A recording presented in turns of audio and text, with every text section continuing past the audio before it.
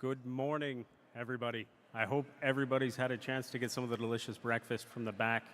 This is your 5-minute warning. We're going to go ahead and get started with our program in about 5 minutes.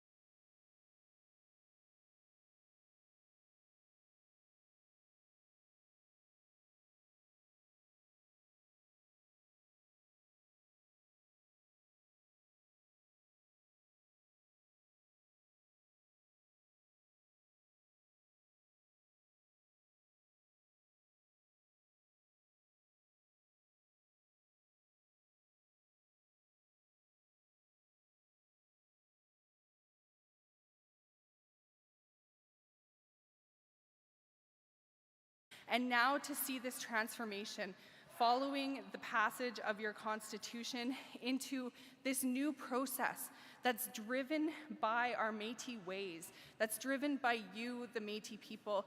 It's the first of its kind. I'm not seeing this in any of the Métis provinces across the homeland yet.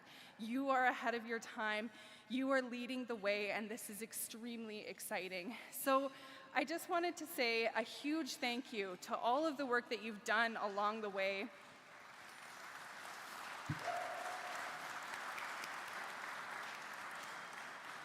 To the elders in the room who have guided these processes for years, for standing up and using your voice to get us to where we are today. As a young person, I personally thank each and every one of you, because if it wasn't for you and your guidance, we wouldn't be where we are today. So thank you to the elders and the knowledge keepers who have helped us along the way.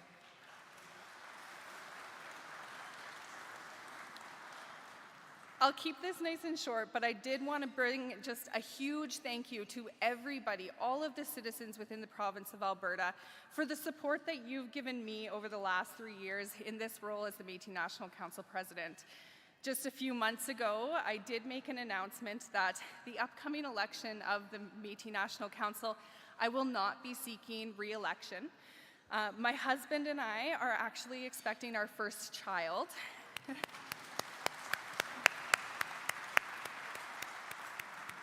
And with that, we want to be able to spend the time dedicating that time to our family, to dedicate all that we can to growing our family, the next generation of really proud Métis children. And so with that, I won't be seeking election in the next election, but over the last 3 years, the work that we've been able to do at the Métis National Council has been tremendous. We have dedicated so much time to rebuilding an institution that works for you, works for the Métis governments in Ottawa and internationally. Everything that we do has been driven by our Board of Governors, including your President, President Sanm, to ensure that the way that we're moving forward as one Métis nation, that there is one strong Métis voice, is actually driven by each and every one of you as well. And President Sandmeyer has done an incredible job. Previously, President Patra, bringing your voices to that national and international level through the Métis National Council. And I'm proud to say that we have now built a transparent, accountable, and ethical Métis National Council that we will leave behind for you for the next generation of leadership to bring forward.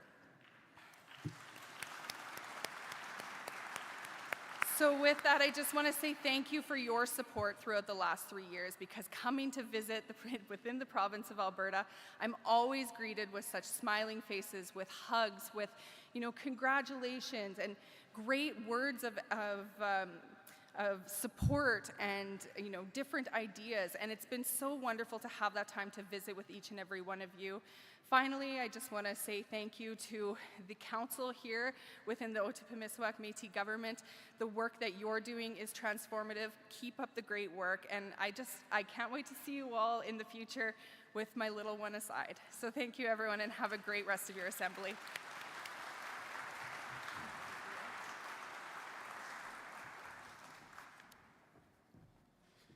Thank you, President Karant. Also, I trust this is the best assembly you've been to in the last week. I didn't get a nod, but I know it. So. With that, before we move on to calling the meeting to order, I will look to our Secretary of Citizenship and Registry to confirm that we have quorum registered and present in the room. Mr. Secretary, if you could approach a microphone, please.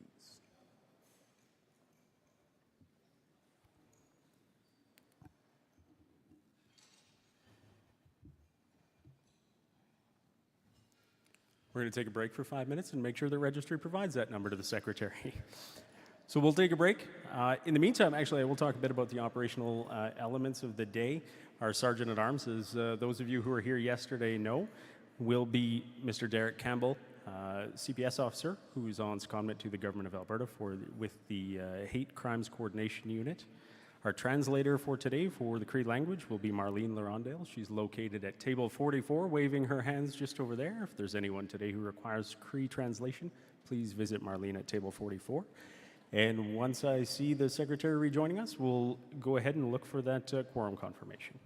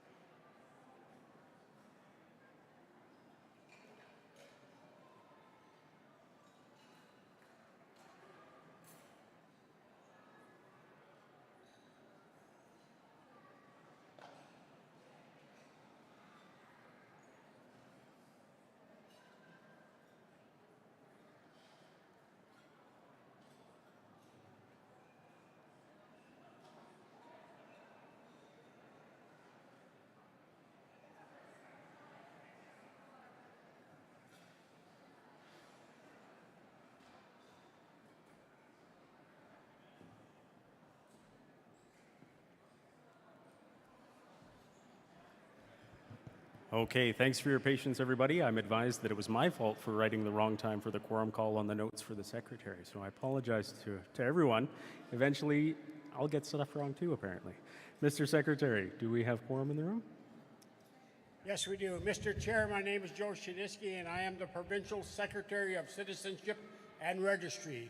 I am pleased to confirm that as of 9:15 a.m. this morning, 424 citizens have been registered and counted as present in this 2024 Citizens Gathering of the Otipemisiwak Métis Government. Very good.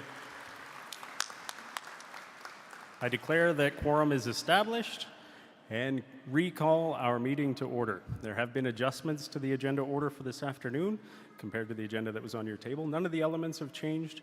However, the Justice Report will be undertaken at 2:20 versus 1:20. Youth and Sport will be at 1:20. Métis Urban Housing and Métis Capital Housing will be at 1:40. And Métis Nation Holdings will be at 2 o'clock. With that, before we get started, I want to talk a little bit and just do a refresh of the rules of procedure and some of the elements of the day. By show of hands, who in this room was here yesterday morning for this presentation? Who was not here yesterday? That tells me how much detail I need to go through. I see like 3 hands, so that's perfect. We're going to go through this really fast. So I'll talk a bit about the purpose of the gathering because it is critical. The Citizens Gathering is convened each summer by the Citizens Council for the following purposes: to bring you, the citizens, together to share in Métis social, cultural, political, and spiritual activities, and to serve as your forum where the President shall provide report to citizens. Citizens Council and institutions will also provide their reports on the operations and finances of the government. Updates on matters of importance facing the Otipemisiwak Métis government will also be provided. You may ask questions, provide your views, and table proposals. Citizens may review and provide views on any proposed amendments to the Constitution. And in the future, this will be the forum where you'll provide your views on any proposed modern-day treaty or land claims agreement. As I went through yesterday, there's some distinct changes from our old annual General Assembly format going towards our Citizens Gathering format. There are far less procedural motions than there were in the past. The chair is no longer elected from the floor. The Sergeant of Arms is no longer elected from the floor. The Resolutions Committee decisions are replaced by decisions of the chair. The reports in past of the executive officers are now replaced with a significantly increased and more detailed number of reports on the operations of your government, including reports from the President, Citizens Council, affiliates, which will become institutions, the Auditor General, the Secretary of the Treasury, the Ombudsman, the Chief Electoral Officer, and the transition to the Secretary, or from the Secretary rather, to the Secretary of Records will be undertaken this year and this morning, where you'll hear the last report on the minutes of our annual General Assemblies. The duties of the chair, that's me, is to remain neutral and impartial, to preside over the citizens' gathering, to ensure quorum's present, to ensure the gathering's planned effectively and to maintain order during the gathering, to make sure matters are dealt with in an efficient way, to make sure that we can get through the agenda, and following every gathering to prepare a report for Citizens' Council summarizing the questions, views, and proposals presented by the citizens. The chair has the sole authority to make decisions on questions of order, practice, and procedure during the citizens' gathering. That's particularly important where our rules of procedure or our laws are silent on a question of procedure. To talk a bit about those rules of procedure, and I won't go through them again, but there are copies that were on your tables in the event you need to refer to them. Ultimately, the rules are be nice. Display respect and consideration towards all citizens, representatives, administration, and non-citizens who are in attendance today. Refrain from engaging in personal attacks against other citizens. Adhere to the rules and regulations governing the proceedings of the meeting, and please limit your contributions to 2 interventions per matter. Once again, unacceptable conduct. Do not engage in personal attacks directed at anyone else in this room. Don't engage in physical, verbal abuse or issue threats to anyone in this room. Don't interrupt the speaker or the chair without justification. We talked a bit about those justifications yesterday, primarily worried about alien invasion. The use of poster signs and banners for political purposes is prohibited in this room. There is no campaigning to be undertaken in this room. Weapons, including firearms, hunting knives, and any other weapon, whether concealed or openly carried, is strictly prohibited. If you require a religious or cultural exemption for the purposes of carrying what could be considered a weapon, please present yourself to either me or the Sergeant-at-Arms, and we will use our discretion in reviewing the matter. Consequences of non-compliance of any of these will result in expulsion from the room, which will be enforced by the Sergeant-at-Arms. The decision-making process for gathering today, we vote by ordinary resolution. That means 50% plus one of you have to vote in favor of a motion for it to carry. If there is a tie in the event of a vote, the resolution fails. The motions that we can expect today would be an acceptance of the minutes of the 95th Annual General Assembly, as well as motions to adopt any citizens' proposals that may be brought forward this afternoon. Only eligible citizens may vote or introduce a motion. As you know, an eligible citizen is a registered citizen of the Métis Nation, is present in person, and has registered to participate. If you have not registered and you do not have a wristband, during the citizens' proposal session this afternoon, you will not be allowed to participate at the microphone. The preferred method of voting is by show of hands. I will decide the result of those votes by show of hands visually, if possible. If it's too close to call, the Chief Electoral Officer will undertake a tallied vote, and a secret ballot may be called for by ordinary resolution. To participate this afternoon in the citizens' proposal procedure, proposals should address specific issues, topics of concern that are relevant to the Métis community, explain suggestions, ideas, or recommendations to the government, offer a recommended action or solution, or be presented verbally at the gathering. And they must be presented verbally at the gathering, rather. Our proposal will be deemed out of order if it directly aims to implement new legislation for the government, directly aims to alter or amend legislation of Métis, Otipemisiwak Métis government law, if it aims to be binding upon the Otipemisiwak Métis government, Citizens Council, or administration, or if it aims to direct the actions of any officer of the Otipemisiwak Métis government. If it's inflammatory or insulting, it may also be deemed out of order, or if it's procedurally flawed. To adopt a proposal, we will introduce it verbally at the microphone. If deemed valid by the chair, it will be voted on by the citizens present. Our proposal is adopted by a vote of 50% plus one, and then it would be reported to Citizens Council for action. Citizens Council must submit a report of any actions taken regarding your proposals that are adopted at this gathering, and that report must be made public no less than 21 days before the next gathering. So, today, we're going to make history together again. Ready? Just one person's ready. Good. With that, I will call upon your president, Andrea Sandmeyer, to bring the President's report.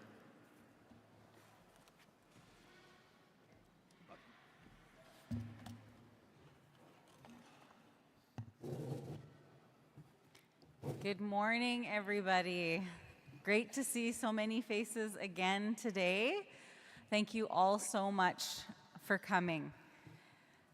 I hope that today we can take time to reflect on more accomplishments that we have got to so far. The challenges we face, whether from external pressures or internal transition, only strengthen us. Looking ahead, we will face more challenges, but each step makes us stronger. We are building not just for today, but for future generations. The path of self-government has been frustrating at times, very frustrating at times. And I deeply appreciate your patience and support throughout this journey. Your understanding and commitment have been invaluable as we navigate these transformative times. We have a proud history of standing together, and it is this unity that will guide us as we build a future for our Otipemisiwak Métis government. Before I start my report, I just want to take a moment to recognize the contributions of President Karant to our Métis Nation. Her leadership has guided us through many pivotal moments, and her dedication to the Métis Nation has left an indelible mark. As she prepares to step down this fall, we will all miss her deeply.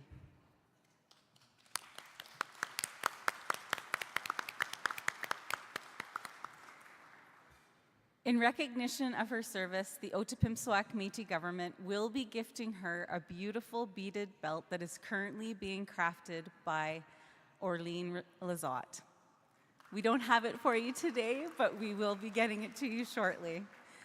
The belt is a symbol of our appreciation and the deep respect we hold for you.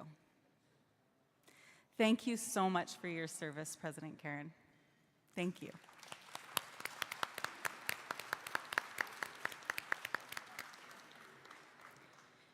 Yesterday was incredibly productive, and I want to reflect on some key points we covered. I want to say that thanks to a strengthened partnership with the Government of Alberta, we announced the new Healing Waters Recovery Community.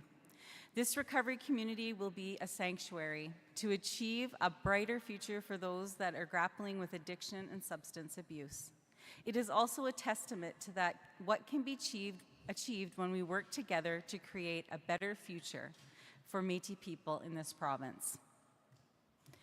We also provided an overview of some of our departments and affiliates, and the remaining will follow today.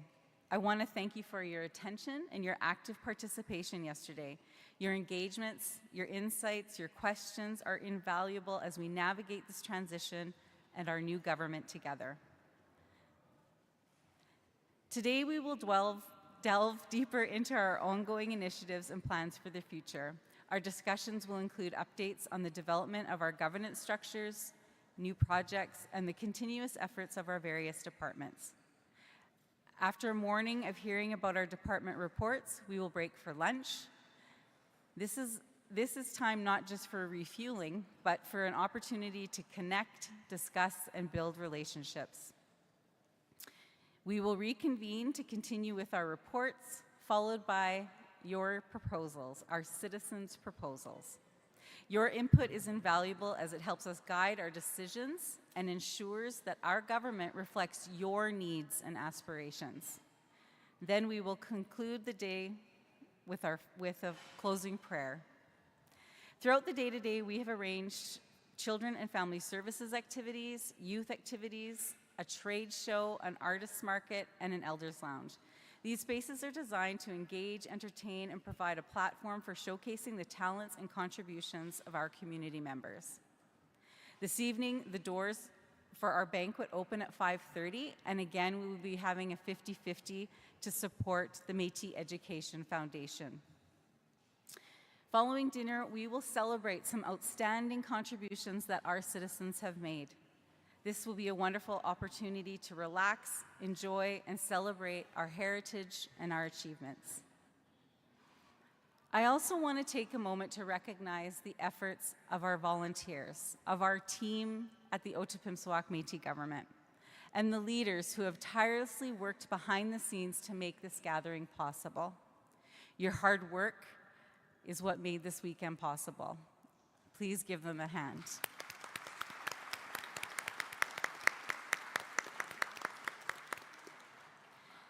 Now, moving forward with our agenda, I'm pleased to present the President's report, which builds upon the information available in the annual report.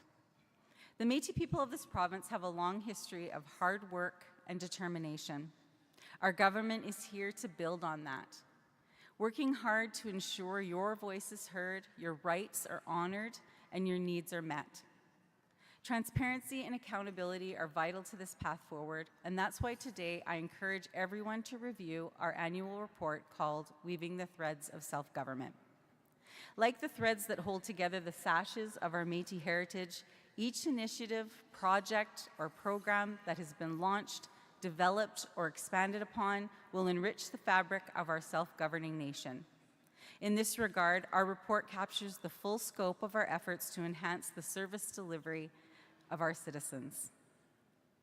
As President, I am responsible for providing overall leadership and upholding the purpose, goals, and responsibilities of the Otipemisiwak Métis government. I am tasked with serving as the chief spokesperson of our nation, leading discussions with Citizens' Council meetings, and delivering a President's report at every Citizens' gathering. As the chairperson of Cabinet, I am responsible for selecting and mandating provincial secretaries from the Citizens' Council to key portfolio areas that are important to our nation. In addition to these responsibilities, I also serve as the Provincial Secretary of Consultation, Intergovernmental Relations, Justice, and Self-Government. This role requires me to collaborate with all departments to ensure cohesive and effective governance, while addressing key priorities for our citizens and advancing the interests of the Otipemisiwak Métis government. As we move forward, let's continue to support each other, to lift each other up and work together towards a common goal, our self-government. We have a bright future ahead, and with your continued involvement, there is nothing we cannot achieve. Each program, project, or other service you have heard or will hear about during the gathering will play some role in preserving and promoting our culture and our heritage.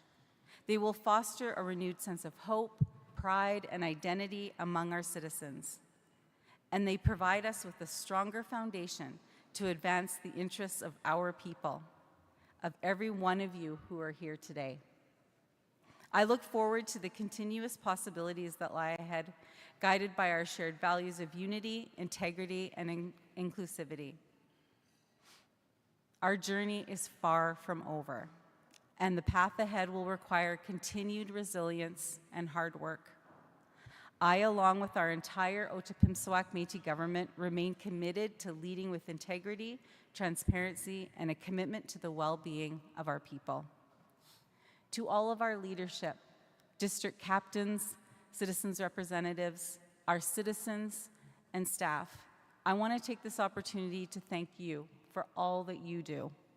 Your experience, perspective, trust, and collective efforts towards building a better future continues to make a difference in the lives of Métis across Alberta. Every one of you have brought us to where we are today. And it truly is a privilege to represent you and our government as we continue to advance Métis interests in Alberta and beyond. May the next 12 months be filled with progress, good news, and meaningful milestones as the last 12 months have been. And may we continue to weave the threads of self-government together. Thank you so much. Merci.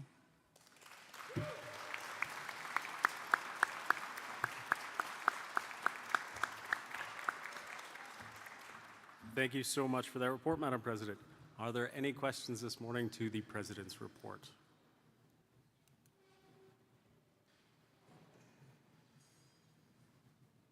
I don't Don't see anyone rushing for a mic. Wave if you are. Madam President, thank you for your report. It looks like there are no questions. Thank you, everybody. Please enjoy your day.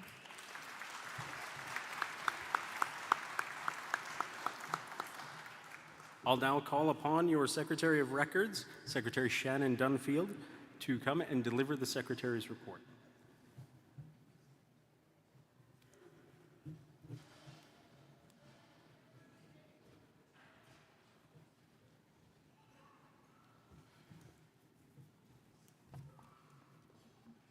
Tenzing, good morning.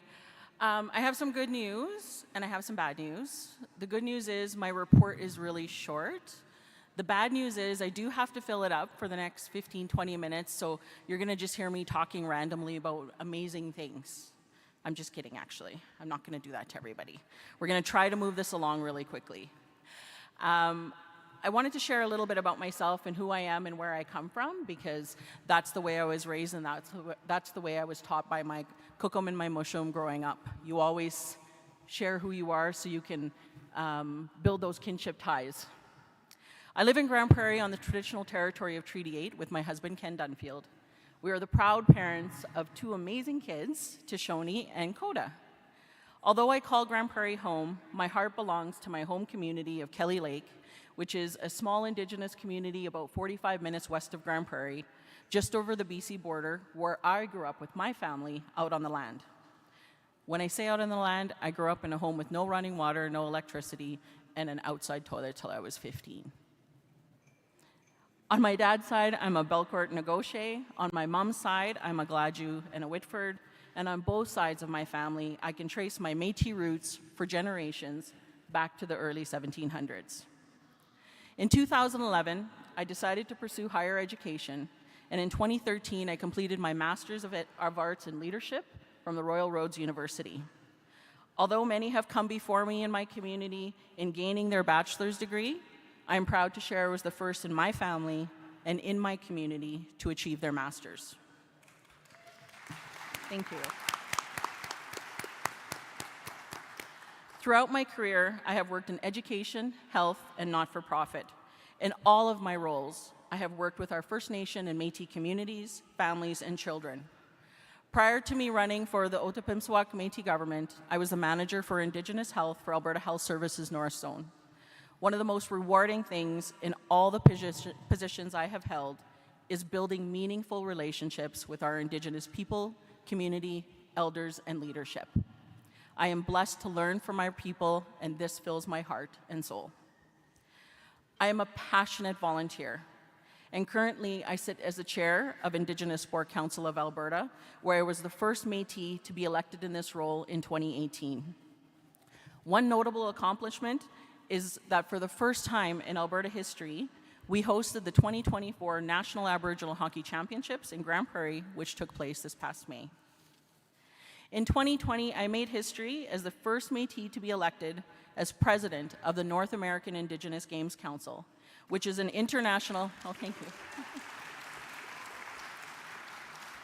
which is an international organization that oversees the largest multi-sport event hosted in Canada with over 5,000 Indigenous athletes, coaches, and staff from across Turtle Island. One of the things I'm most proud of during my tenure as president is that we are bringing the Games back to Alberta after 37 years, as we will be hosting the 2027 Games in Calgary. And now I sit as a board member on the 2027 NAIG Host Society.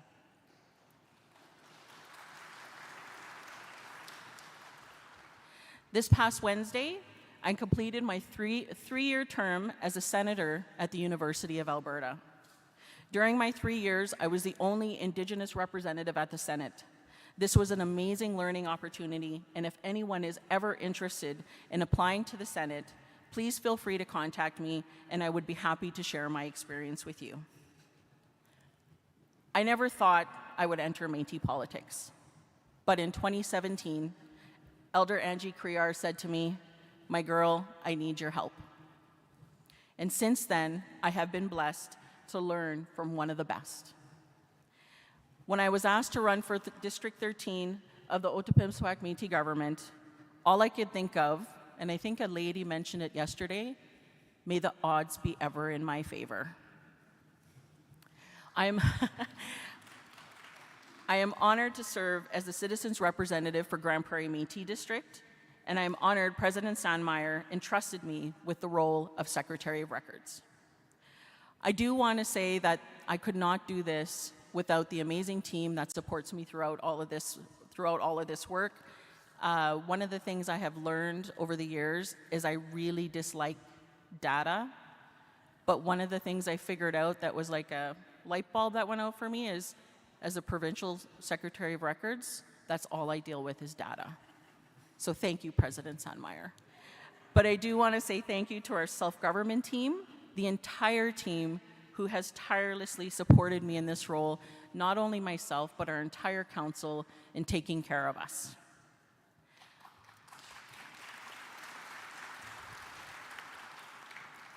So with that, today I will be presenting the summary of motions, which historically at our annual General Assemblies was done by the role of Secretary of the Métis Nation of Alberta's Provincial Council.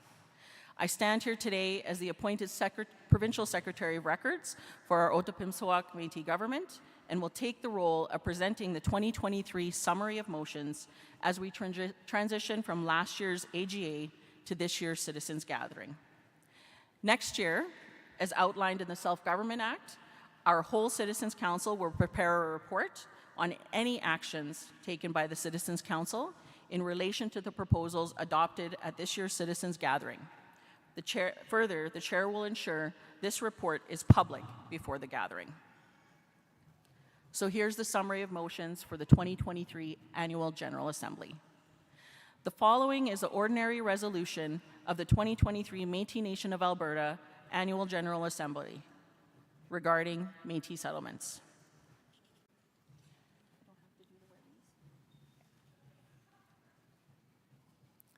Therefore, be it resolved that the 95th Annual General Assembly hereby give the direction to the MNA and the OMG reach out and begin the process of relationship building. And be further resolved that the spirit and intent is for ensuring that all citizens have access to all services and programs for all MNA citizens. Moved by Jack Boucher, seconded by Dennis Reed. Resolution was carried.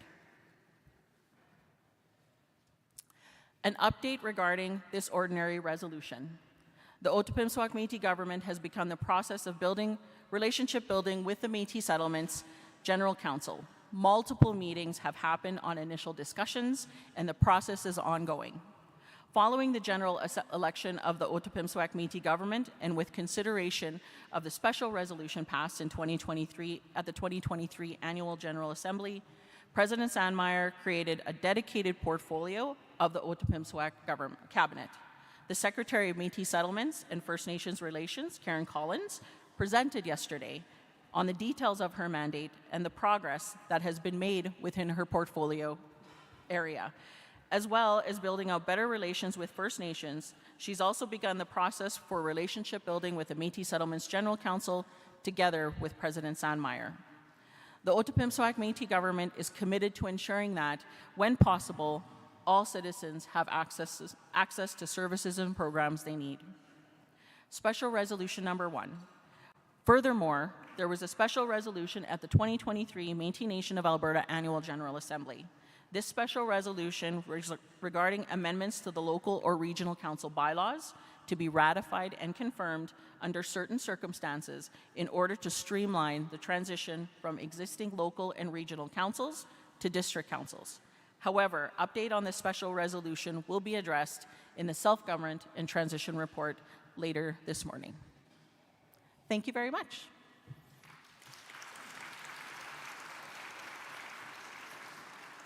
Thank you, Madam Secretary. Are there any questions to the report of the Secretary of Records?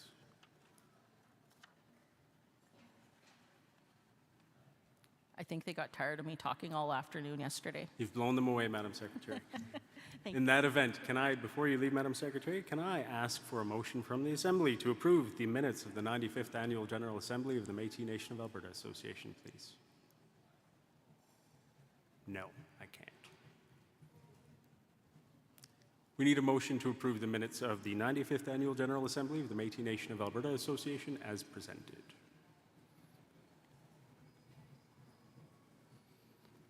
Microphone number 3. Audrey Petra, citizen of District 12. I move the motion for the Thank you, Madam whatever they're called today. As with yesterday, I knew you had my back. Microphone number 2. Hi, Craig Latender, District 8. I second that. Thank you, Mr. Latender. I'll call the question. All in favor of the approval of the minutes? All those opposed? The motion is carried. Thank you, Madam Secretary.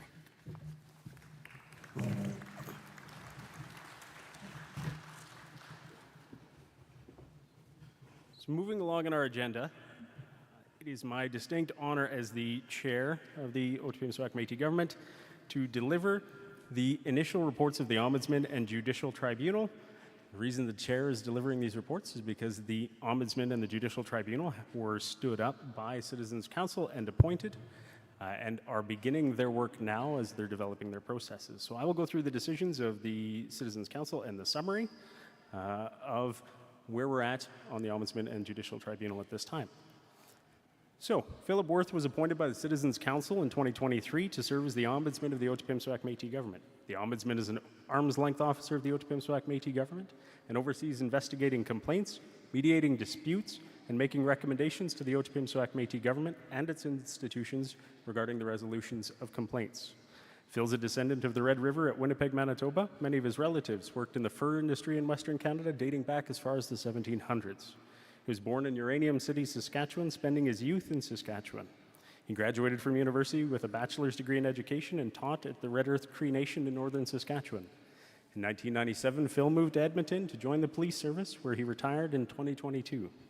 During this time, he was able to help those in the community in need and worked on criminal investigations, file preparation, and court proceedings. Phil currently lives in Sherwood Park with his wife, Carrie Ann, and 2 children.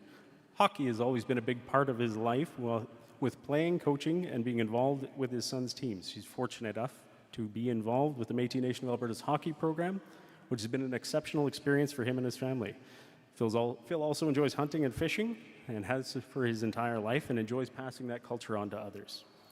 Phil was appointed as Ombudsman for a 4-year term at the November 2023 meeting of the Citizens Council, and for the 2023-24 fiscal year, the work of the Ombudsman has focused on the development of the requirements and standing up of the Office of the Ombudsman as prescribed by the Constitution and Otipemisiwak Métis government law. If you are a citizen of the Otipemisiwak Métis government and wish to contact the Ombudsman, you can do so by emailing ombudsman@métis.org. The Judicial Tribunal is an impartial body of the judicial branch of the Otipemisiwak Métis government. Its members act faithfully and impartially and exercise their duties under the Constitution and Otipemisiwak Métis government laws, and possess the authority to decide and prescribe resolution of disputes in the areas of citizenship in the Métis Nation within Alberta, election of leadership of the Otipemisiwak Métis government, the interpretation and application of the Constitution, validity, application, and interpretation of Otipemisiwak Métis government law, regulation, or policies, actions, inactions, or decisions of the Otipemisiwak Métis government or its institutions, and contraventions of the Constitution or the Otipemisiwak Métis government. The members of the Judicial Tribunal as appointed by Council are Chairperson Lionel Chartrand, Northern Saskatchewan River Territory Member Arlen Delire, Peace River Territory Member Shay Taylor, Battle River Territory Member John Phillips, Lower Athabasca River Territory Member Janice Cunningham, and Lesser Slave Lake Territory Member Corrine Willier. The Chair and the first 3 Judicial Tribunal members were appointed by Council in the winter of 2023. Following an ongoing call for applications, the remaining 2 Judicial Tribunal members were appointed in the spring of 2024.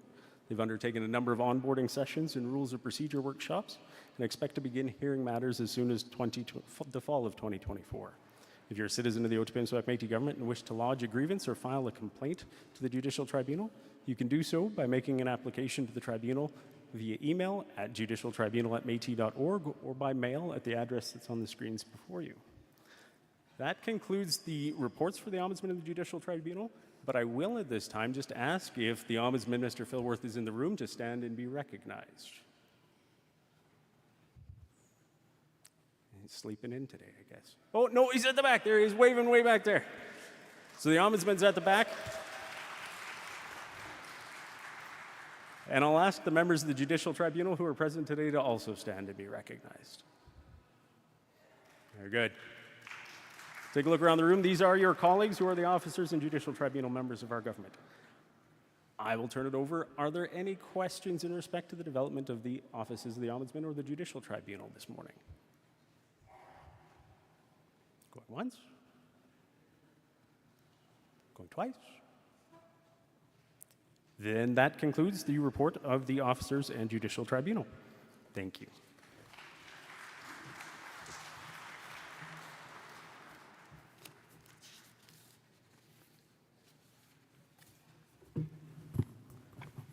I'll now call upon the Chief Electoral Officer of the Ottawa Métis Government, Chief Del Graff, to deliver the 2023 General Election Report.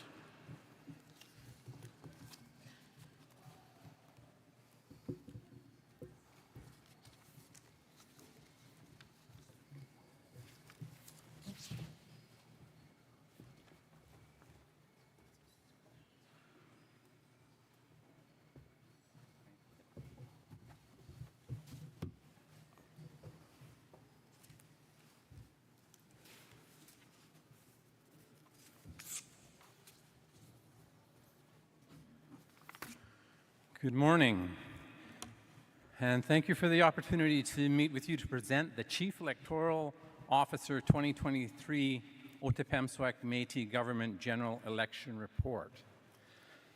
Before I get into the report, I want to tell you about a conversation I had this morning with Secretary Karen Collins. I was complimenting her on the presentation that she did yesterday, and she said, well, you know, personal experience is always better than reading from notes. And I said, well, I have to do the 2023 general election report. And she just kind of smiled at me. And as I walked away, I thought, okay, the only idea that came to my head was read fast. Then as I was walking up, she said, don't bore them. So, I'm going to provide an overview of the 2023 election. My role as the Chief Electoral Officer was set up as an arm's-length office to support the Ottawa Métis government elections. We provide guidance and supervision respecting the management and conduct of an election or referendum to ensure fairness, impartiality, and compliance with applicable Métis government legislation.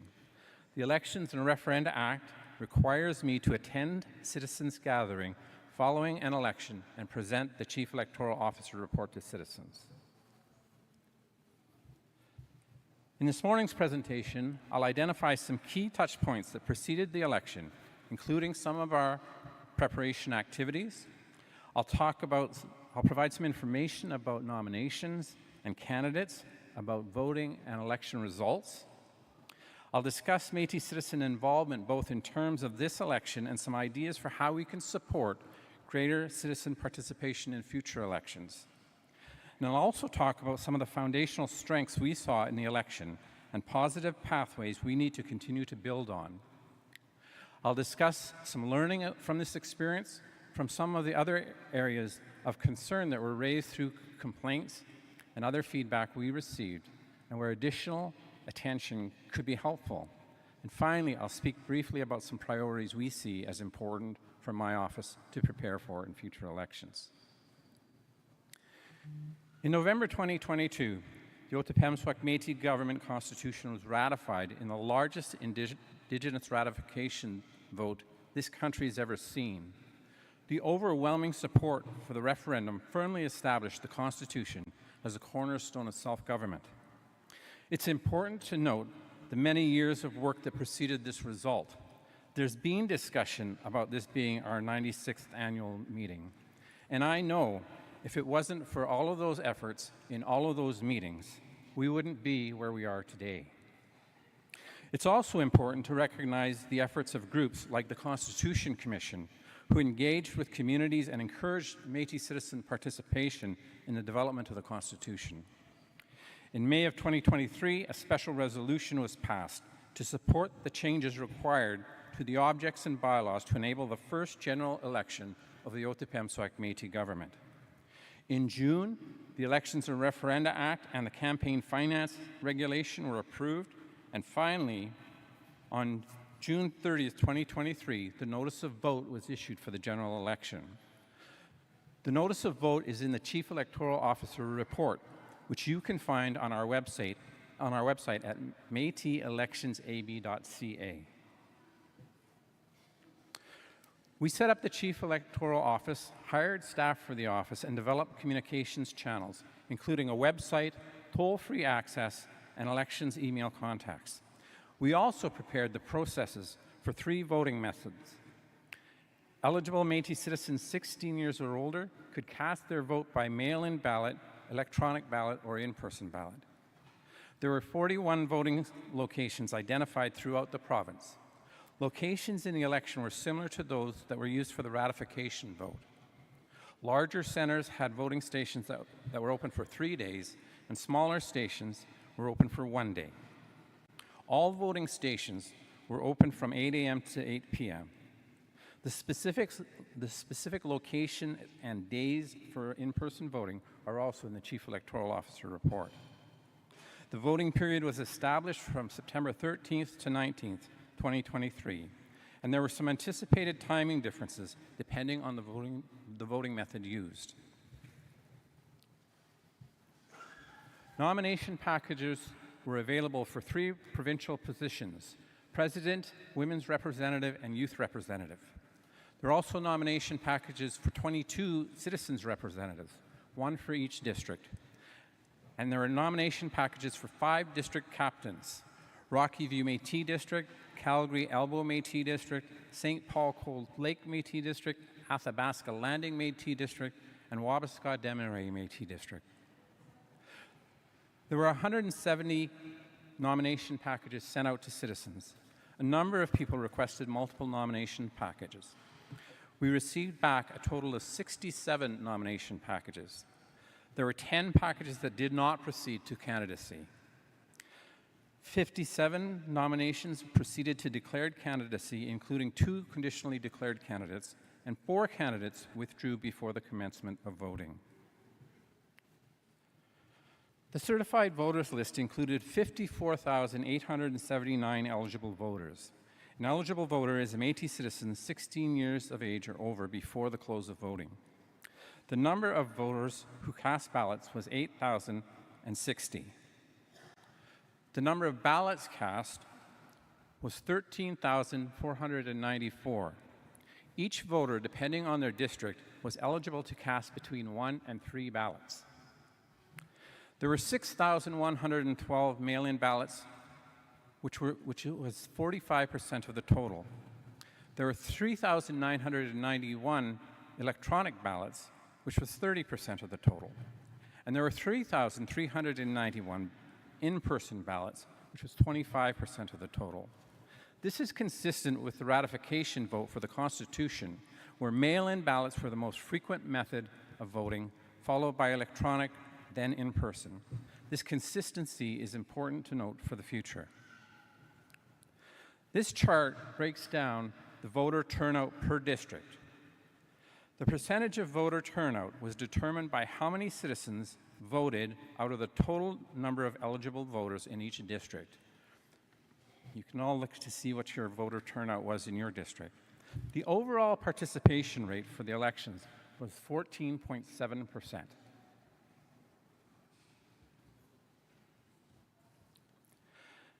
Announcement of preliminary results was initiated on September 19th, well after the close of votes, and completed in the early morning hours of September 20th. Some of you will remember that long night. It took longer than expected to receive the results and complete the counts for the combined totals of mail-in, electronic, and in-person voting. The certified votes were announced on September 30th, 2023. The results included 16 candidates who were elected by acclamation and 14 candidates who were elected by voting. A candidate is acclaimed when they are the only confirmed candidate running for a position. Because there is no opponent, no voting is required, and I must declare that candidate as elected.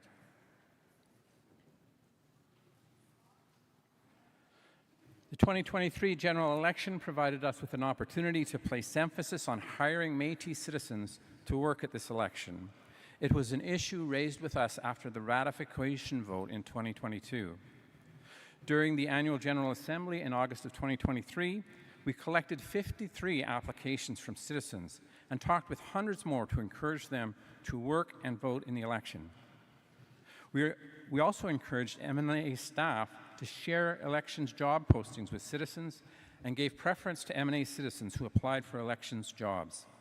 I am pleased to share the results of those efforts with you.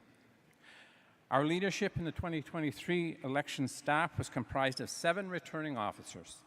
6 of these returning officers were Métis citizens, and fully 60% of the 120 staff hired to work the 2023 general election were Métis citizens. This includes returning officers, deputy returning officers, poll clerks, and mail-in ballot counters. Ensuring that a pool of trained election staff are invited to work by-elections and district elections can add to the integrity and stability of elections into the future. A significant majority of Métis citizens who worked the 2023 election demonstrated that they'd be fully capable of moving into leadership roles as deputy returning officers or returning officers, thus ensuring that the leadership continues to include Métis citizens. Citizens' participation is very important to us. If citizens didn't vote and get engaged in the election, there'd be no need for our office. Citizens running for office, working elections, and attending events, and as well as voting, is what strengthens the Otipemisiwak Métis government. I continually go back to the ratification vote of our Constitution. When 15,729 Métis citizens vote, and 96.9% of them say yes to the Constitution, the strength of that message can't be ignored or set aside or disregarded. We feel strongly that setting up initiatives to increase citizen participation in the electoral process is crucial and benefits everyone. If it's done well, it can also encourage more citizens to run for office in the Otipemisiwak Métis government. As well, our office needs to have good relations with elected officials, with leadership, with staff, and with the many stakeholders we're involved with throughout the elections process. We're here to serve Métis citizens, and we need good organizational relationships to do that. Organizational support from the M&A has been critical to us. Examples include Métis Nation Holdings, who organize space for our office to open our doors and supports us when we need it. Human Resources, who assists us in the hiring of our staff and all election staffing. Corporate Services, who provides us with workstations, IT support, office management, and equipment needs for elections operations. And Self-Government, who provides significant leadership guidance, administration, and policy support, which allows us to continue to move quickly and efficiently within the electoral process. As well, we have third-party supports who provide specialized services for specific election requirements. Finally, I do want to acknowledge the staff from my office, Anita Clayton, Marta Shilko, Devin McKenzie, and Nicole Marion, for their tremendous passion and commitment to the work of our office. I think they're all over in the trade show answering questions.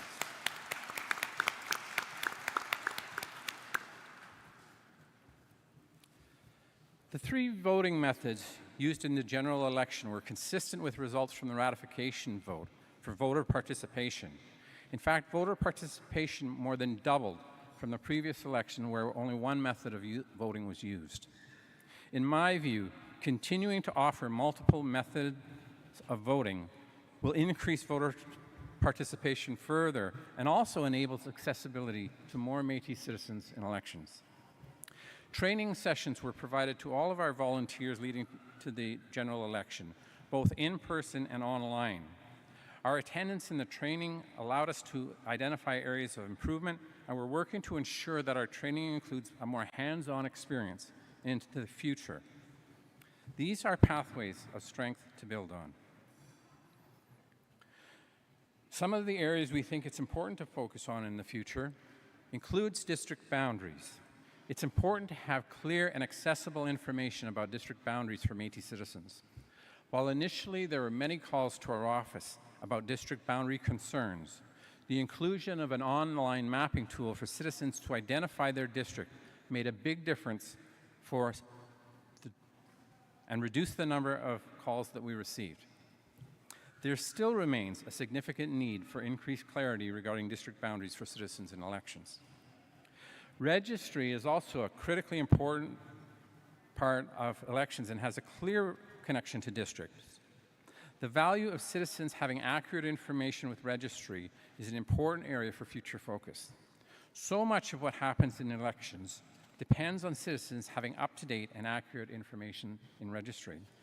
We heard about it being an issue time and again for voters.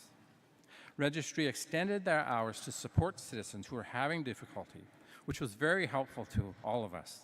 That said, ensuring up-to-date, accurate registry information continues to be a challenge in elections. Communication specific to elections is also important to raise for awareness both for citizens to vote and for those who might be interested in participating more actively. This includes my office's communications with candidates and increased use of public messages and notices for voters. We need to be more robust in our communications activities for both awareness and participation for elections. Increased attention to these three areas will have a positive impact on future elections. Another area to learn from is complaints. The majority of complaints we received were related to endorsing candidates and using M&A resources. We also heard complaints related to residency of candidates, election privacy breaches, code of conduct issues, voting stations issues, and information inaccuracies. There are also concerns about district issues, most often related to the registry information not being consistent with district information, or that district boundaries did not match usual community boundaries or Métis historical boundaries. Consistent communications and responses about complaints is an area where progress from our office can be made. We're currently working on with policy advisors to develop policy that will support clear and consistent practice regarding complaints. Other areas to learn from are related to identification requirements and instructions for completing mail-in ballots. Revisions will be made to improve mail-in ballot instructions. We recognize that counting ballots across voting methods was more challenging than we anticipated. Our capacity to produce election results quickly is an area that we've reflected on, as we know we were challenged by it on election night. There are some specific actions we're taking to have clear procedures and preparation for reporting election results. We've developed a process for elections of district captains and councils. It includes an election planning framework with input from district leaders in the electoral process and a time frame involved in completing an election. This approach confirms that districts are responsible for the management and operations of elections, and my office is responsible for delivering fair and impartial elections consistent with the Elections and Referenda Act. We'll engage in discussions with districts so that we can all work to support effective district elections. There will be additional information provided a bit later on by the transition manager in her presentation regarding district elections. We'll also identify the procedures, responsibilities, and time frame in a planning framework for by-elections to be completed within requirements set out in the Elections and Referenda Act.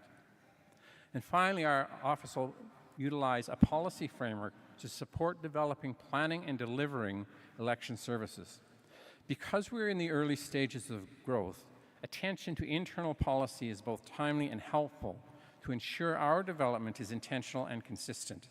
This will be a longer-term process that can also include specific resources that are consistent with the needs of our office and the citizens that we serve. Finally, this election, being the first of its kind, brought forward opportunities and challenges for all of us to learn from. But we weren't starting from zero. It began long before those touchstones I mentioned at the outset of this presentation, where laws were being tested and new legal precedents were being shaped by and for Métis people. This change is not transactional, where we give this and we get that. Nor is it transitional, where we just go from here to there.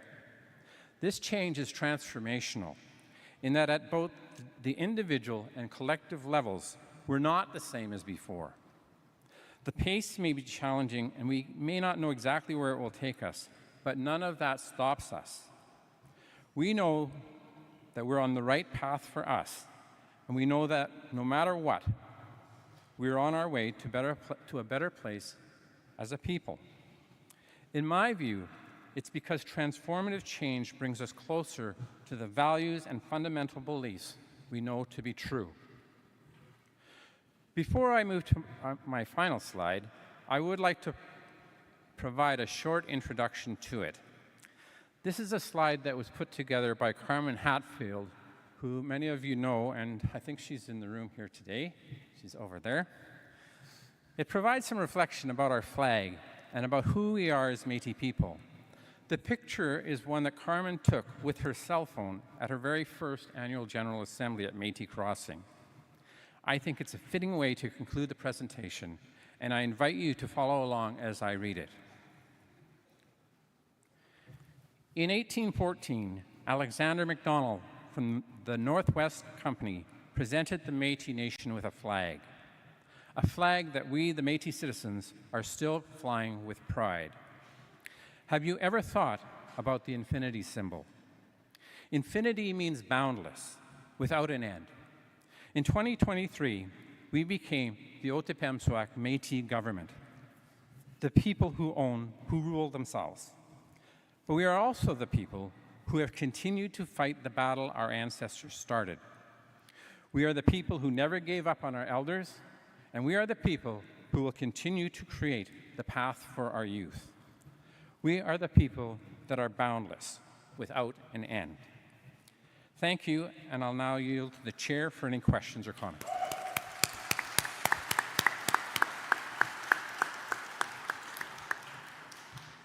Thank you so much, Chief Graff, for that report on the 2023 general election.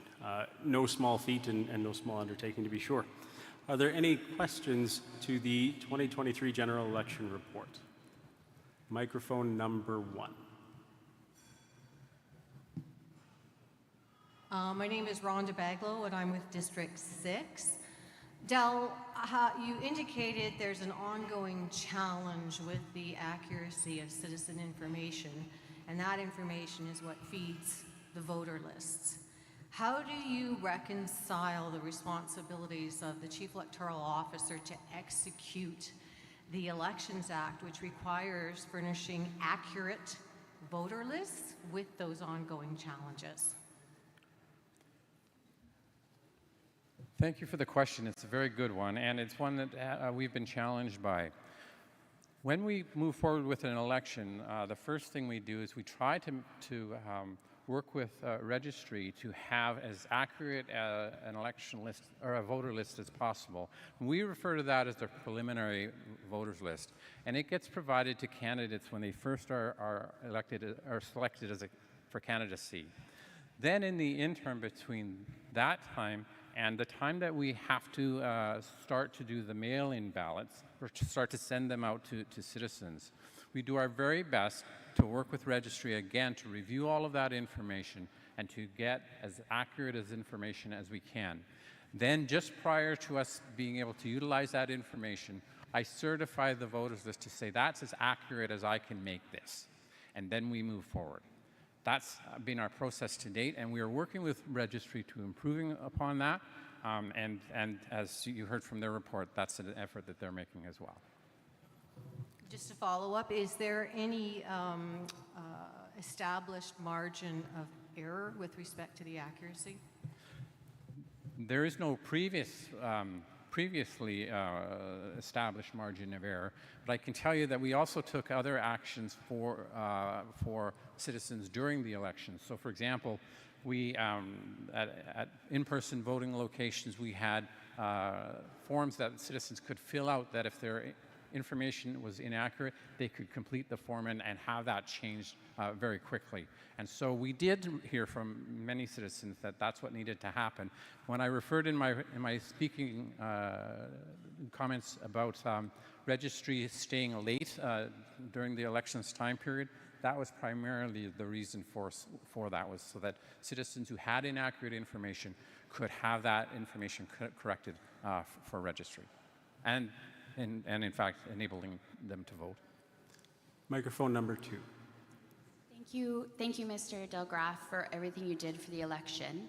I really enjoyed the question yesterday from somebody in the audience that said, what can citizens do in order to support the work that you're doing? So in follow-up to the question that was received, what can we do as citizens to ensure that we are supporting registry in updating our own information to make sure that the voters list is as accurate as possible to make your job easier? Oh, thank you for that question. You know, the issue of registry accuracy is just so central to elections that I would encourage any citizen who, if you're speaking to other citizens, that you raise that question, to say, hey, have you checked on your registry to make sure that your information is still accurate? Many people aren't aware that when they move, the registry information still keeps their old information until they contact registry and ask for it to be changed. So those conversations taking place will help registry to be able to have those updates be made prior to an election, and in fact, it's something that needs to be done on an ongoing basis. When there are changes to our circumstances as citizens, it's our responsibility to make sure that registry is aware of that. And sometimes, you know, I forget about it, and my wife will remind me of something that needs to be done, and then I'll do it. But unless I'm reminded, I just don't think of it. And so my response would be to say, in as many ways as we can, please help us communicate with citizens when they do make changes, or if they haven't checked on their registry information for a while, to in fact contact registry and just confirm that their information is accurate. Thank you. Microphone number 1. Yeah, my name is Brian Fayant, District 17. So I just wanted to, first off, thank you for that awesome report, Mr. Dell. I was going to say your last name, but I forgot already. In any case, I want to do a little bit of history here because I've been involved in the nation since I was a young feller. I don't know if you guys, whether people know it or not, I turned 73 this year, so I've been around for over, Joe would say 50 years. Well, I was around 50 years. He was longer, so just wherever Joe is. In any case, I remember when we first went to our first assemblies, we were lucky to have 200 people there, and they would actually have the elections at the assemblies. And we'd vote in right there. It'd be Lac La Biche, High Prairie, Slave Lake. So I was all across the northern Alberta. Any case, so just wanted to mention that. Here we have, and so when we were doing that, we started growing. Then they had some changes in our bylaws, and pretty soon we created these ballot boxes, and we were getting up to a whole 2,000 people. We thought that was great. And one time it was all close to 4,000. And now we have 15,000. I mean, to me, that's unbelievable. Like, even though the numbers seem not as high, I've never seen anything like it. And to your point, this is the highest vote that's ever been carried out by any Indigenous community across Canada. And that's been stated numerous times, even by the federal government people when they come and talk to us. So I just wanted to say, I think you're doing an awesome job. Yes, there's pieces to correct, but we've moved light years in the last few years. So good job, and thanks for all that. Thank you. Microphone number 2. Point of order. I just want to know, yesterday I came here to this assembly. I'm a grassroots person. I've been coming to assemblies for many years. Yesterday I found out by Mr. Aaron, right there, that guy, that they are not paying us citizens any money, any allocation money that was allocated to each district or each zone every year. He said you might get a gas card. So how many of these elders came over here spending their last dollars? My name is Liz New. I'm from Zone 5. Spending their last dollars to come over here.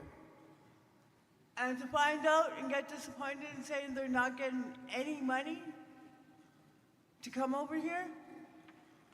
Thank you for the question, Ms. New. Unfortunately, the question is out of order as it's not to the report of the Chief Electoral Officer for the 2023 election. I know it's out of order, but I wanted to make my point clear. Thank you for your commentary. I'm sure Mr. Varner will be over and have that conversation again with you. Thank you for your comment. Are there any questions to the 2023 election report? Microphone number 1. Hi, I'm Donna Sinclair Gullion, District 21, used to be Region 5. Mr. Graff, thank you for your report. With regard to elections, is there a vehicle, and if there isn't, can we have a vehicle of some sort that when we have an election, we have information about all of the candidates that are running for a particular position? The reason why I'm saying that is in the north, we didn't have that much, and I'm not blaming, and I'm not arguing, you know, what side of the river we're on, but we didn't know, like somebody would say, well, who is that? Well, he's from the south, or she's from the north, or, you know, and then it would be more on hearsay as to what that person represented. So if we could have something, I don't know, on YouTube or not Facebook, but something that would introduce the candidates to everybody in the province so that we could be more objective when we do cast our ballots, rather than just voting for somebody from our area. Does that make sense? Certainly it makes sense. Thank you. Thank you very much for that suggestion. One of the things that we've been a bit reticent to do is to provide information about candidates and provide information beyond who they are and sometimes how to contact them if our office is contacted about candidates. We have been trying to think through where there could be some adjustments to that, where at the very least we could provide candidates and contact information for those candidates, so that if you as a citizen wanted to reach out to them to get their information, we could apply that consistently in every election. It's one of our key concerns is that if we do embark on that task of providing candidate information, we need to do it in a similar way across the whole election, and so we would just need to consider that as we move forward. But it's certainly something that has been raised before, and I appreciate the suggestion from you this morning. Microphone number 1. Alan Boucher from District, I think it's 19. But first of all, Brian, you got to tell me your secret. Why you look so young for 93? I mean 73. A comment plus a couple questions. The first one is those complaints that you received, Del. How many were to be accurate, and were there any that were not? You know, did you find any discrepancies or anything like that? Second is a comment, probably a question as well. The voters list, is that open to the public, or is it just to the M&A electoral, folks like you? And the reason why I asked that question is because at the last election, I had an individual telling me that, she was wondering if she had heard I was a treaty, eh? And I asked, well, why are you asking? Because she said she looked at the voters list, and she says, your name's not on there, so you must be treaty. And I says, no, I'm not treaty. So that's my other question. Sure. I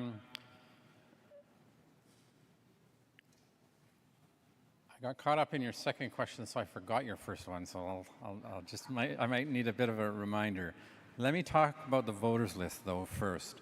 The voters list is provided to those nominees who have met the criteria for nomination and they become candidates. When they become candidates, they receive access to a voters list and they sign a declaration that says that the only use of this voters list is for campaigning purposes and that they will not use it for any other purpose.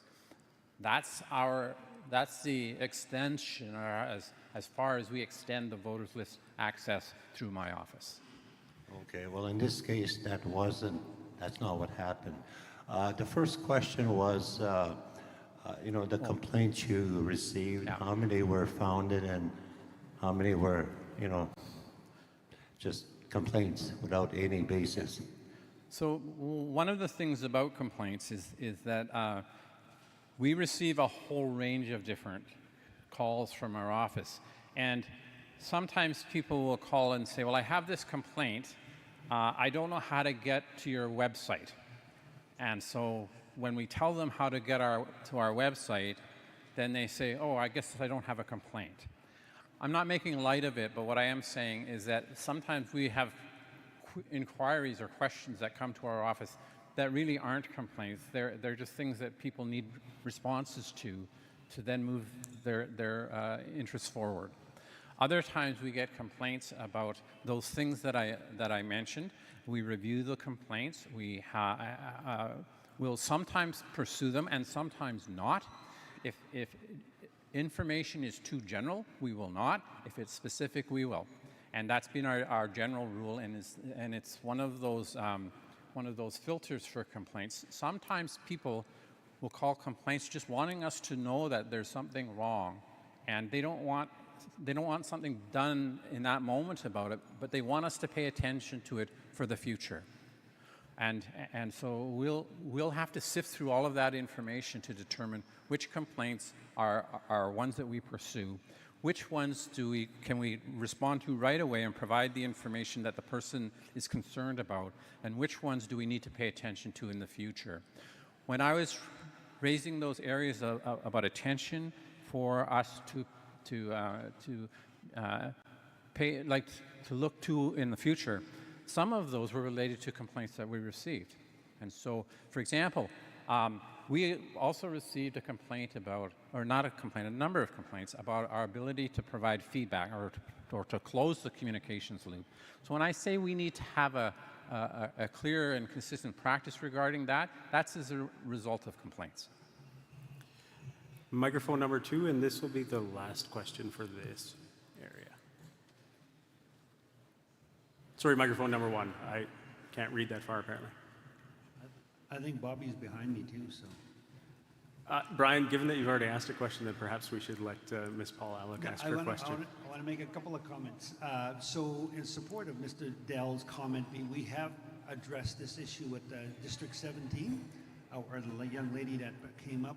We had the candidates that come to our community and discuss or talk about who they are. So that was one way to address that. I don't know who else, other districts that could do that.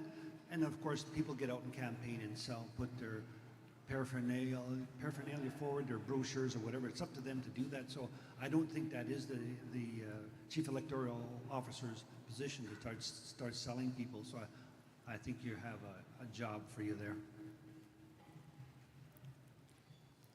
Microphone number 1, Madam Secretary. Sorry, I'll be super quick. Less of a question and more of a comment. Something that Dell kind of went through quite quickly, but I'm very, very proud of. For voter turnout, Fort Vermilion Métis District did have the highest voter turnout in the entire province. One of the smallest population areas, but the higher voter turnout. So I am very proud of that. I know that sometimes, especially up in the north, we feel like very disconnected from what's going on, and very few of us can make it to events like this, so sometimes it feels like your voice isn't heard. I just want to encourage everybody to get out and use your voice because it matters. And even though it seems like you're far away and that nobody listens, get out, show up, cast your votes, be involved, provide your feedback because every voice counts. And I just want to give a huge shout out and a thank you to all the citizens in my district for doing exactly that.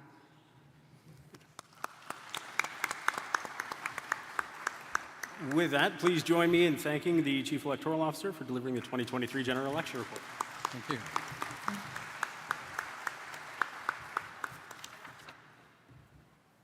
So that brings us to the point in our agenda where we're going to take a health break, give everyone a chance to stand up. Before you go, I want to talk a bit about one of the things I mentioned yesterday.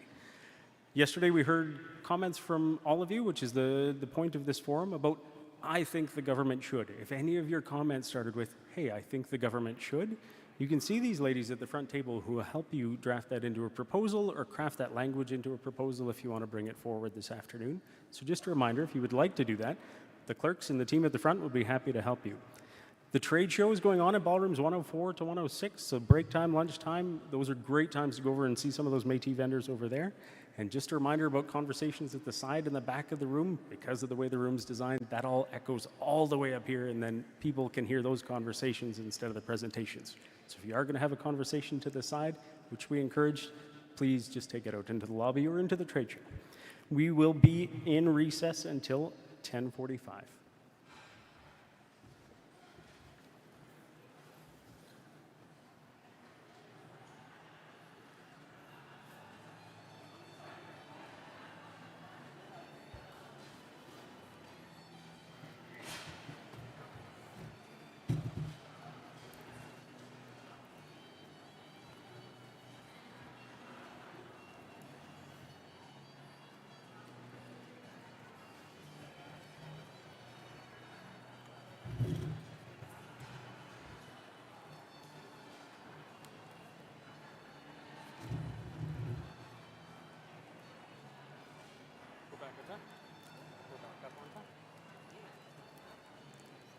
Styled it in such a way that the ones that would be complex would run up against breaks, but the ones that would be left complex would be folded, so if they started earlier, they'd have more time.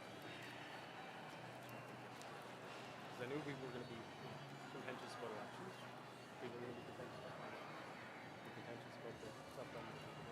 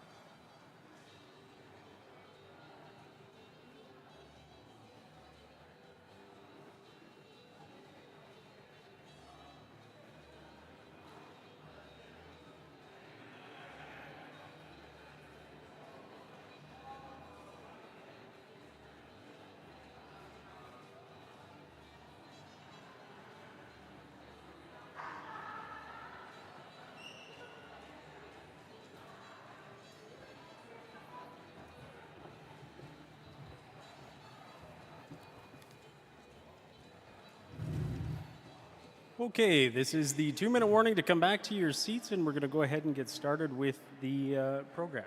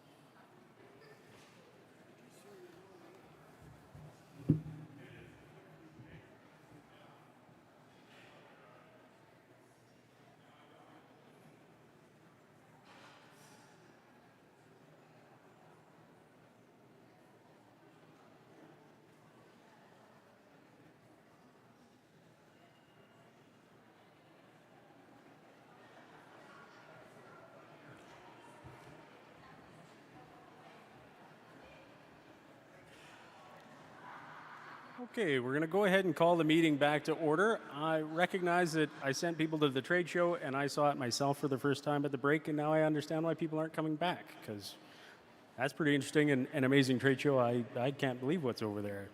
Look forward to going back at lunch. So, as the chair of the Otipemisiwak Métis government, it is with great pleasure that I'm able to present to you the first ever annual report of the Citizens Council of the Otipemisiwak Métis government that was elected under our new constitution. The written report can be found at page 12 of this year's annual report for the 2023-2024 year. Citizens Council is a legislative body of the Otipemisiwak Métis government, entrusted with the authority to enact laws related to our inherent jurisdiction and the rights of the Métis Nation within Alberta. Council is mandated by the Constitution and our laws to fulfill the goals and responsibilities of the Otipemisiwak Métis government. The Council is composed of our provincially elected president, women's representative, and youth representative, as well as one citizens representative for each of the 22 Métis districts across Alberta. This structure ensures that all areas and demographics within our nation are represented in a way that is accessible and accountable at the community level, and which reflects the diversity and unique perspectives of our citizens and their communities. Council's mandate to govern was solidified by the historic ratification of our Constitution, where 97% of voters cast ballots in support. As we know, it was the largest self-government ratification vote in the history of any Indigenous government in Canada. Last September, our general election further confirmed the trust of Métis citizens in Council's leadership and their collective vision. But Council consistently acknowledges that there is still much more to accomplish as we work together to fulfill the historic dream of self-determination in a contemporary way. Since taking office in October of 2023, the Citizens Council has actively engaged in numerous initiatives to advance the Otipemisiwak Métis government and uphold the promises embedded within our Constitution. Like I said, you'll find much more of the details in this year's annual report that each of you have received, but I'll take a few minutes to highlight some of the Council's key activities. Council has taken great strides to be a proactive government, going well above the required number of meetings set out in the Constitution and laws, and pushing administration to ensure that initiatives and deliverables are developed and rolled out quickly while maintaining a high level of precision. This approach aims to ensure regular and consistent governance and decision-making on behalf of all of our citizens. In an effort to create efficiencies while maintaining accountability within their governance models, Council and Cabinet have established several committees to address specific areas of concern and opportunity. The first being the District Relations and Transition Subcommittee of Cabinet. They support the Self-Government Department with district-level transition and engage with leadership of existing local councils and Métis citizens in each community. The Officers and Judicial Tribunal Members Nomination Committee, which is now known as the Nominations Committee, was established to nominate candidates for officer and judicial tribunal positions. The committee developed a nomination process that prioritized equity, fairness, and accountability. The newly developed process focuses on merit-based appointments using objectively scored rubrics combined with a blind review process which strips identifying information from applications in advance of the committee review. This process increases accountability and transparency in the political appointment process and precludes the possibility of appointments being made based on bias or real or perceived conflicts of interest. Originally intended to be a temporary committee, but having proved its success across the officer and judicial appointments, it has been renamed the Nominations Committee and has been made a standing committee of council for all political appointments. This fall, the committee is expected to support the appointment of the members of the District Boundaries Commission with the support of the Chief Electoral Officer, who will act as the Commission Chair. The Emergency Management Committee deals with matters related to emergency management, supports citizens facing environmental or natural disasters, such as the recent catastrophic Jasper wildfires, and is empowered to make recommendations to the Citizens' Council in respect to emergency management. The Legislative Proposal Assessment Committee is a relatively new committee that will be beginning its work in the fall. LPAC is empowered to review legislative proposals from council members to assess feasibility, ensure compliance with our Constitution and existing laws, and promote alignment with our government's objectives. In addition to supporting proposals for new legislation, administration will be supporting the committee to conduct a stage review of existing Otipemisuak Métis government legislation, which will include citizen engagement and consultations to inform potential future amendments. The Artifact Repatriation Committee of Cabinet was recently appointed based on requests in relation to Métis artifact repatriation by museums, galleries, and other levels of government. The committee will initially support the development of a Métis artifact repatriation framework, including providing recommendations to museums and other entities. The Constitution requires the Citizens' Council to appoint a council of elders and knowledge keepers from among citizens to provide advice and support. The process of developing this council is currently underway by the Citizens' Council, with a series of meetings and workshops identified to be held this fall to determine in greater detail the structure and appointment process. Council recognizes that the wisdom of our Métis elders and knowledge keepers is essential to the long-term success of the Otipemisuak Métis government, and they intend to create this council collaboratively based on citizen input in a manner that best meets citizen needs and is consistent with Métis cultural values. As prescribed by the Constitution, and by utilizing the anonymized merit-based appointment process I described earlier, Council in the past year has appointed the first slate of officers to oversee critical functions within our government. In addition to the officers I spoke about this morning, I was appointed as chair in the fall. Auditor General was appointed as Reuben Jeffrey, and again, the Ombudsman being Philip Worth. In addition to the officers, the Constitution compels the government to develop a judicial branch and the structures within it to transition from the former Métis Judicial Council model. So in addition to the officers, the Judicial Tribunal was established as the first judicial decision-making body within the broader judicial branch envisioned by our Constitution. Council has completed the appointment of the Judicial Tribunal members required by the Act through the appointment of Chairperson Lionel Chartrand, Peace River Métis Territory member Shay Taylor, Battle River Métis Territory member John Phillips, North Saskatchewan River Métis Territory member Arlen Delisle, Lesser Slave Lake Métis Territory member Corrine Willier, Lower Athabasca River Métis Territory member Janice Cunningham. The Judicial Tribunal has the authority to decide and prescribe the resolution of disputes regarding citizenship, election of leadership, validity, application, and interpretation of Otipemisuak Métis government law, regulation, and also review the actions, inactions, or decisions of the Otipemisuak Métis government and its institutions. As such, Council knows that the Judicial Tribunal will play a crucial role in ensuring that the principles of justice are upheld and that our new Otipemisuak Métis government will remain transparent and accountable as required by our Constitution and the vision of our citizens. In closing, I convey that Council wishes to extend their deepest gratitude to all Métis citizens for your continued involvement and support. Together, we're building a future that honors our past and meaningfully paves the way for all generations to come. Thank you.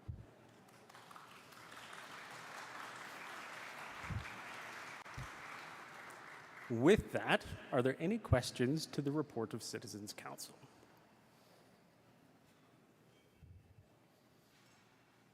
I've blown them away again. That's what I'm getting from this. Going once? Going twice? Very good. Well, if there are no questions, we will move along on the agenda, and I will call upon the Secretary of Harvesting and Culture, Secretary Grant Lacombe, to come forward to the stage and present the report on harvesting and culture.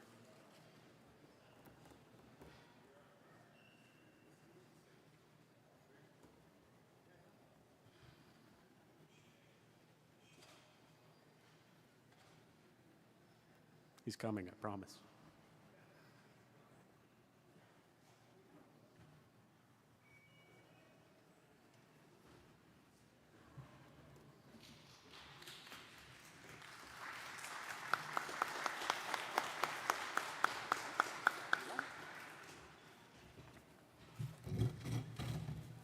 Good morning, everybody.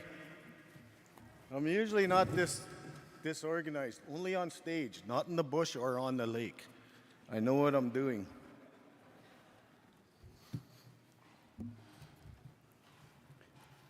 And I'm not going to wing it like KC did, because she knows what to say all the time. Her.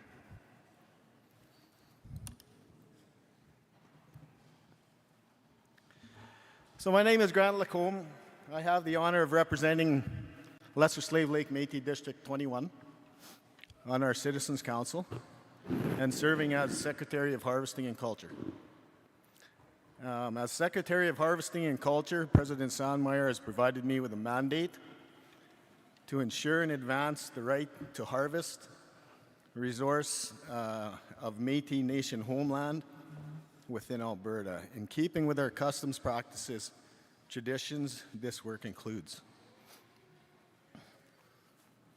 supporting the work of administration to secure sustainable long-term funding to support and expand our harvesting and culture programs and services. Working to see that key provincial and federal government initiatives, policies, legislation related to Métis harvesting and cultures are formulated and acted in ways that fulfill the needs of the Métis within Alberta. Collaborating with my colleagues to ensure that Métis harvesting and culture is considered within all of our policies and initiatives. Promoting educational opportunities related to harvesting, conservation, and the cultural needs of the Métis within Alberta.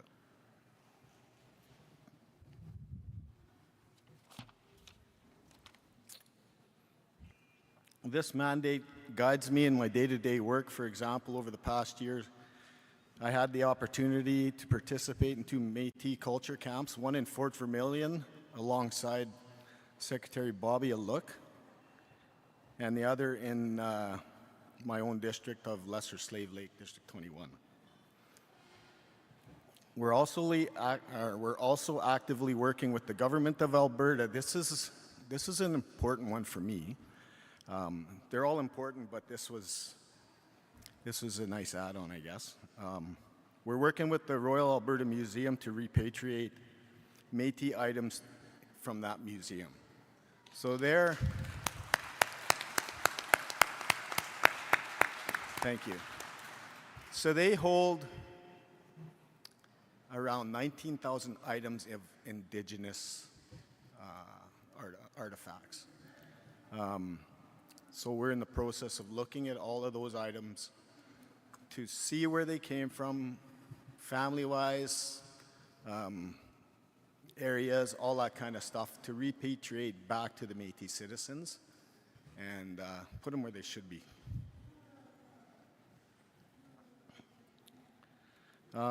Through all this work, so I want to elaborate a little. Do I have some time, Garrett? You got time? So on the cultural end of it, I really try to push the youth to find the ways that they need to find, right? We're losing a lot of that connection between the elders and the youth to find out how to hunt, basic things like rabbit snaring or anything like that. To have courses out at Métis Crossing or wherever in the districts, because if they don't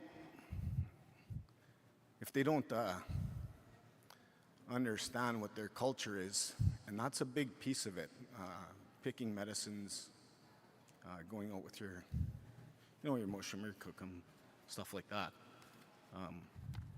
I am a very big proponent of bringing that back.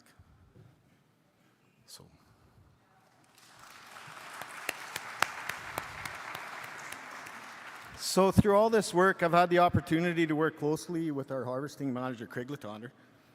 Craig leads our government's work to protect our harvesting rights. His leadership is essential to the success of our department. He works hard, is committed to protecting our rights, and is a proud champion of the Métis in Alberta.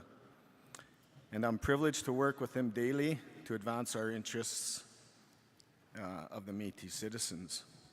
So please join me in welcoming Craig to the stage to share more about the work the Otipemisiwak Métis government is doing around harvesting rights. Thank you.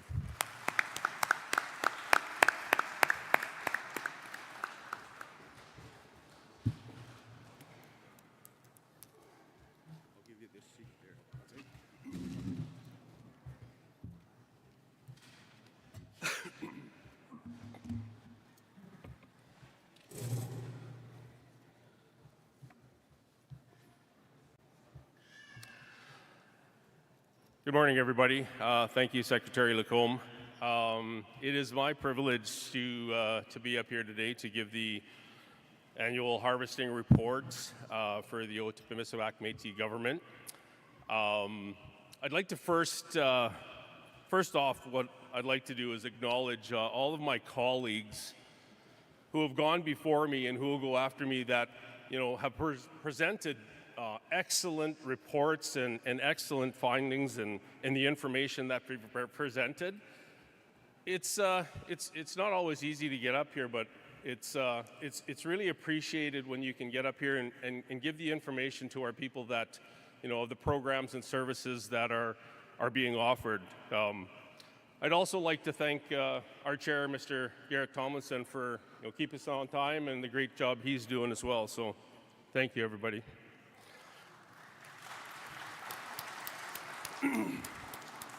As I mentioned, my name is Craig Latender. I'm the harvesting manager. I live in Lac St. Anne, District 8. I am an active harvester, have been all my life. Grew up, born and raised in Lac St. Anne. I'm a 6th generation Lac St. Anne Métis. We were a commercial fishing family, so hence I have a really big focus on fishing. And as Grant mentioned, our youth, that is a big passion of mine, is teaching our youth fishing and carrying on our traditions of fishing, especially in the area of gill netting. It's imperative that we teach our youth so that that carries forward.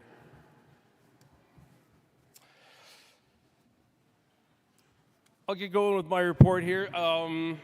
This is just kind of a high level, it's just a personal spin on it. The report is in obviously the report. And so we as a harvesting, have continued to create efficiency in the card process. We continually, are asked, why does it take so long for our cards? And in some cases, it does take long. It's, the information that we have in our system, our database is what we go by. So whatever would have been provided for genealogy is what we have to go on. And so in some cases, genealogy is excellent, and cards are processed in a bare minimum of 4 weeks. But 6 to 8 weeks is kind of an average, and if we have to ask for more information, it tends to go a lot longer. So I urge anybody that's waiting for their card, if it's been a while, contact our office. It's harvesting@métis.org, and send us an email and just let us know that what you've been waiting. We also continue to right now. There's a lot of question around Alberta Realm and fishing licenses. We are working with the Alberta government, and we're working to have for hunting and harvesting.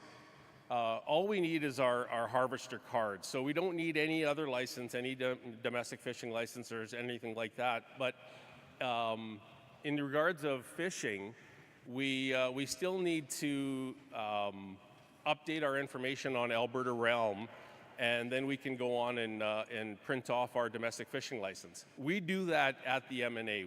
You don't have to go to Alberta Fish and Wildlife or anything like that. We take care of that in-house. So if you need help with that, just send us an email as well, and we can help you out.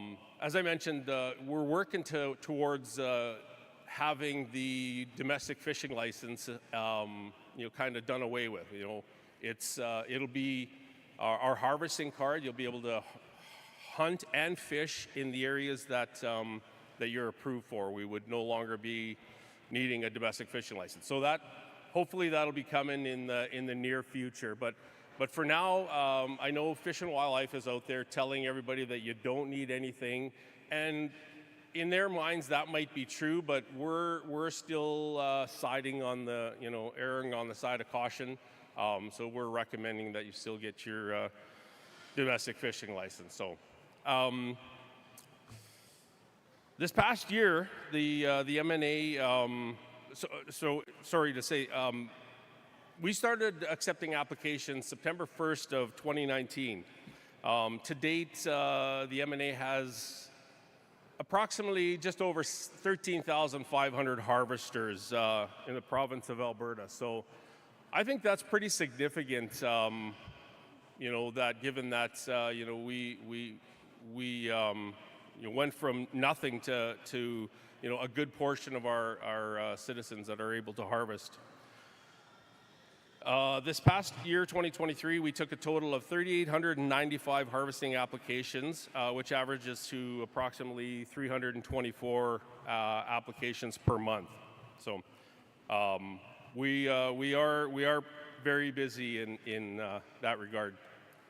Harvester relief support. We did that again in 2023, where that program is a program where we provide up to $200 to M&A approved harvesters to support them in their needs for financial assistance for, they want to buy some fishing gear, or they want to buy some, whatever they need, a gill net, anything in regards to that. So it's deep freezers, butchering costs. We know butchering costs are expensive, so that helps them out in that regard. We were able to help out 550 M&A approved harvesters. That's another area that if we had unlimited funding, we could help our harvesters out on a regular basis. But as we get funding, we provide these opportunities. So I believe that, don't quote me, but we're working hard. I think we're going to be able to run that program again this year. So just watch for the newsletter, and that'll come through. I can see my time just keeps dwindling here. The harvesting department, we help in all aspects. If you look through the report, you'll see that the harvesting department is pretty much in every report as a support department.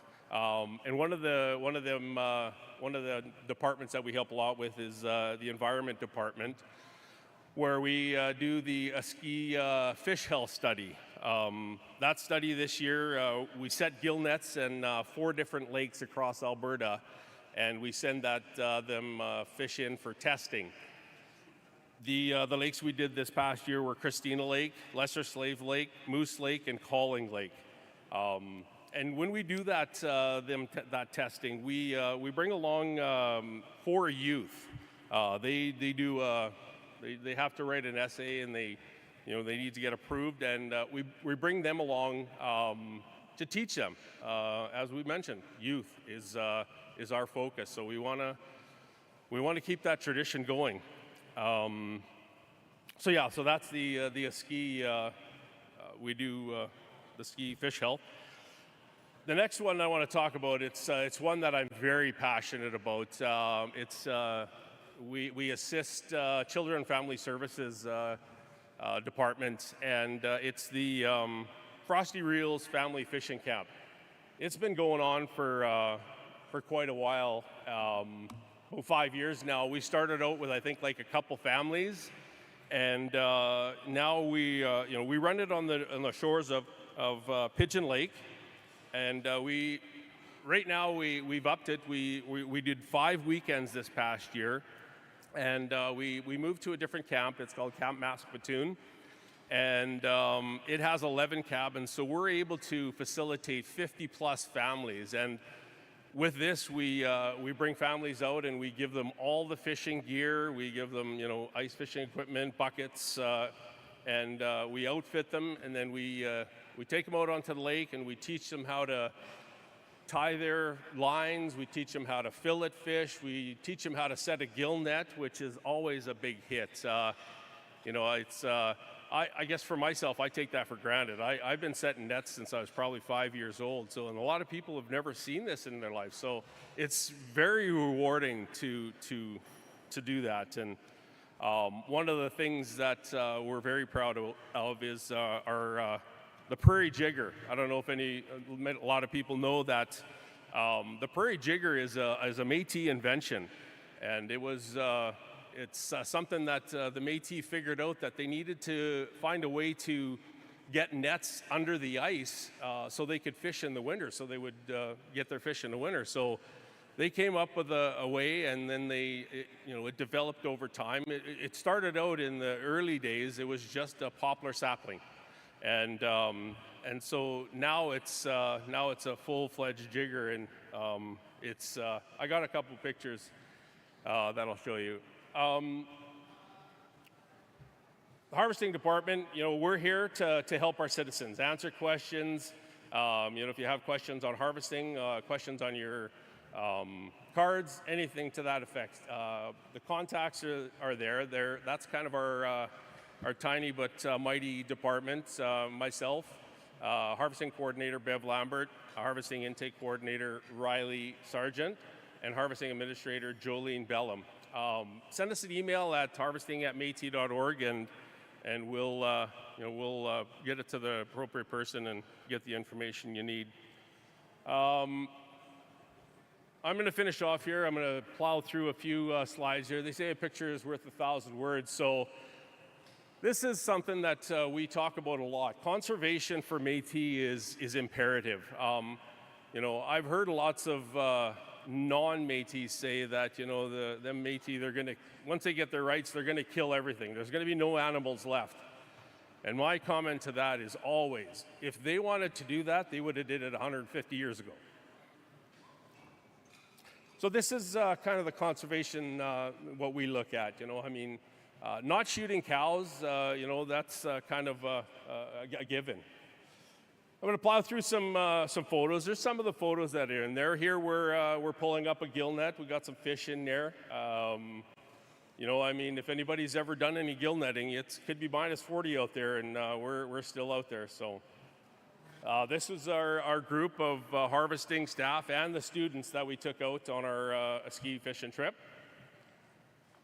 These are our students. They're dropping a line, and we wanted them to be able to. They tied their own lines, and they're out there fishing. So that's a really cool picture there.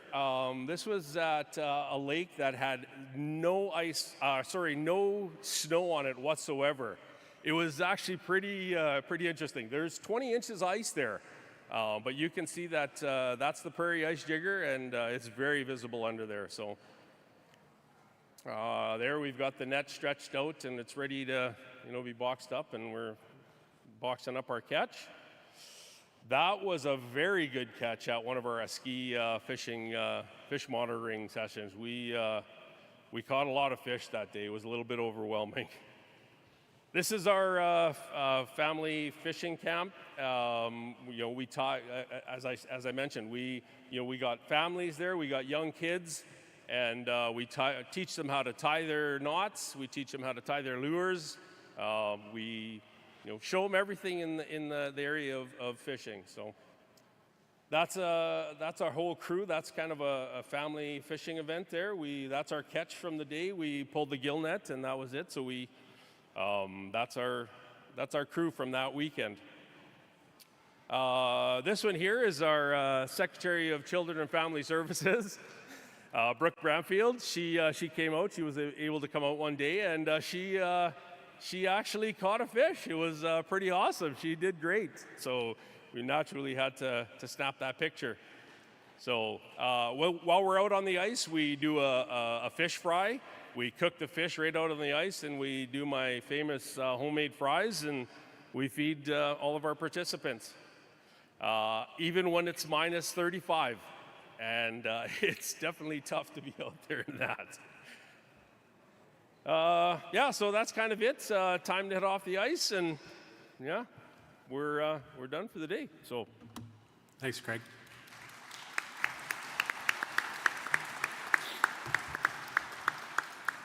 So, are there any questions in respect to the Harvesting and Culture Report for either Secretary Lacombe or our manager, Craig the Tender? I see people headed for the microphones. Microphone number 2. Oh, it's still morning. Good morning. Jeanette Hansen, District 2, Medicine Hat.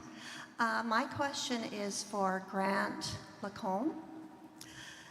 You talked about repatriating cultural artifacts. In Medicine Hat, we're repatriating ancient remains that were taken from Medicine Hat and went to University of Alberta, University of Calgary, Simon Fraser University, and we're working with the City of Medicine Hat and those universities to bring those remains back home. And the city has been excellent in developing policy and working with us. And I'm wondering, would that be your department? Because we're going to have a reburial this October, and we've picked the 16th to do this, and the city has provided us land in the cemetery. Now, these remains are our people, and we have a designated historic site in Medicine Hat called Saratoga Park. And that's recently, within the last 5 years, been designated a historic site, Métis settlement. So I'd like to know how we can involve the Métis Nation, the OMG, in this process, because they're going to come across more ancient remains, you know, with the development of the city. And we need to be involved in that process to bring them home and to be treated respectfully. Yeah, absolutely. Thanks for that question. Yeah, that would be my department. So when it comes to the Métis artifacts and remains, those particular remains were dug up or exhumed, I guess, for a lack of a better word, sorry, in the Medicine Hat area. That's great credence right there. That's a lot of proof that we did belong in Alberta, not just northern Alberta or central Alberta. So, yes, please involve me with that. And by no means, when I say the Royal Alberta Museum, that's just a start. I can see this, you know, going to the Glenbow, to a lot of the big museums. I don't doubt they're going to follow suit. And along with the comment of the 19,000 artifacts, that's Indigenous, that's not Métis. So the Métis are involved in that number. So who knows? I don't know what the Glenbow has, or maybe Medicine Hat Museum, stuff like that. I can see that maybe snowballing a little bit, which is good, because those items do belong home, right? So. Well, we need a policy or the involvement of the Métis. I've been working on this for 30 years, and I'm heading out, retiring, right? And the new generation is taking over. But it's not something that's going to end. It's going to be ongoing. Yeah, that's great. And you know, feel free if you see me walking around or sitting down today, please come up and say hi, approach me, ask me questions. That's fine with me. Thank you. Yeah, you're welcome. Microphone number 1. Hi, my name is Trevor Ward. I'm a citizen of District 4.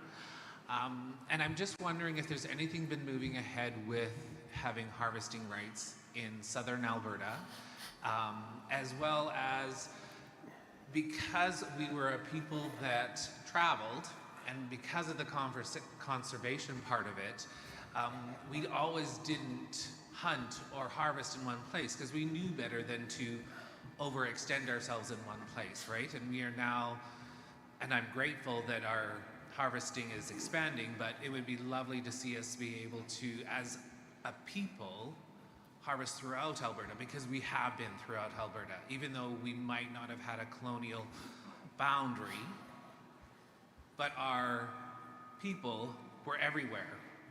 I'm just wondering if there's anything moving forward with that. Yeah, I can speak to that. I can speak to that. So in regards to southern Alberta, I'm not sure if everybody's aware of, you know, there was a court case that went, you know, to court in regards to harvesting in southern Alberta. And in that court case, you know, one of the things that was brought out is that they said that there were no Métis in southern Alberta. And so the government, you know, has kind of enacted that, and they've kind of been pushing that forward. So with that, we've been, you know, and we've talked to the government. We're trying to push it forward, and they continue to say, you know what, we need proof. We need proof. We want to, you know. So that's been one of our focuses, and you know, we're pretty close. Like we've done some studies, we've done some work on that, and we're going to have a pretty good idea of who the harvesters that will be approved in southern Alberta. The other thing that I'll mention is under our agreement currently, and that's kind of all I can speak to is currently, is that you would have to have an ancestral connection to that area as well. So, you know, for people that live in southern Alberta, if they wouldn't have under the current agreement, if they didn't have a connection to southern Alberta, then they, you know, chances are wouldn't be approved for southern Alberta.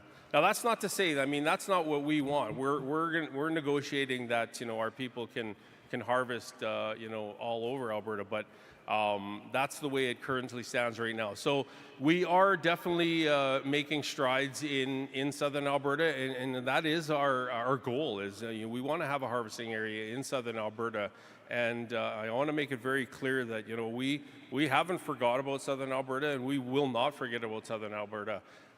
It's you know, it's an integral part of our province, and it's an integral part to our harvesters as well that live in southern Alberta. So be assured that we are still working hard for southern Alberta. This will be, yeah, I think that's worth clapping about for sure. This will be our last question to the harvesting topic. Microphone number 2. Hi. I'm not sure if it's on. There we go. My name's Nikki Jackman. I'm from District 3. I've harvested all my life with my dad from when I can not even remember going out, but I'm sure I did. My thing is, you touched a little bit with the domestic fishing license and that, and the confusion with Fish and Wildlife.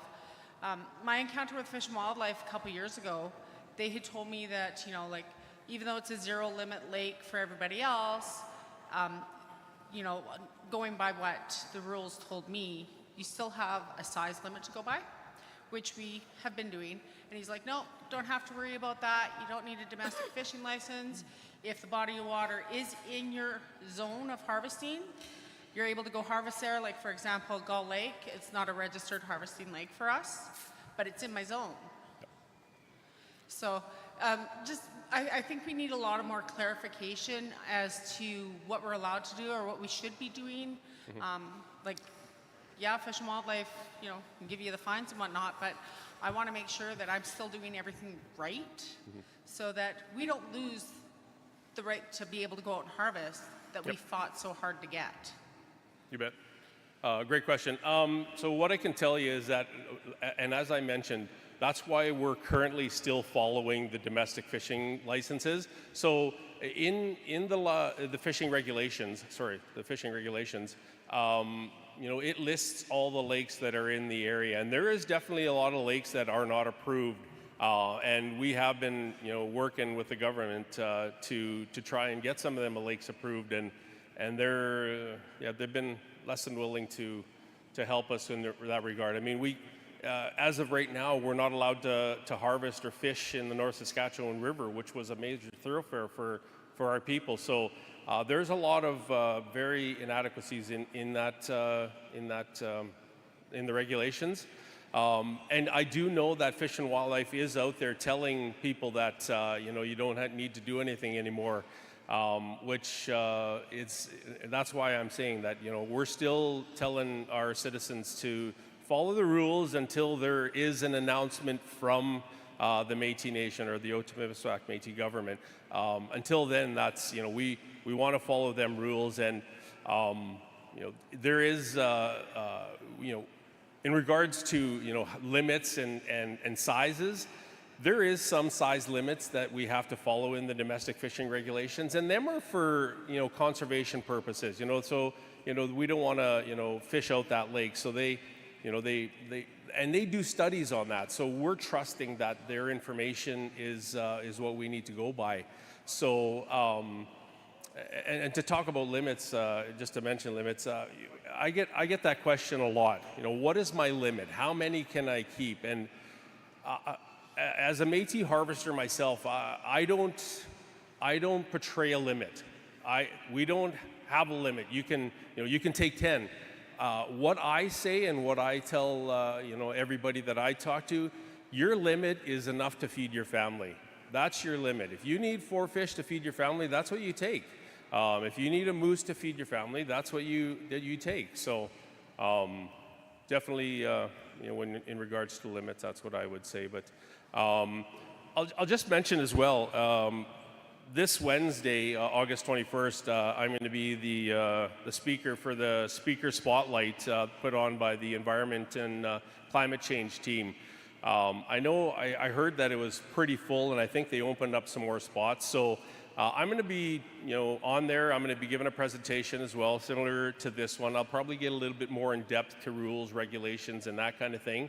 And then I'll be taking questions as well. So if anybody wants, they can tune into that as well. So I hope I answered your question with that. So if not, come see me afterwards, and I'll be happy to provide a little bit more information. Thanks for that, Craig. We do have to move on. I do invite you, if you do have outstanding questions, though, there will be time this afternoon. Two more questions, please. There will be time this afternoon for additional questions during the citizens' proposal period. We do have to move on because we have some invited guests who are on the schedule for this morning. But you can also catch Secretary Lacombe and Manager Latender in the crowds. If you have questions, you want to pin them down directly, feel free to do so. Thank you, everyone. Thank you, Mr. Chair. Thank you.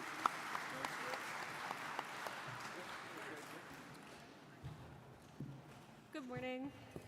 For this next portion, I will be assuming the role of chair. And I'd like to welcome back to the stage President Andrea Sandmeyer to introduce the self-government report.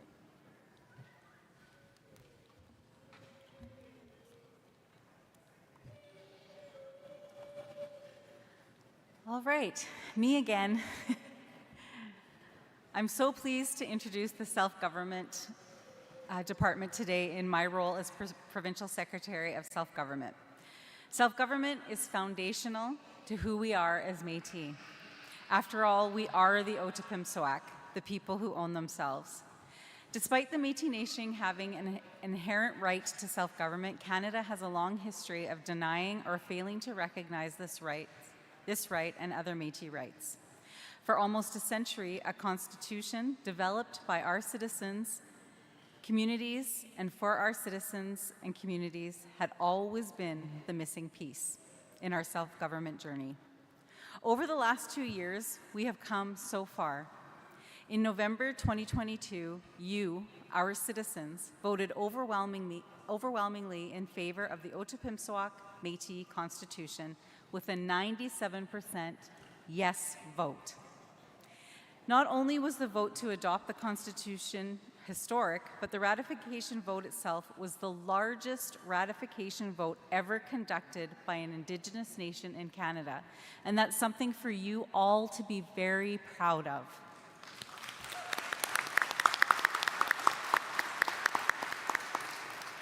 In September 2023, we held our first provincial-wide election for our Citizens' Council.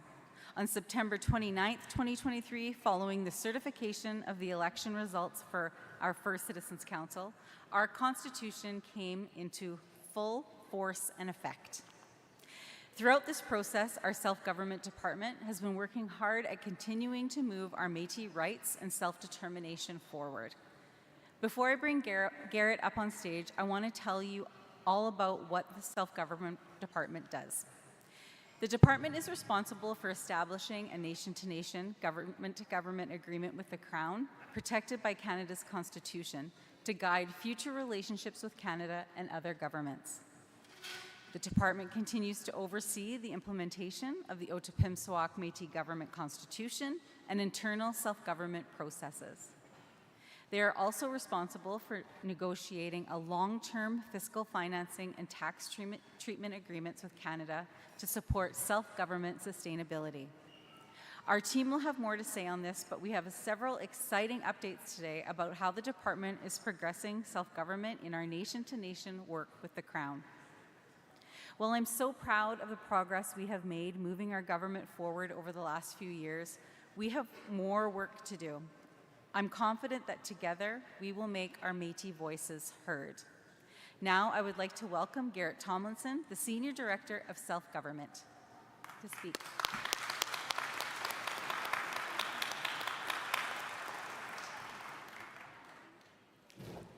Thank you, Madam President.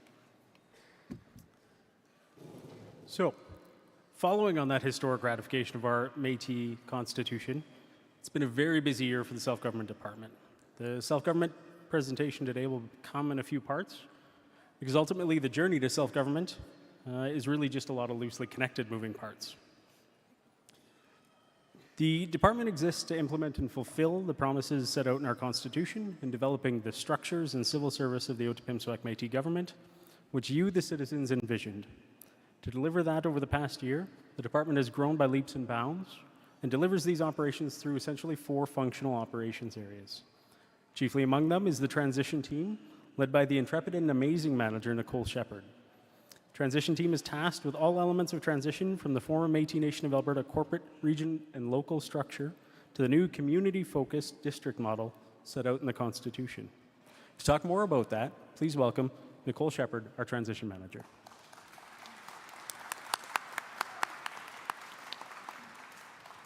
Thank you, Garrett.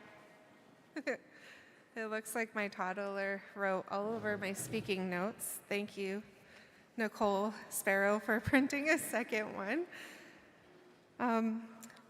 All right, so we have that. To begin, Section 31.3 of the Constitution required that a transition plan be adopted for the transition of locals, regions, and affiliates. This transition plan is currently available online and in print form. The transition plan was developed by the Transition Committee, which included 2 citizens from every region, 2 youth representatives, and the former president and vice president. The transition plan was passed by the former M&A Provincial Council and then reviewed and accepted by the existing Otipemisiwak Métis Government Citizens Council before and then after the September 2023 elections. The next few slides will explain these different areas of transition. I'm not nervous at all. All right, so districts that are transitioning with no existing local undergo the following steps. First, citizens of these districts elect a district captain. This was completed during the general election in September of 2023 for 5 districts, which are Rocky View Métis District 4, Calgary Elbow Métis District 6, St. Paul Cold Lake Métis District 12, Athabasca Landing Métis District 20, and Wabasca Desmarais Métis District 22. Then, district bylaws are developed based on the model bylaws. On the third step of this slide, the bylaws receive a review and are approved in principle from the Citizens Council, and then would be followed by a second review by the Citizens Council, which is where they would then be, the bylaws would be passed. Once this third step is completed, incorporation documents are filed with the Alberta Corporate Registrar.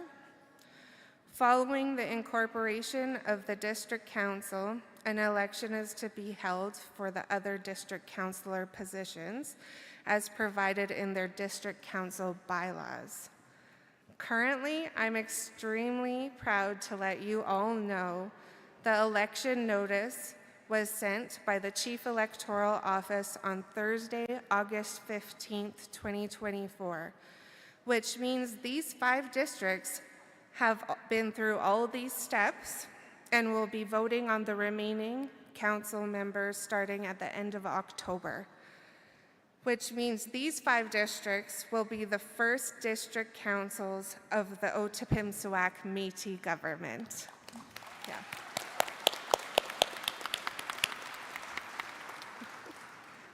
So exciting. In addition to those elections, notice was also given on the same day to hold elections for district captain positions for Foothill Métis District 1, Jasper House Métis District 7, and Fort Edmonton Métis District 9.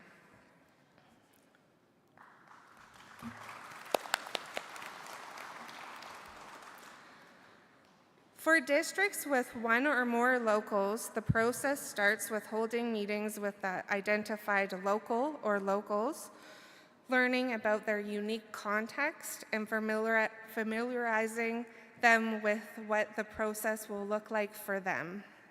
The local listed in this first step is Fort Chipewyan Local 125 in Fort Chipewyan Métis District 16. Next, the local will develop district bylaws based on the model bylaws. The 9 locals listed in step 2 on this slide are Peace River Local 78 and Peace River Métis District 14, Manning Local 2020 and Peace River Métis District 14, Fairview Local 205 and Peace River Métis District 14, Drayton Valley Local 888 and Lac St. Anne Métis District 8, Grand Prairie Local 1990 and Grand Prairie Métis District 13, Valley View Local 1929 and Grand Prairie Métis District 13, Fort McMurray Local 1935 in Fort McMurray District 17, Calgary Local 87 in Calgary Nose Hill Métis District 5, and Conklin Local 193 in Conklin Métis District 18. Once district bylaws have been created, they receive approval in principle and then finally approved from the Citizens Council. So 2 different approvals happen through the Citizen Council, first in principle, and then they go back to be passed. The 5 locals listed on step 3 that this has occurred for is Fort Vermilion Local 74 and Fort Vermilion District 15, Slave Lake Local 19 and Lesser Slave Lake Métis District 21, Central Edmonton Local in Edmonton Whitemud Métis District 10, Medicine Hat Local 8 in Medicine Hat Métis District 2, and Red Deer Local 492 in Red Deer Métis District 3. And the 1 local that has completed the approval in principle by the Citizens Council on the same step as St. Albert, Sturgeon Local 1904 in St. Albert, Métis District 11. When the bylaws have been passed, the locals are ready to hold a special meeting to have their membership vote on the adoption of the bylaws. 21 days notice must be given to membership to hold the special meeting. At this point once the past bylaws are submitted to the Alberta Corporate Registrar, and once the Alberta Registrar provides confirmation, is when the local president and council become the interim district captain and council. This is also when the clock starts, and they will, from this point, be required to hold an election for the district captain and council within the next 180 days. The Chief Electoral Office now begins their work with the interim district president and council to schedule and launch an election. In short, all 22 districts are making progress, are on different steps in their transition journey, and are well on their way in having a district council in their areas under the Otipemisiwak Métis government to serve our Métis people. Thanks. I think it's really great, all the different components that have had to come together, and how hard all the locals and districts and citizen reps have been working, so thanks for the applaud. Currently, the plan is to transition locals first, and then regions will be transitioned afterwards. When we begin the process of transitioning regional councils, how it will be done will depend on whether there are existing assets involved. For region councils with assets, these assets will need to be transferred to one or more newly formed district councils. This transfer will be made through a special meeting during which bylaws and existing objects are amended. Once this is done, the regional council will file an application with the registrar to have the regional council dissolved.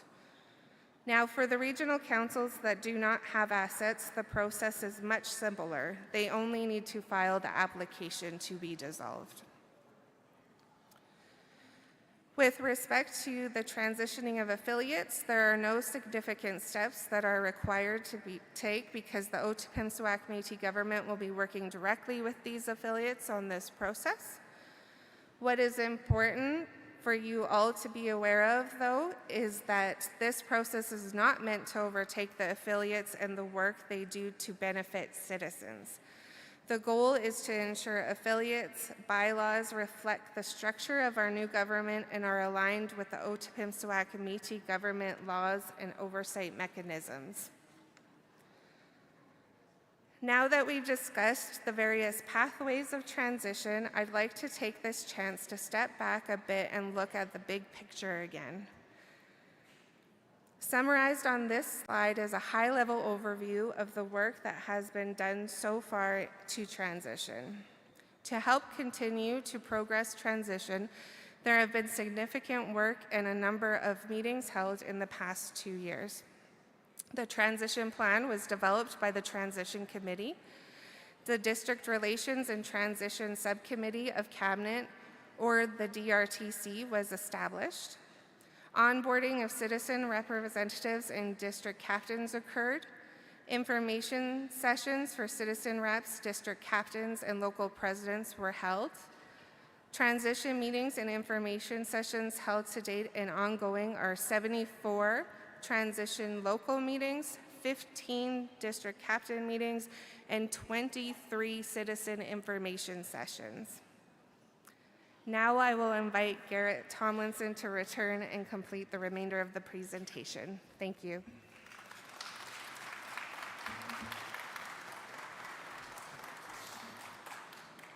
As you can see, transition is complicated and a lot of work. How about another hand for Nicole, who oversees that day in and day out? She works really hard on this. So again, thanks for that presentation on the elements of transition. So I'll come back to talking a bit about the department in addition to the transition team. The self-government department also delivers the government relations and public affairs, which deals with matters like federal negotiations, legislation development, public relations and media in conjunction with our communications department, and supports issues management on behalf of council and our leadership.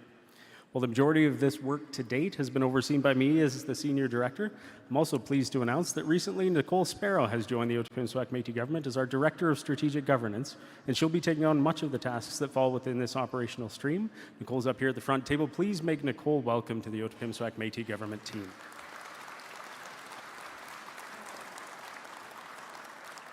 The governance and policy team is led by Manager Maren Jensen-Joyce, who is now in the chair role, delivering on the development and operationalization of the laws, regulations, and policy changes that are required as part of the implementation of the new Constitution. Their team also supports fiscal framework negotiations, governance process design for things like Citizens Council and its committees, and they support the Judicial Tribunal and the officers in the development of their offices and the required policy documents. Last but not least, in delivering the elements of accountability and transparency that are a key focus in the new Constitution is the Regulatory Affairs team, led by Regulatory Affairs Officer Carmen Hatfield, who you can see seated at the front of the room at the table with all of our clerks. The Regulatory Affairs team, big round for sure. The Regulatory Affairs team ensures that the operations of the Ottawa Métis government, both politically and operationally, are compliant with the Constitution and any laws that have been passed by our government. They also provide operational support to the Citizens Council and Cabinet, primarily through the development and oversight of governance and legislative clerks who will directly support Citizens Council, the Judicial Tribunal, and the Office of the Ombudsman.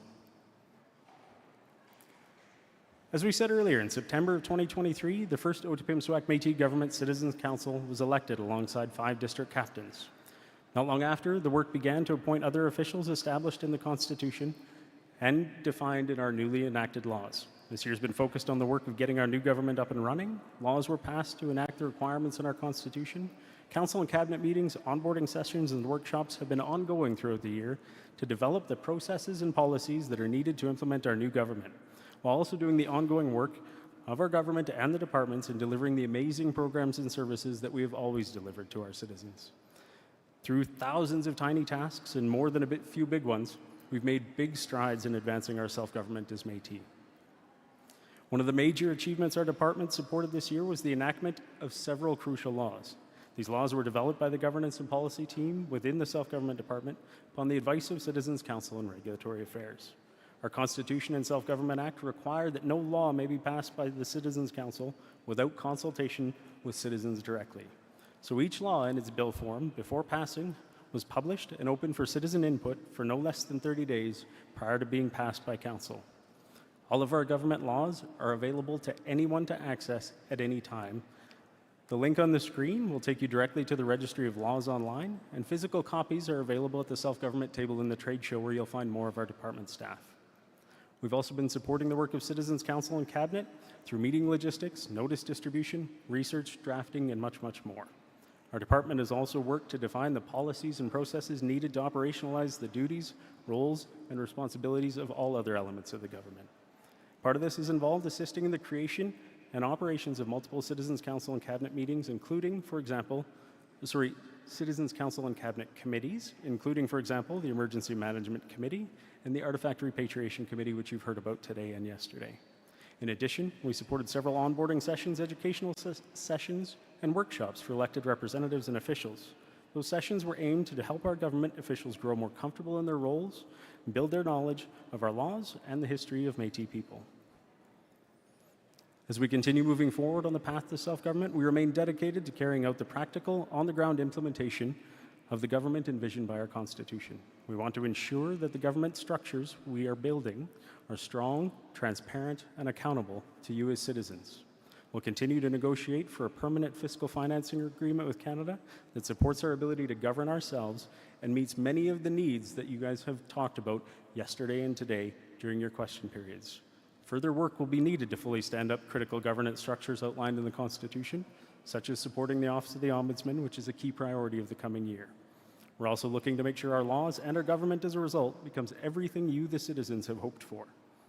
The strengthening operations over the next year of the Office of the Ombudsman, as well as the Office of the Judicial Tribunal, supported by the staff in the department, will be a key part of this development, as will be the continued review of existing legislation by Citizens Council and department staff.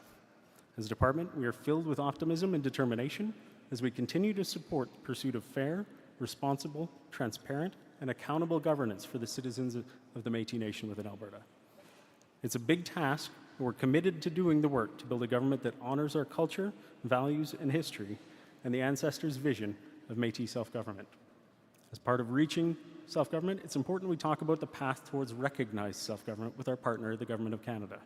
To talk more about the path forward for self-government, I'm going to turn the floor over to Jason Madden of Airden Burles, Legal Counsel to the Ottawa-Pimsoak Métis Government. Please join me in welcoming Jason Madden.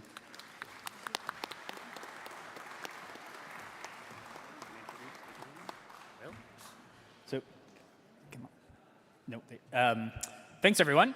So, as you can see, a lot going on. I'm going to talk a bit about what we've been doing with Canada as your negotiating partner in order to finally put in place that nation-to-nation, government-to-government relationship that our ancestors have argued for and fought for generations. And I'm happy to have our self-government team, negotiating team, led by our minister and president, Andrea Sandmeyer, in addition to Garrett and Aaron Barner as the senior executive officer on our side of the table. And we also are happy today to have the representatives from Canada, the chief federal negotiator for the Government of Canada, Frank Osendart, who has been appointed for several years and has been doing an excellent job at the table with us, as well as Michael Schintz from the federal government, who oversees the internal negotiations process within the federal system. So thanks very much for them being here today. So for most of you who know me, and I've been around here for about 20 years or so, and used to be, a young pup doing a lot of your litigation in the courts in order to establish our rights.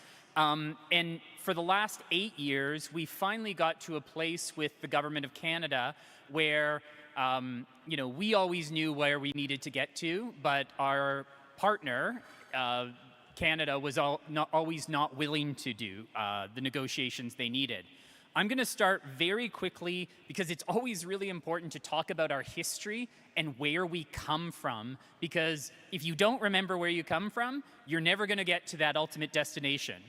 And it's quite fitting that this quote that I often cite in my presentations is at the beginning of your Constitution. And it's a quote from Louis Riel in 1885. And he said, "When the Government of Canada presented itself at our doors, it found us at peace. It found the Métis people of the Northwest could not only live well without it, but it had a government of its own, free, peaceful, well-functioning, contributing to the work in civilization in a way the company from England could never have done without thousands of soldiers. It was a government with an organized constitution whose junction was more legitimate and worthy of respect because it was exercised over the country that belonged to it." Riel wrote those words when he was sitting in prison about to be murdered by the Canadian state in 1885. And it's quite telling that he said, "We were here first, we're born of these lands, and we're more legitimate of a government than the one now being imposed upon us." And what we've struggled for since that time, and for well over 200 years, is to finally get to a respectful relationship with Canada. Hasn't been easy. Those fights and those battles continue. We continue to have obstacles constantly put in our way, whether it comes from internally or externally.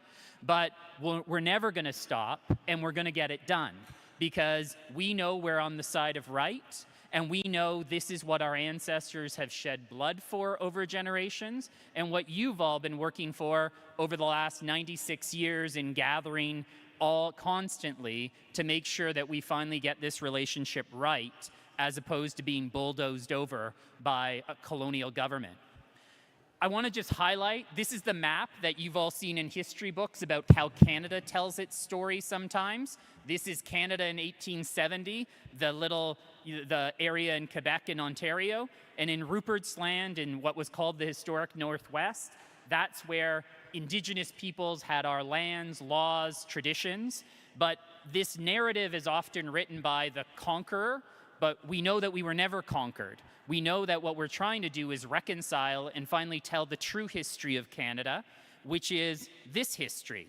These are the lands, laws, territories of Métis and other Indigenous peoples, and that previous map doesn't quite reconcile with that other map. And there's two very different realities, and when people talk about that fluffy language of reconciliation, it's about reconciling these two narratives that collide and clash together. And how that's achieved is through treaty making, and it was done historically with First Nations, but Métis were largely left out of the treaty making process within Canada, and we're finally now at the table getting to that agreement that we know will protect us for generations to come.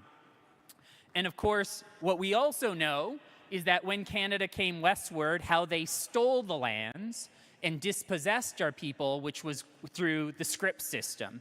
And probably everyone in this room has a story about their ancestors' script or Section 31 land grants, or about how promises were made in relation to our lands but never fulfilled.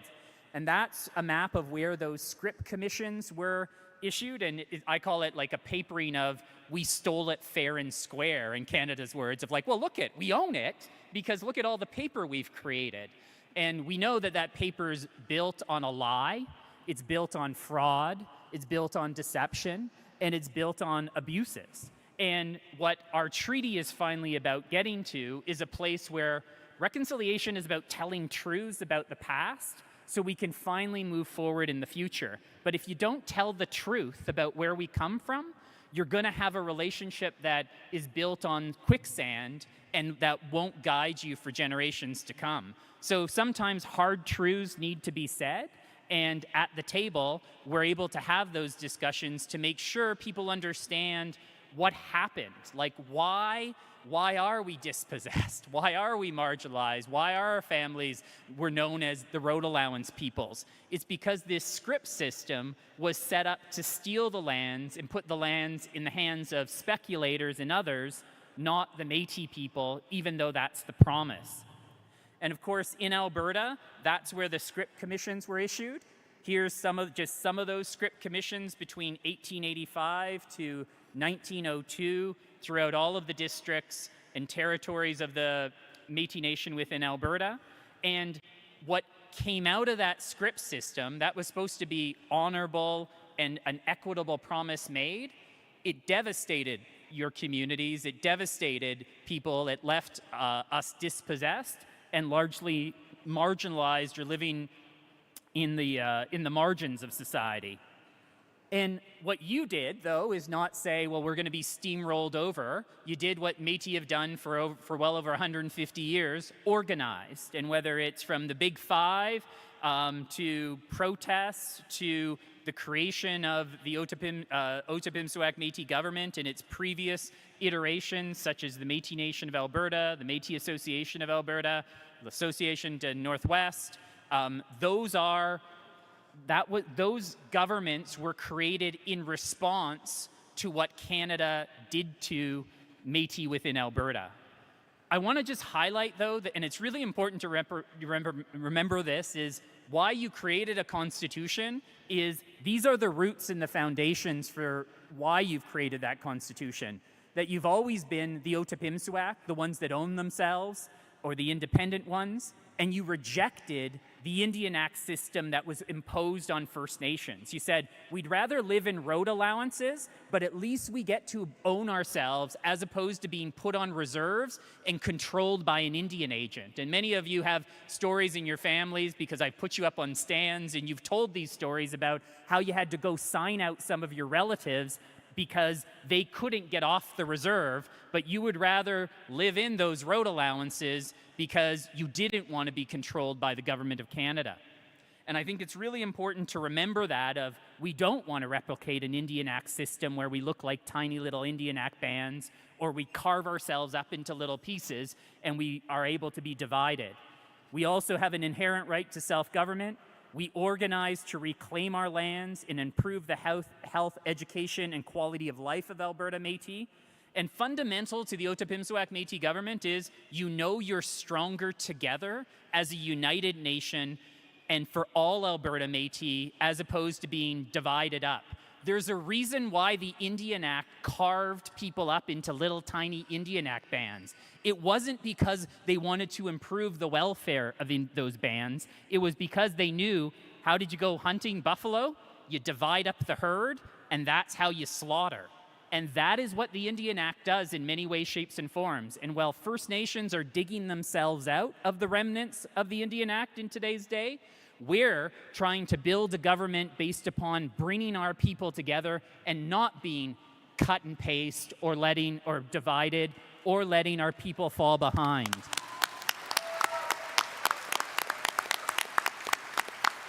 So, as I said, this is your history, and you keep on making these governments. And with each iteration of your government, it becomes stronger.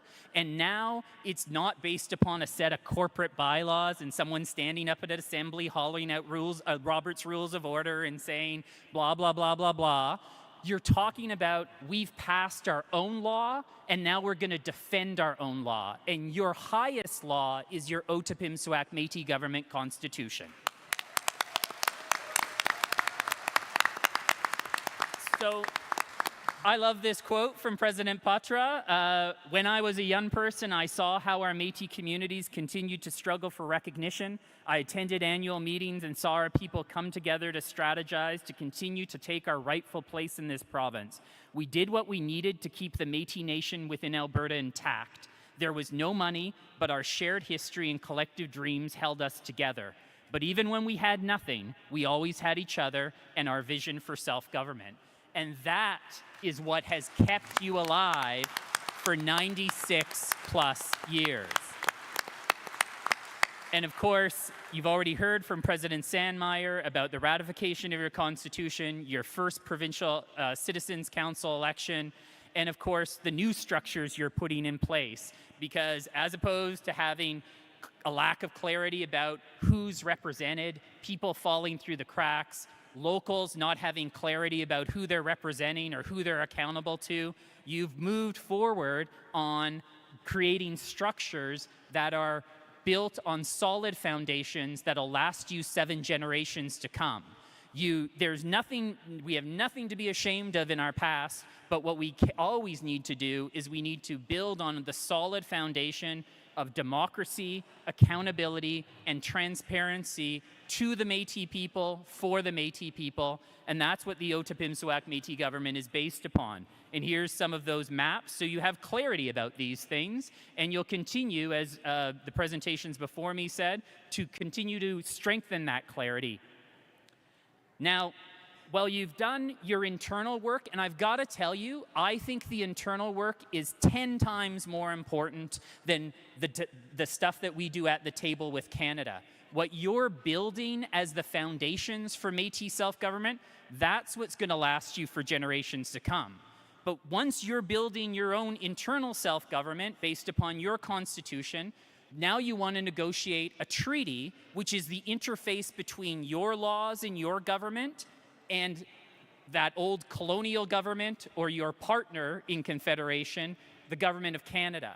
And so now I'm going to talk a bit about those negotiations. And as you know, you've seen many of my presentations over the years about going to the Supreme Court of Canada, whether it's in Daniels, whether it's in the Powley case, whether it's your own court cases in Hersecorn, whether you organizing hunts to challenge the Alberta government in denying your harvesting rights. Those are all the things that you have done, and I'm going to tell you, you're going to have to continue to do because governments don't come to the table easily. Now, while we're moving forward on self-government, there's a whole host of other issues that we still need to move forward on. But at least on self-government, over the last 8 years, we've made phenomenal changes. I've had to take off my litigation hat of standing up and arguing in courts, and now you're finally sitting at the table with a true partner negotiating. Now, it's not always perfect. There's still going to be bumps in the road, and I'm going to talk a bit about those. But over the last 8 years, you've signed an MOU in exploratory discussions. You've signed a framework agreement establishing a formal negotiation process. You've signed a consultation agreement. You've signed an agreement to access parks within Alberta. You've signed your first self-government agreement in 2019. You've signed an interim fiscal financing agreement in 2021. And you signed your 2023 self-government agreement in February of last year. What's so key about that 2023 self-government agreement is Canada has finally done the right thing, and they said, we recognize you as a government. You always were, you always will be, and there's no termination provision in that agreement. They recognize the Otipemisiwak Métis government as a Métis government. You're not a, sometimes Alberta still says that, a little association or a club or you got membership. BS. You've got citizenship, you've got rights, and you are a government. And that's what your 2023 agreement says.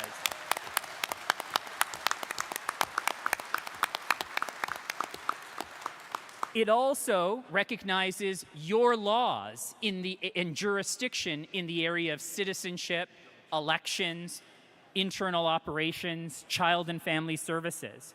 And it commits Canada to negotiating a self-government treaty with you, a fiscal financing agreement with you, and a tax treatment agreement with you. It also confirms that Canada owes you a duty to consult through your district councils, as well as to the Otipemisiwak Métis government overall.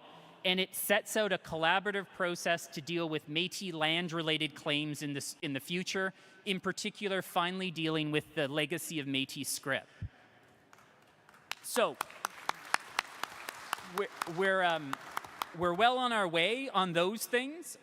Bill C-53, I'm going to just touch a bit about this, and just so you know I'm running out of time, and as you know, I'm a fast talker, so I will try to get through all of this, but there will be materials that will be posted on the website that will detail my presentation in more detail, as well as provide additional information that'll be helpful. Bill C-53, which many of you have heard about, as part of that agreement, one of the things that we wanted is we wanted a piece of legislation, not just a signed agreement that's legally binding on Canada, but a piece of legislation that was there that would act as a legislative cradle for our future treaty to sit within. And that legislation was introduced in June 2023. It's faced a lot of challenges and misconceptions and misinformation about it put out by some.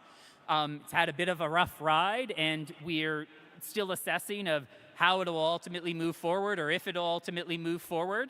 But its future is uncertain. But I just want to highlight this. Even if C-53 doesn't pass, you still have your self-government agreement. That recognition from Canada that legally binds Canada doesn't go away if C-53 doesn't pass. The historic practice for all the other modern day treaties are you negotiate your treaty first, then implementation legislation is brought in.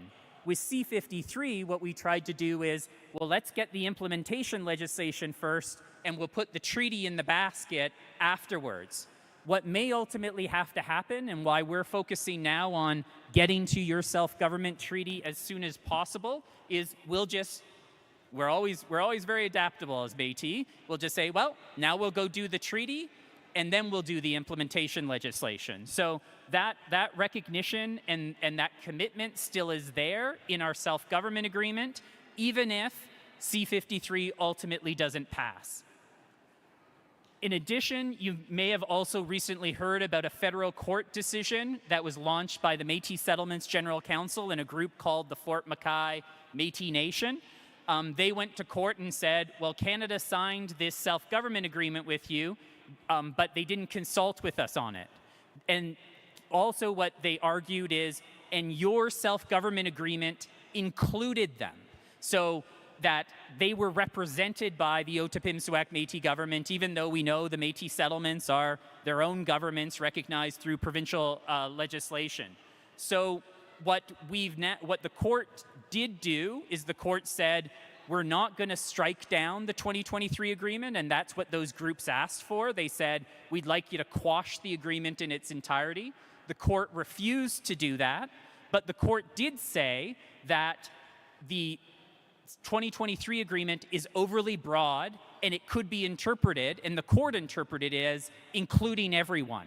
So, and including the settlements and others. So what the court did is they struck down just Chapter 6 and the definition of Métis Nation within Alberta in that agreement, and they sent it back to the Minister of Crown Indigenous Relations, who you saw the video from yesterday, and said, you've got to redraft these sections of the agreement. But the one thing I want to emphasize is the 2023 agreement remains in place, and it remains legally binding on Canada. The vast majority of it, whether it's recognizing your jurisdiction and authority for child and family services or elections, et cetera, all of that remains in place. We're now in a process of negotiations with Canada about how we amend or update the 2023 agreement in order to deal with the court decision. We're looking to sign that updated agreement in the fall of 2024 to then sign in 2025. So all parts of the agreement will be back online. In addition, Canada will do what it needs to do and consult with these other groups as well as others who may think they'll have an interest. But what's very clear that we're going to do in our agreement is about the Otipemisiwak Métis government, your citizens in your communities, all 70,000 plus of them. It's not about trying to represent other people who don't want to be a part of your government, and they can go on their own way and try to negotiate their own agreements. As you know, the Otipemisiwak Métis government is the only Métis government in Alberta that does have a self-government agreement, and that is also in the process of negotiating a treaty. But as you've known, there's been other Métis governments in the province of Alberta, such as the Métis settlements, for generations. So there will be multiple Métis governments. The strength of your government is based upon who you represent and the communities that are a part that those citizens come from. Last but not least is we continue to do the negotiations on the self-government agreement, and we're hoping to have that finalized by 2025. And as previously committed, there will be a province-wide ratification vote similar to the ratification vote on your constitution. So all citizens will have the right to vote on that treaty as you finally get to that place. So with that, that's all I've got, and Canada's going to offer a few words about the work that they've been doing with us as well. Thanks very much.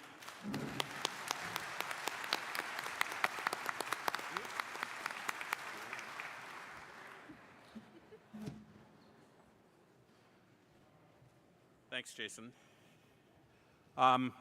Good morning. It's almost afternoon. Everyone, my name is Frank Ozendarp. I'm Canada's Chief Federal Negotiator and representing Minister Gary Anand-Sangri in discussions with the Otipemisiwak Métis government regarding self-government, as Jason said, self-government, the negotiation of a treaty, and the outstanding Métis claims. I'm from Canmore, Alberta. I believe it's within the Battle River Territory in District 4, as well as Treaty 7. I'd like to introduce my colleague, I think he's sitting here, Michael Shintz. Michael is the leader of the Métis team within Crown Indigenous Relations in Ottawa, heads up the negotiations, and is somebody that I couldn't do my job as the CFN without.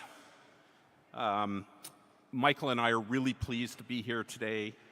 I want to thank President Sanm, Aaron, Garrett, for the invitation and the warm welcome and the hospitality.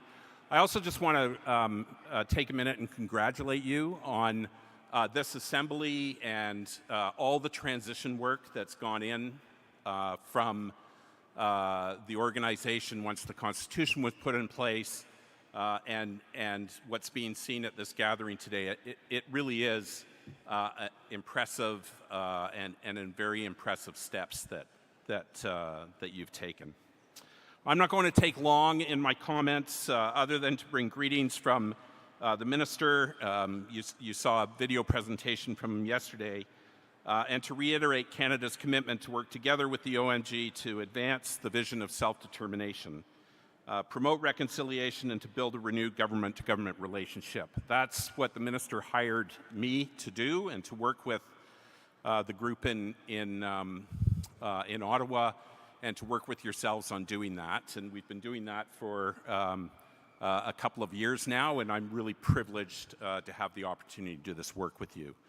At this gathering, which I understand is the 96th General Assembly and the first citizens gathering to be held under the Constitution, Canada wants to reaffirm our shared commitment to implementation of Métis right to self-government. Jason's just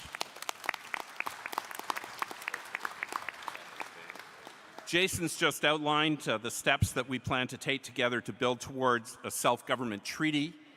Both Michael and I are really excited about that work, and the Government of Canada and the Minister is excited about that work and moving toward from the self-government agreement that we signed to a constitutionally protected treaty. We have to also acknowledge, as Jason said, that we hit a few bumps in the road lately. That includes Michael and a few others carrying a fair amount of bruises from the C-53 legislative process that we've been through, and we'll have to see where that legislation goes. But we've got plans to move beyond it if we need to with respect to the treaty. And also the recent federal court case. That's where a lot of our work currently is going to focus, is to amend the 2023 self-government agreement. But just to say that we've worked very closely with the OMG government to renew the path forward, to honor the commitments of the 2023 self-government agreement, while we're also ensuring that we fully respect and address the recent federal court decision. Our focus remains on core governance matters internal to the OMG. Our work is about recognizing and implementing a constitutionally protected right to self-government. This is about the right of Métis people to organize and govern yourselves, to pass laws that apply to your citizens and that relate to your own internal affairs. Our 2023 agreement, as Jason said, remains in place. Our commitments, the federal commitments in that agreement, carry on. While the federal court decision requires some amendments, as Jason detailed, I'm confident that after meaningful consultation with other Métis groups within the province, that we'll be able to get there. Michael has already initiated consultation, and we're working to have some meaningful dialogue to address concerns and to make sure that we develop potential updates to that agreement. We have a fair bit of work before us. We need to engage and conclude those consultations. That will take a little bit of time. The proposed amendments will need to be reviewed by Canada and the OMG before an updated agreement can be signed. I'm confident that we can work toward or together to address any concerns.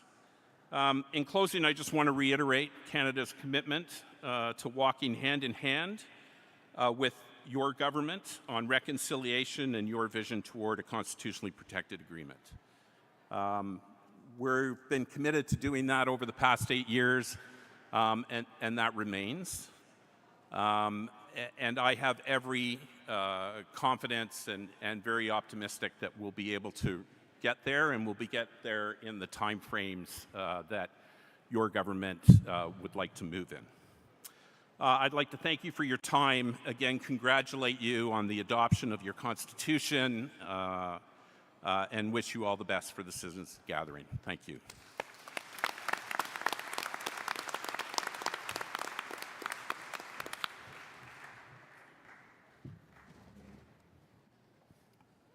Looking at the time, we're gonna move into lunch. Any questions for the self-government report can be raised this afternoon during the citizens proposal session. And it is now 12:21, so we'll break for an hour and come back at 1:21. And I will hand it off to Aaron Barner.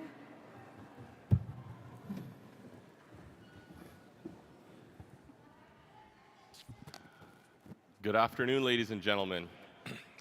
It is lunchtime, and as is customary, I'd like to ask our knowledge holder, Ms. Norma Spicer, to come up and give a blessing. Please rise.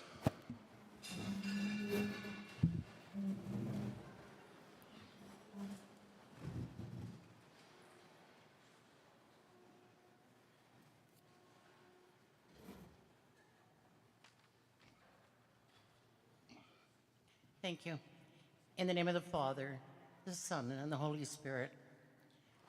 Heavenly Father, as we gather today with grateful hearts, we thank you for this food we are about to receive. We ask for your blessings on this meal that will sustain our bodies and remind us of your love and the abundance of the many gifts you bestow upon us. In Jesus' name we give thanks and pray. Amen. In the name of the Father, the Son, and the Holy Spirit. Thank you. Thank you, Norma. All right, same as yesterday, if we could please have our elders and knowledge keepers, knowledge holders join the buffet line first. Those of you that need some extra time as well, please join the buffet line. Any of you folks with mobility issues that are not able to get your plate, please raise your hand in a minute or two once the lines get filled out, and then we'll have our volunteers bring you a plate, okay?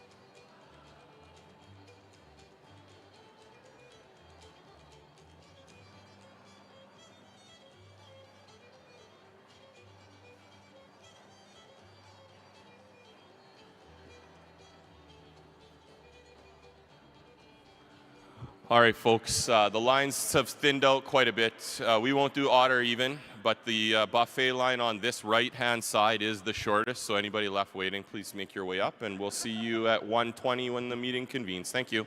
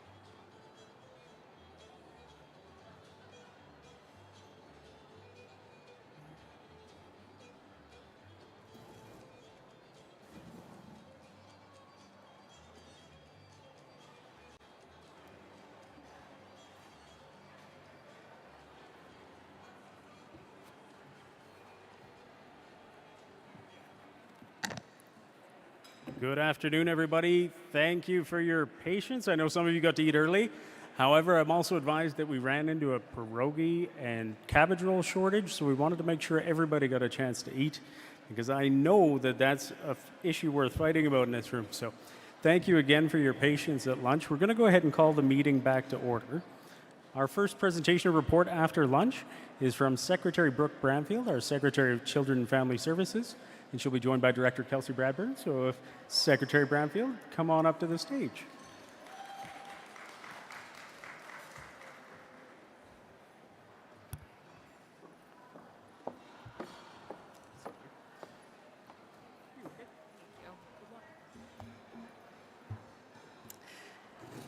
Good afternoon, everyone. It's so great to be here with you all today.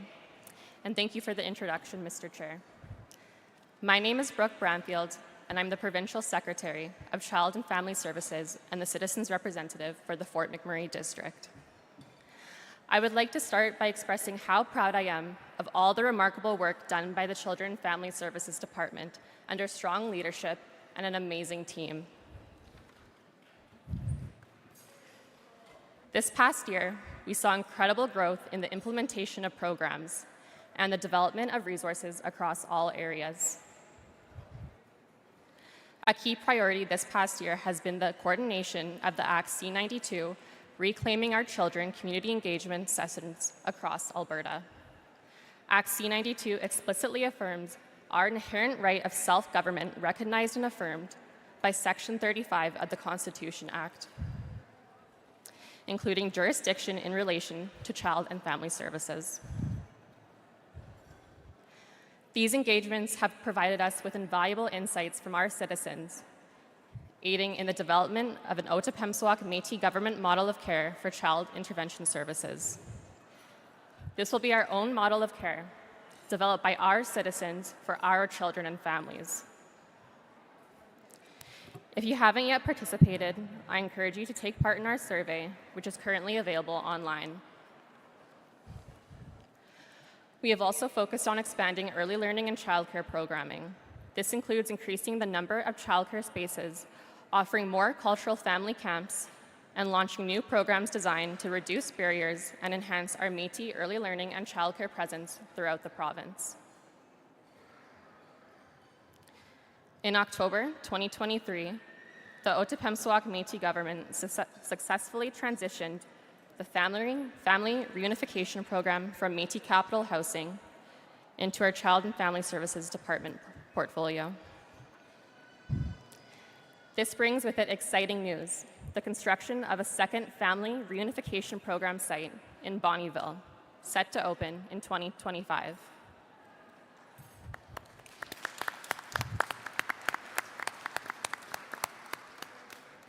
Additionally, I'm thrilled to announce the opening of our first Métis Childcare Centre in Edmonton, also scheduled to open in 2025.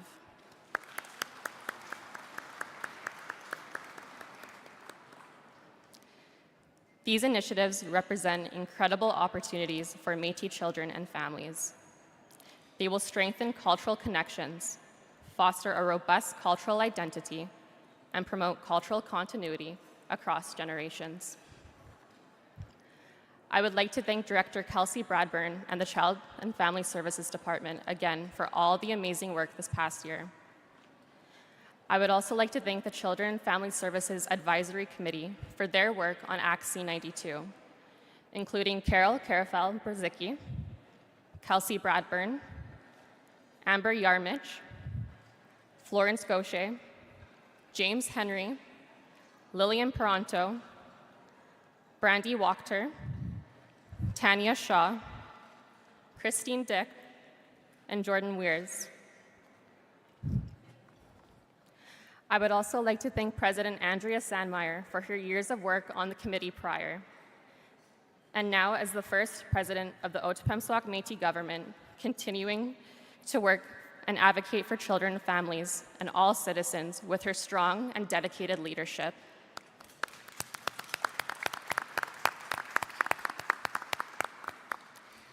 I would also like to acknowledge and thank former President Audrey Potra for her vision and the legacy she has gifted us for Child and Family Services in her 27 years of service.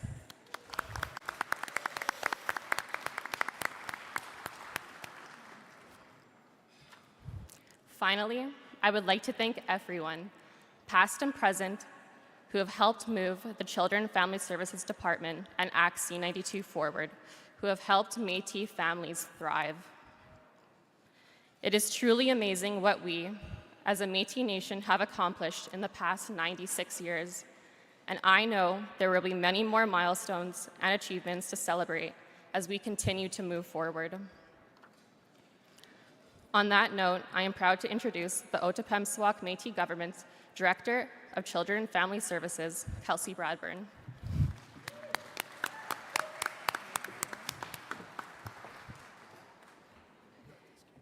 Thank you, Secretary Brownfield. As Brooke mentioned, my name is Kelsey Bradburn, and I'm the Director of Children and Family Services, and I'm thrilled to be here to share some of our key highlights from this past year. Our department mandate ensures our programs serve immediate needs of families and individuals while contributing to the long-term preservation and celebration of our culture. We believe that by embedding cultural values in our services, we're not just supporting families, we're nurturing the future of our community. This year has been filled with meaningful connections and cultural revitalization and deep cultural revitalization and a deep commitment to the well-being of our Métis children and families. I'm excited to walk you through some of our recent successes and ongoing initiatives that reflect our commitment to our community. Our department is organized into two main pillars: early learning and childcare and children and family support services. Together, these pillars guide the development of policies and recommendations and programming. This year, we've made significant strides in supporting our Métis families across Alberta through various programs. And I'm only going to be able to highlight some of our top ones due to time. So today, our Gear Up for School program provided 4,000 school supply kits, helping children to start their school year with confidence and pride. So yes, it's a big program. Through the Young Readers program, we've delivered monthly books to nearly 1,000 Métis children. We've enhanced our literacy initiatives with Métis-centered book mailouts and the Michif Mobile Library, which brings cultural learning directly to our events. Our Nurturing Connections family gathering brought together 300 Métis family members for a weekend of cultural activities. And we're excited to announce that we'll host our second gathering in September, and registration starts on Monday. So be on the lookout for that. And at the end of this presentation, if we have time, I have a short video that I want to share. Okay. Our summer and winter Connecting Through Culture family retreats at Métis Crossing provided over 50 families with opportunities to deepen their cultural identity and sense of belonging.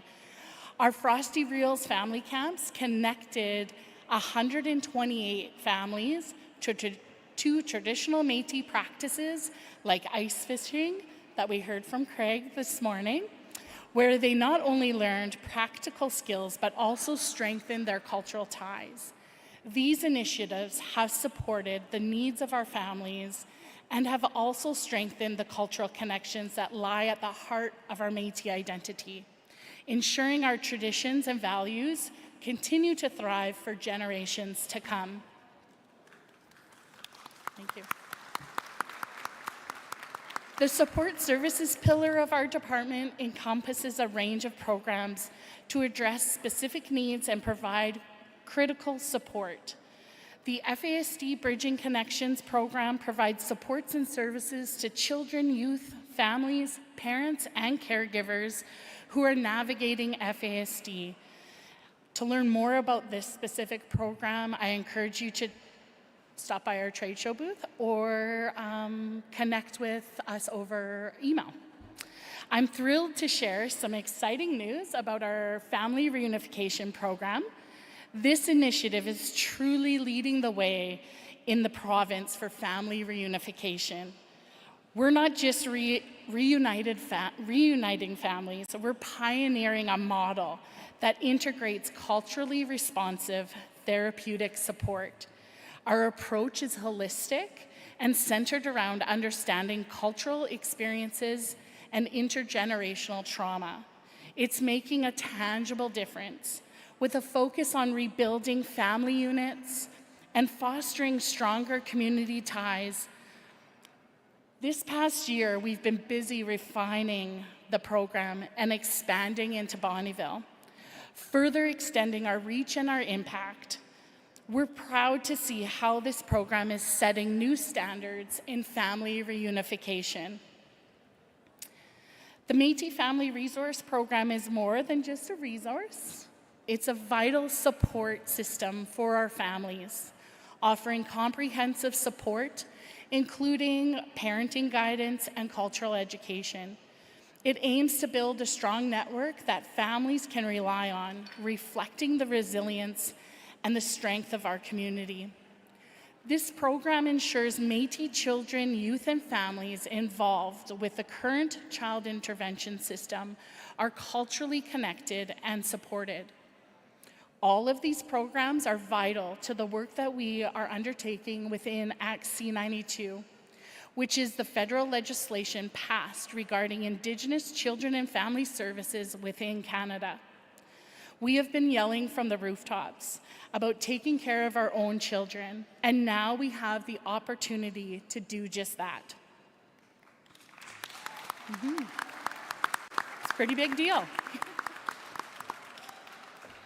We are actively working on developing our own model of care to bring our children home. We are not creating a system. We are creating change.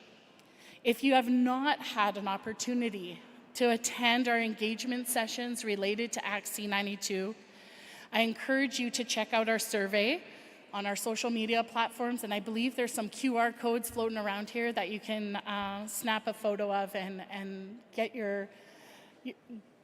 We want to hear your voice. We want to hear from you.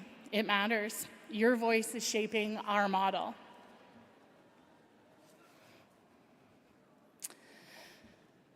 You'll see on the screen a quick update of things to look forward to.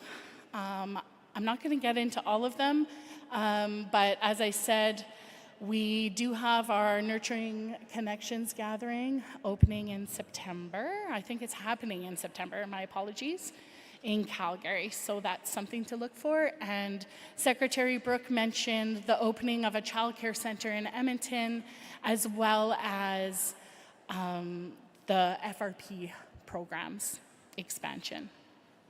In summary, the Métis Nation of Alberta plays a pivotal role. Oh, sorry, I think that was me. In summary, the Métis Nation of Alberta plays a pivotal role in shaping the future of children and family services by ensuring that the voice of Métis people are at the heart of the decisions and initiatives. Together, we are building a future that honors our traditions, respects our identity, and promotes the well-being of Métis children and families for generations to come. Thank you. Here's a video.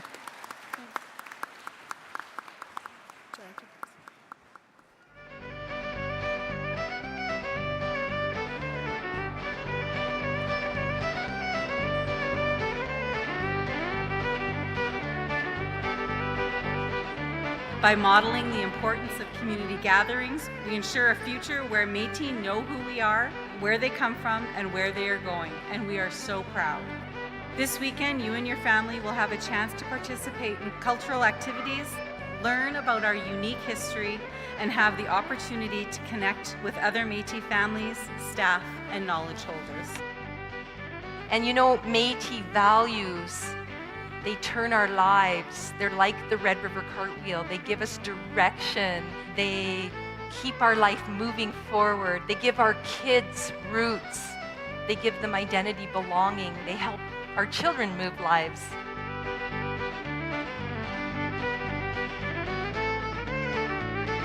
Can you guys say hello? Tanshe.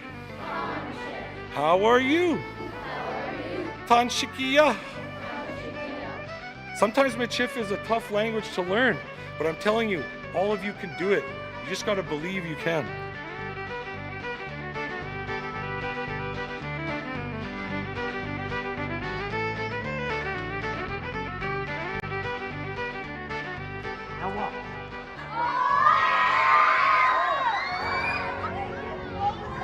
The Child and Family Services Department created this conference just for you, and it is a very unique conference. Being in community, being with family, being with our cookums and our aunties and our uncles, and making new friends, learning how to jig, learning how to dance. Those are all things that Kelsey's department and her incredible team do for you.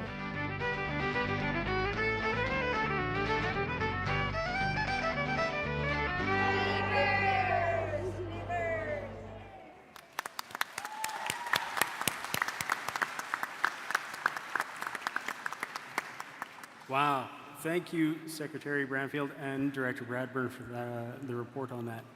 I've never seen that video before, and I said to Kelsey off to the side, she said, if we have time, I said, we'll make time. And it reminds me of something one of my elders told me. If you don't make time for the children, you won't have time for anything. So I'm really glad we made time for that video. Thanks for that.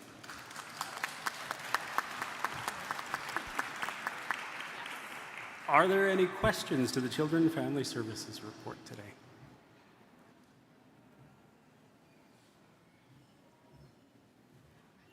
I can't tell if people are walking to the mic or just to their seats. So I'll give it another second and see if there are any questions to the Children and Family Services report. I believe that's microphone number 1. I can't see the numbers anymore. Perfect. Microphone number 1. Thank you. Hi, my name is Aricia Merkel, and I live in District 11. Okay, sorry. As a parent of a child with a disability, I have seen provincial funding decrease and become less available due to the families moving to Alberta. My question is there any discussions for funding for children with disabilities, autism spectrum, ADHD, learning disabilities in the near future? Great question. Or brain injury? Great question. That is definitely a gap that we've recognized and we've heard from community. We have been looking at other types of initiatives that we could create. One of those things that we were hoping to provide is through our Flourishing Futures program. It's not yet available. It'll be sometime soon, I hope. But that is a program that will help individuals that are needing some type of support in any area for children ages 0 to 11 to apply to. And they can get up to $5,000 in support of some of their things. So if they need an educational assessment or things like that.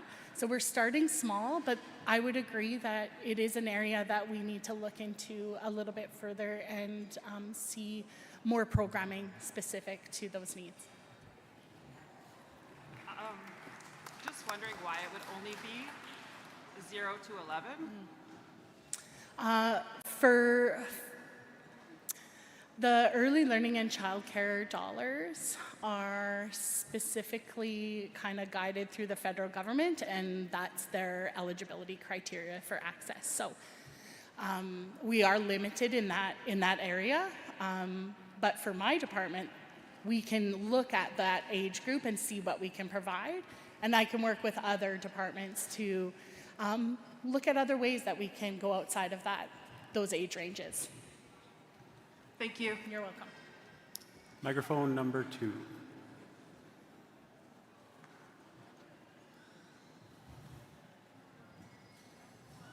I think they're sleeping over there. Sorry, microphone number 1. I still can't see the numbers. I think they've slid down the microphone pole. Thanks, Brian. It's going back down. It's just going right back to you. Great. Just a couple of comments. So first off, that was a great job. I think I've been in social worker, so I've been in child welfare and children's services for many years. So excited to hear the progress that's going on, and I know they're just the start. I'm hoping that this will transfer into the district as soon as possible, or whenever you start developing that model. I know that we have issues in our own community, so I suspect, well, I know, I worked in this business forever, that it's in every community. So we need this to roll into our community soon enough, whenever you get the model in place. But thanks for that. Thank you.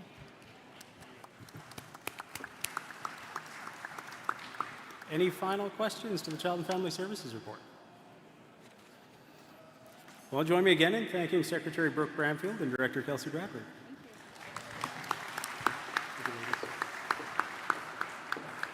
Moving along, next in our agenda, I'll invite Secretary Rebecca Lavalley, who is the Provincial Youth Representative, and Director Melissa Tipler to join me on the stage to deliver the Youth in Sport report, please.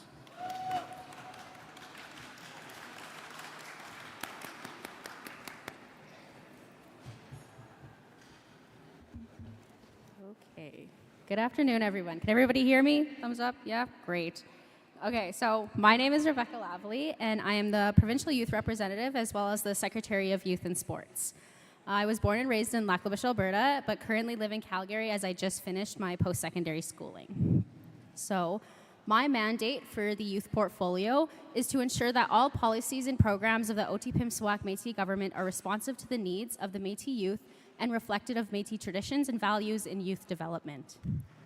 When people ask me what my job is, I always tell them that my position is to ensure that Métis youth voices are represented in both national and international spaces. This is established by attending various events, taking part in initiatives, and advocating for the inclusion of Métis youth.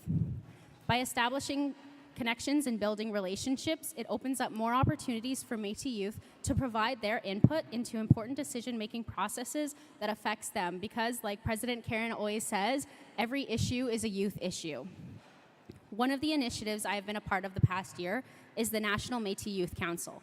This was established September 2023 by virtue of a motion made from the Board of Governors. The purpose is to provide space within the Métis National Council's governance structure for Métis young people to be informed on decisions related to Métis youth. Composition of the council consists of a provincial youth representative from each of the governing members. So myself from the Otipemisiwak Métis government within the Métis Nation of Alberta, one from the Métis Nation of Ontario, the Métis Nation of British Columbia, and the Métis Nation of Saskatchewan. Through this, I have participated in many events and initiatives throughout the year, advocating for the inclusion of Métis youth voices and bringing the Alberta Métis youth perspectives. Events include the MNC Annual General Assembly, Health Forum, Global Summit, and Youth Climate Summit, as well as collaborating on the Métis Climate Change Strategy, speaking at the United Nations Permanent Forum on Indigenous Issues, many leadership conferences, having discussions with the expert panel, and being a part of various committees that can benefit with the inclusion of a Métis youth voice. Now, my mandate for the sports portfolio is in collaboration with the Youth Programs and Services Department. I support all citizens in accessing sports regardless of age, gender, or ability, as sport is a powerful way to connect Métis citizens to their community and culture while improving health and wellness. The first initiative I have taken part of is being appointed as the Otipemisiwak Métis government's representative on the board of directors for the 2027 North American Indigenous Games, which, as Secretary Dunfield had mentioned in her report, is taking place in Calgary. In May, I had the opportunity to attend the 2024 National Aboriginal Hockey Championships to support and cheer on the Métis youth we had on Team Alberta. I also recently was invited by the Indigenous Sports Council of Alberta to attend the All Nations Volleyball Tournament hosted in Toronto on July 25th to 29. A Canadian Indigenous team made up of U21 athletes played the New Zealand Maori team. Many of the athletes representing Alberta were our own Métis youth citizens. This was an amazing opportunity to support our youth and build connections with Indigenous sports representatives across Canada and New Zealand.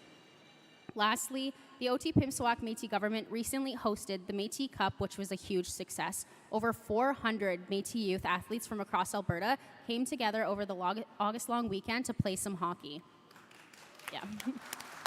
And I just want to highlight how important it is for events like this one to happen for our Métis youth. Not only does it give them the opportunity to be a part of a community, both in the sport of hockey and the Métis culture, but it also provides a safe and inclusive space for our Métis youth. So that is my report on the work I've been doing so far, and I look forward to the next coming years on what I can do. But now I would like to introduce you to Melissa Tippler. She is the Director of the Youth Programs and Services Department and will be giving a report on the department's activities. They have had a very busy year getting out in the community, supporting numerous events, and continuing to ensure that Métis youth have access to various cultural programs and life skills services.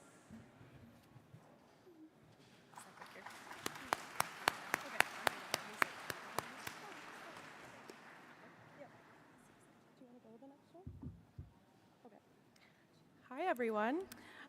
Thank you, Secretary Lavalley. As she mentioned, my name is Melissa Tippler, and I started in the youth department 6 months ago as a director, and prior to that, I was with Rupert Son Institute for 5.5 years. So I'm going to touch on some of the key events and highlights that we had this past fiscal year. Okay, perfect. So our team had an action-packed year within the community, delivering programs and events. So our mandate with the Department of Youth Programs and Services is we're dedicated to addressing the challenges and needs of Métis youth. So that is youth aged 12 to 29 within Alberta. We've definitely noticed that the youth in Alberta are hungry to be involved. They're definitely looking for areas where they can expand their knowledge on the Métis culture, history, traditions, and teachings. And engaging our Métis youth in Alberta is of utmost importance for our department.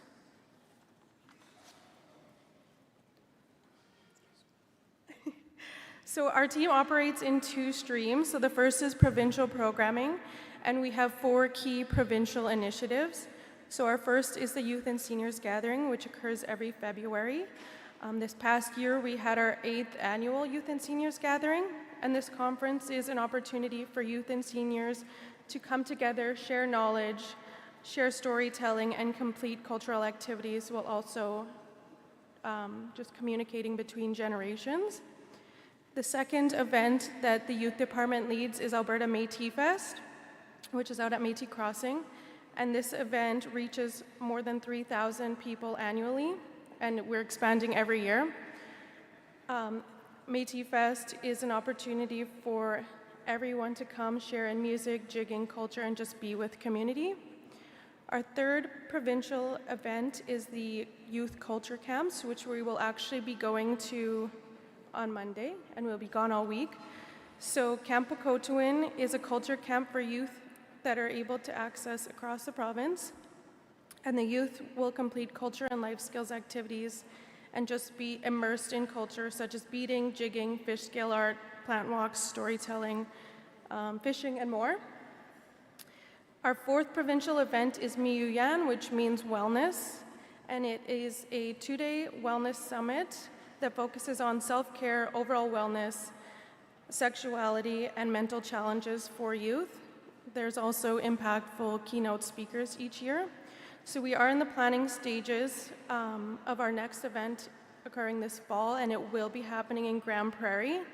Our goal is for the Wellness Summit is to rotate and reach different locations across the province so that there isn't any financial barriers for youth to attend. So we really want to move it everywhere across the province each year. And then it's not on my slide, but I just really wanted to quickly touch on an event we supported with this April, and it was in collaboration with Rupert Son Institute and the Edmonton Two-Spirit Society. So we hosted the first of its kind Métis-specific 2S LGBTQIA+ gathering. And this historic event really created a safe space for the community to foster open dialogue, learning, and just be in an inclusive environment. And we closed the event with a charity drag show that actually established a 2S LGBTQIA+ endowment under the Métis Education Foundation.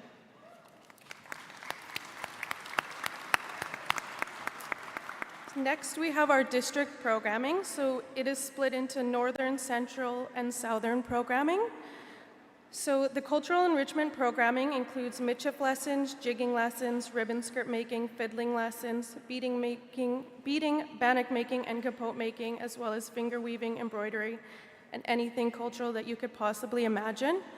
And then the life skills program equips Métis youth with essential skills for personal development. So this can include anything from hunter's education, tenant empowerment, intro to banking, how to prepare your taxes, first aid courses, book club, and so much more. And we've actually recently partnered with several school districts that we have been doing the cultural enrichment and the life skills programs with. And just 2 months ago, we created a new position in the youth department. So we have a virtual programming coordinator, and she delivers all of the cultural enrichment and life skills programs virtually in order to reach youth that either have transportation barriers or just don't have a coordinator that they can access within their district. Lastly, we do understand that community connection is key for youth and providing a safe space, so that's why we also host weekly youth groups, young adult groups, and our book club and movie nights. We have been very fortunate to expand our programming this past fiscal year, and that was largely in part to the grand opening of our youth center in November 2023. So our youth center includes a commercial kitchen, jigging studio, classroom, and open hangout space. And we were able to purchase this building due to a grant through Urban Partnerships for Indigenous People. There is some photos of our youth building.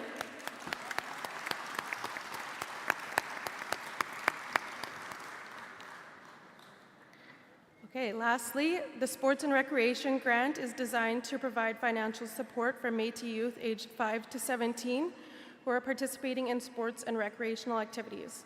The program closed last August after approving almost 3,000 applications, and the 6th upcoming round will open later this fall, as well as a secondary round in spring 2025, and we are just kind of finalizing a streamlined, user-friendly online application that will improve processing times.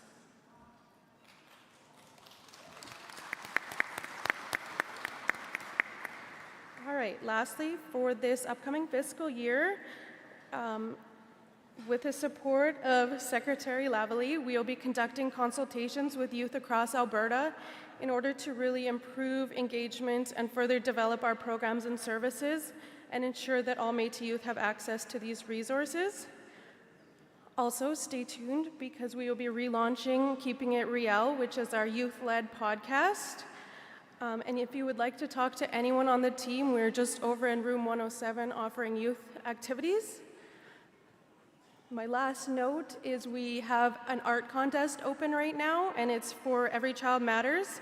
So the contest is open until September 1st, and youth can submit their art work to be printed onto an orange shirt that will be available for purchase for Truth and Reconciliation Day.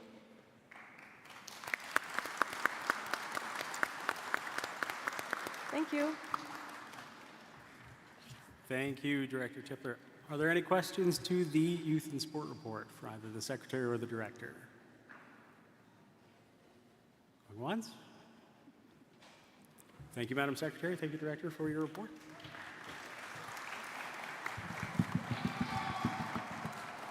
Oh, we have a question. Microphone number 1, please. Hi, Susan Cunningham from District 21. We had a really good youth program. Sorry. Until our youth worker moved to Edmonton, to the provincial office.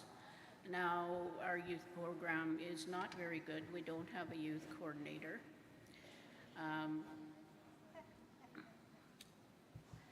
So how are you going to help the smaller communities outside of the big cities? Are the districts going to get money to be able to hire someone to come in and help with our youth? Or what is going to happen in that situation? So we do have 2 vacancies right now for Northern programming coordinators, And we are currently doing consultation to see where those coordinators would best be located. I know previously one was in Slave Lake, and that is also why we brought in the virtual programming coordinator, so that she is able to deliver all of the same programs that are happening in the central and southern regions currently virtually. So there isn't any barriers for those that don't have a coordinator in their district. So that's central and southern, we're northern, so how does that help us? Yeah, so we do have 2 vacancies that we're hoping to fill right away in the north, and then we have our virtual programming as well. And what do we do at that time, till then? Because we are doing the culture camps. We are trying to keep up our programs for the youth. What do we do till you hire someone?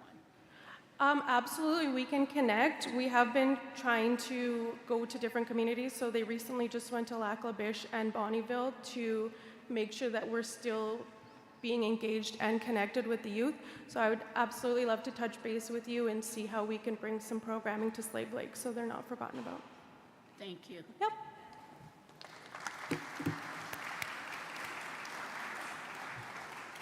Any other questions in respect to the youth report?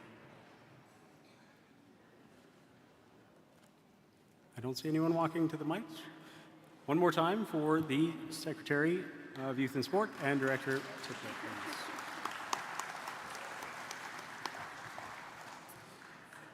I'll now call upon the Secretary of Housing and Infrastructure, Secretary Valerie Quintel, to join me on the stage to deliver her report and the report in respect to Métis urban housing and Métis capital housing, along with Senior Executive Officer Aaron Barner.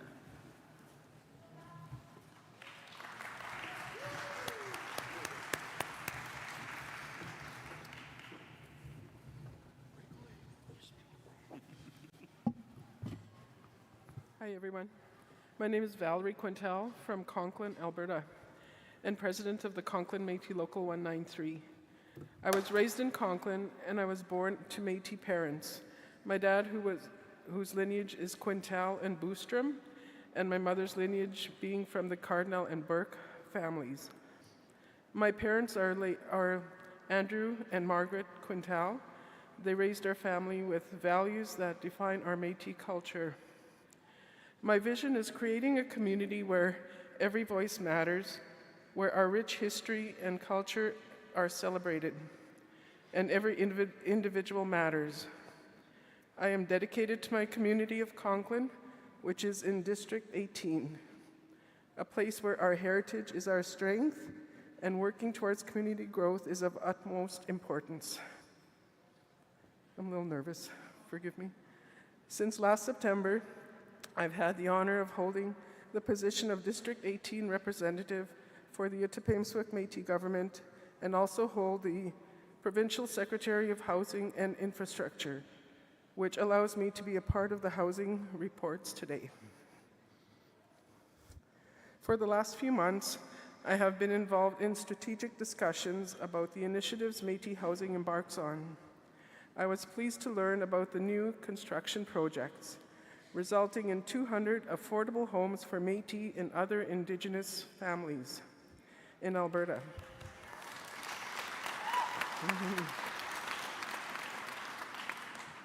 I had the opportunity to attend the capital funding announcement event by the City of Edmonton for the Seniors Lodge, which will be built in Edmonton soon. The reopening of various home programs will meet the needs of many Métis families. Despite the challenges and housing staff face in managing the increasing demand for support and services, I'm excited to see the dedication and hard work of the management and staff of the Métis Housing. I have met with many families and listened to their hardships firsthand. I want to reassure you that the Ottawa Métis government, along with its housing affiliates, Métis Urban Housing and Métis Capital Housing, is unwavering in its commitment to increasing the affordable housing stock across Alberta and maintaining the current housing portfolio. We aim to ensure people live in safe, affordable, and adequate homes. I would like to invite Senior Executive Officer Aaron Barner to share the housing report with all of you.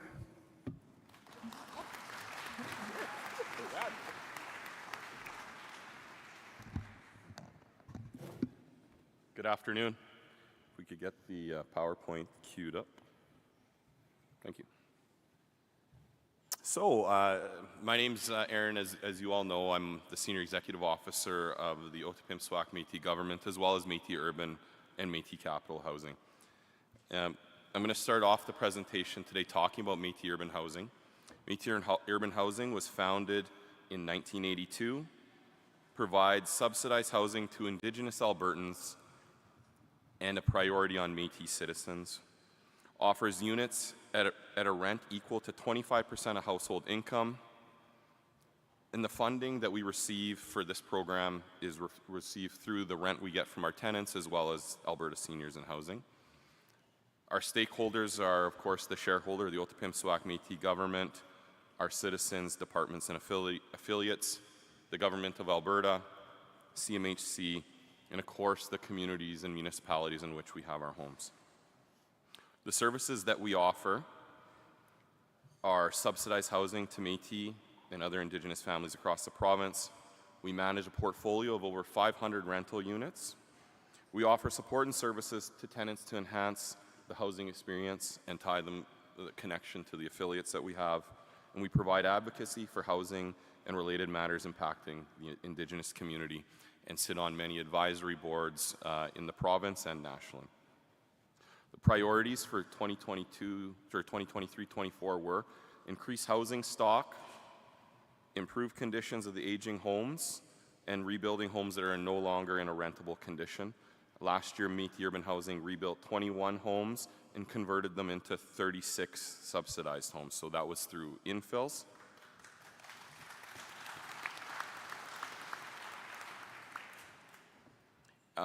A big focus, a lot of the stock that we manage is a bit older, so anytime we have the opportunity, we like to become more energy efficient, so we're spending less of the resources we have on things like utilities and that.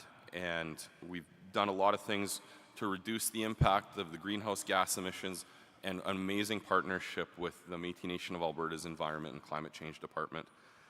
And we've continually are investing in our staff to make sure that they have the training and equipment that they're able to do the job the best that they can.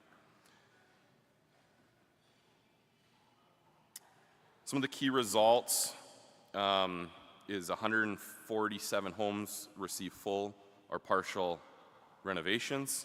We welcome 71 new families. At the end of the year, 69 units were renovated and 21 were rebuilt, and our rental arrears were at 3.09%. Our board, and I put the board here on this slide, it's not on, but I'm now the board, because I'm going to go into Métis Capital Housing next, and that we have the same board for both. So our chairperson is Audrey Patra. We have Laura Waniandi. So Audrey, you want to wave? Sorry. Laura, are you here? Laura Waniandi. Solomon Oje. Solomon here. Shannon Hicks. Hi, Shannon. Diane Lavoie. And of course, Valerie Quintel. And many of our staff, some of which are in the trade show and that are here today, if any staff from Métis Urban, Métis Capital, if you want to just give a wave and a round of applause. Woohoo! Thanks. All right, I'll now move into Métis Capital Housing. So Métis Capital Housing was founded in 2007. Very limited outside resources or revenue coming in from government, so it's mainly self-funded through the rental revenues and resources that the nation has and housing has. Housing is offered at affordable rent rates, which are 20% less than the market rent. Our cornerstone program is a program that offers housing and rent is at 80% of the average market rent in Edmonton, so it's a different way of saying, I guess, 20% less than market is 80% of market. The Indigenous Housing Capital Planning Program and in houses that we've rebuilt under that offers housing at a rent of 30% of monthly household income. And the Métis Capital Housing offers the homes programs, and the Reaching Home program for our citizens, which I'll talk a little bit more in a minute. The services that are offered, affordable housing to Métis and other Indigenous people across Alberta, property management for over 300 rental units, support and services to tenants to enhance their housing experience, provide advocacy for housing and related matters impacting our community, and we administer the rent supplement program, the home repair program, the down payment assistance program, the mortgage assistance program, and the Reaching Home program. Priorities for 2023-24 were increase housing stock and improve the condition of aging homes by rebuilding homes that are no longer in rentable condition. To that end, Métis Capital Housing is currently building 4 affordable housing projects. 3 of these projects are expected to be completed in 2024, while the fourth project is expected to be completed in 2026. Again, a focus on the energy efficiency and reducing our greenhouse gas emissions, and continue to build relationships with our stakeholders within the nation. Some of the key results of the program: 111 homes received full or partial renovations, 64 new families. At the end of year-end 2020, or year-end 22 units across Alberta were currently under renovation. Our rental arrears were at 6.4%, and 91% of our units were occupied. Programs, our rent supplement and student rent supplement programs. So we've helped 934 families.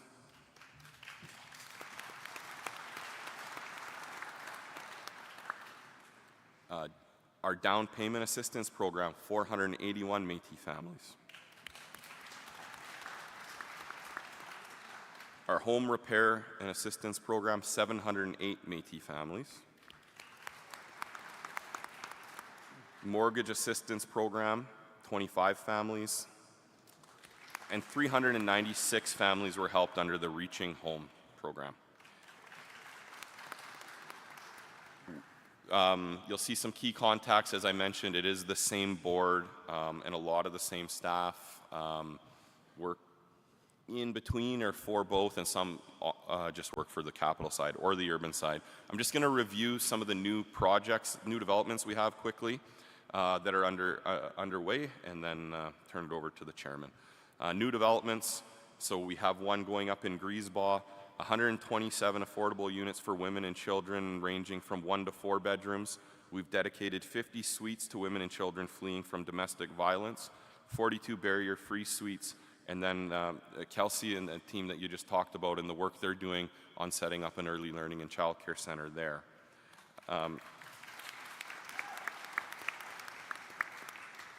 A new initiative that's underway is in Peace River, where we'll provide 11 new affordable housing units, and we're really happy that that house is being built in, or those homes are being built in a really green and efficient manner, and we're going to be receive 25% reduction in the greenhouse gas emissions.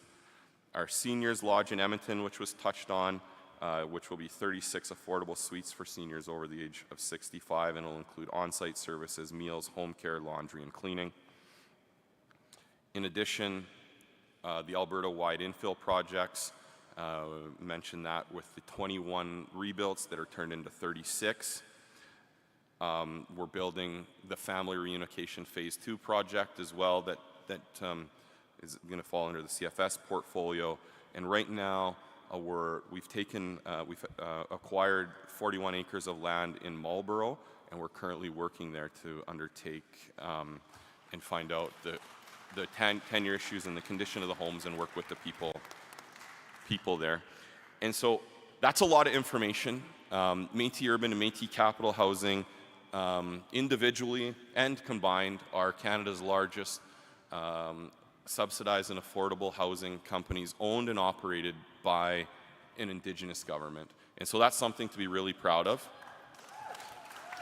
You know, the numbers that roll off our tongue, and we talk about it at our board meetings, you know, when you look at those programs of, you know, over 900 people getting support from our rent subsidy program and that means in order to get that program, that these people, these 984 families, are residing in market housing, and it's overcrowding, it's taking up more of their income, you know, and there's nothing left for food, and on and on. So you imagine 984 families that are moving from a position of not affording rent to being able to afford rent, and the difference that $400, is that's usually what it is a month for, you know, can make for a family and for children is remarkable, and we're so absolutely proud of these programs. And so that wraps up my presentation, Mr. Chair. If there's any questions, happy to take them. Good. Thank you, Mr. Barner.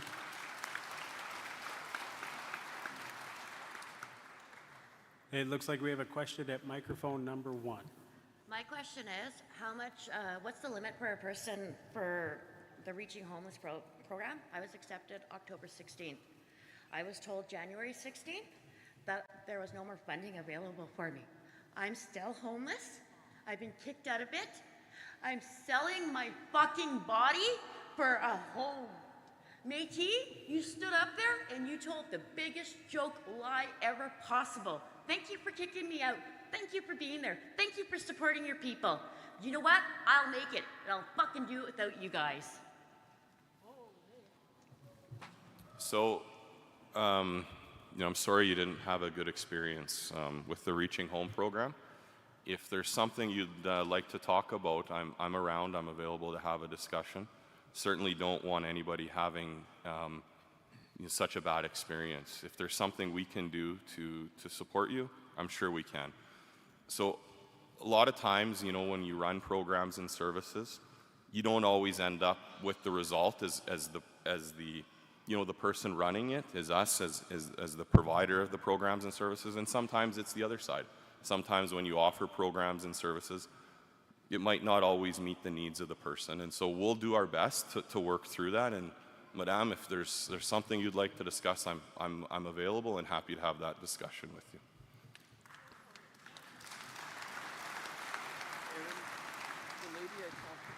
Microphone number 2. Good afternoon. My name is Norm Warnitz. I'm from District 9, and I'd like to address the respected elders of the nation, ladies and gentlemen, our children, our future leaders of this nation, and our elected officials of the nation. Right now, at this moment, I'm a little bit on an uneven keel here as to which government I want to go with. I don't totally understand where our new government is going, and until such time that I know and understand it better, only then will I make that choice. But understanding with the Métis capital housing, Métis urban housing, you made a comment there, Aaron, about being owned and operated. So all the homes that's owned by Métis capital, Métis urban, are owned solely by the nation? Is that what you're saying? Yes. Is that a truthful answer? Yeah. Okay.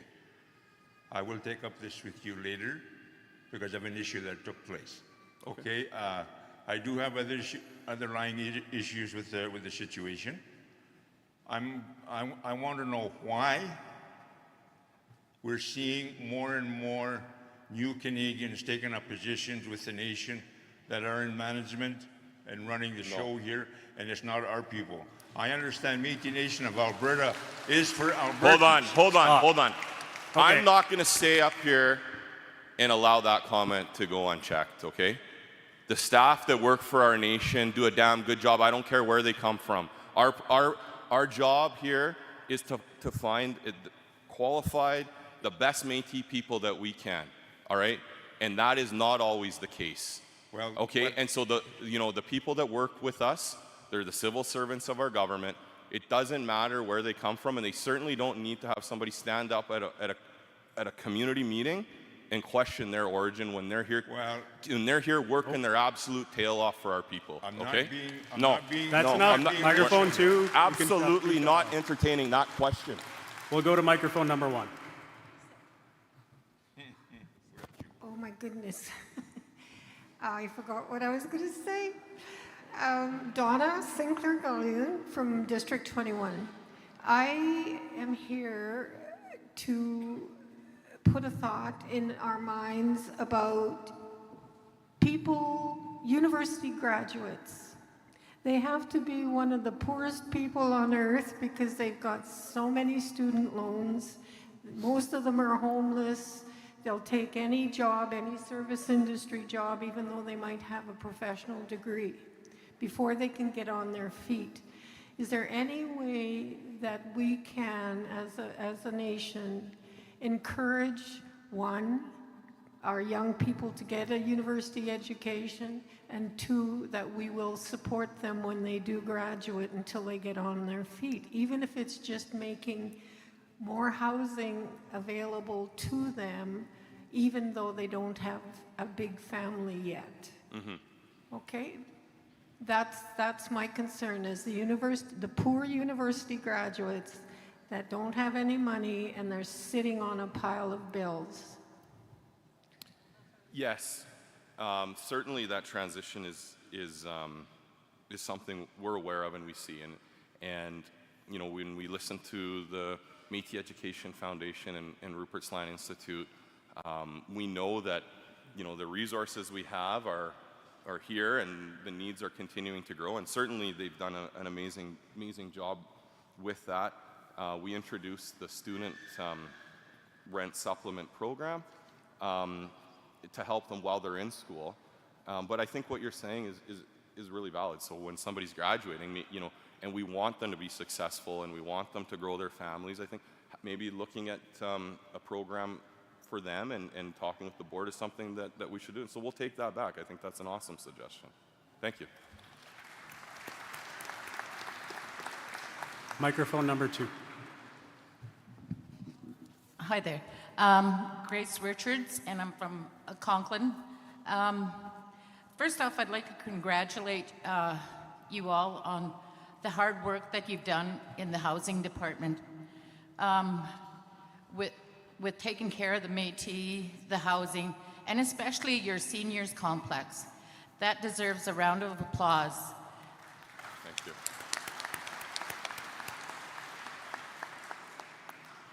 I would also like to state that in our community, we do have a housing program in place already. We have 15 homes that are coming in. We have 6 more before the end of December, which is 22 homes. And this housing program is hard work of the community itself. So I know how hard it is in a community to work on housing. Right now, when it comes to our seniors, we have no housing. The question that I'd like to ask is, will some of that funding for seniors complexes reach the rural communities? And if so, how do we go about accessing that for our own seniors so they can stay home? Yeah, very, very good question. Finding resources to build anything is really tough. As you know, or many of you may know, we did have a seniors lodge in Northeast Edmonton. That was part of a purchased, years ago. I think it was actually around 2012, and that was run for a number of years. And it just got to the point where there was asbestos and all those things, and so we had the existing site, and it's going to be demolished and rebuilt. As far as having the funds and resources to do centers and that all over, we don't have that funding right now. What we do when we look at projects is really try to pull together all the resources available. So one of the ones that we talked about today is in Griesbaugh. So Griesbaugh, as we all know, is federal land. It was an old army base. The military jail was there, on. And so, we know that project is in Edmonton. We know most of our citizens some are in Edmonton, but most are from around areas, Calgary, wherever. And so people are, why are you doing it in Edmonton? Well, that is how that happened. Was the federal government has some land. It was worth well over $1 million. You secure that for, I think, maybe 10% of the value. Then we're over at CMHC, the Green and Inclusive Energy Fund. We're using the ELCC dollar for the Sarah Center that Kelsey had talked about. We're pulling money from the municipal government, and it's really difficult. You got to put all that around to get a project done. And so where we're best able to find partnerships and get a funding from a different source, like the land from the federal government or from a municipality and on, those are the projects that seem to go forward just because it takes the least amount of dollars that we currently have and resources that we currently have. But we're very well aware of the need, not just for seniors, but for students, for low income, for affordable, right across the province, not just in any areas. And then secondly, when it comes to the needs in different communities, and I go back to Métis urban housing. We never came up with the term urban. In the early 80s or so, when this program came out, it was called the Urban Native Program. And so they say, here are the parameters on which the houses are, and they're in naturally urban centers. We never picked those centers. That's where the stock was that we were running and now that we own, so over time. So just a little insight into that on how we kind of build projects and end up in different parts of the province. But we know the need is absolutely everywhere. And the great thing is the home programs like the down payment assistant, rent supplement, the repairs, reaching home, on and on. It doesn't matter where you live in the province, that's open to anyone. Very good. So we're running short, but we'll go to microphone number 1. Yes, hi, my name is Jaron Breland. I come from District 12. My brother recently was evicted in January, got thrown out by April. He has mental health issues, addiction issues like many of our brothers and sisters. And I was there in a position to advocate on his behalf. Had no luck with the government sources, so I turned to the Métis Nation. I turned to the urban housing program, to the Reaching Out program, and I made connection with one of the workers, and it was clear in my talks with her that she was incredibly overwhelmed and understaffed, and she did what she could to help me and help my brother. I don't have a question per se, but I would just like to comment. My brother is homeless now, and his attitude and feelings would be very reminiscent of the woman we heard from first. And these are people in crisis. And you can judge a nation, you can judge a people by how they take care of their weakest members and their most vulnerable. And I guess if I did have a question, I would ask you this. Is there a way that we can streamline a crisis management system so that when one of our members falls between the cracks into those spaces, and maybe the programs are there, maybe the facilities and the connections are set up, and I just wasn't aware of them, but in going forward, it would be nice as a member of this nation that if I could call a number and those connections would be already pre-made so that I could offer help to someone like my brother or the young woman who just spoke going forward. And lastly, I'll say this. I like the free swag. I like the stickers.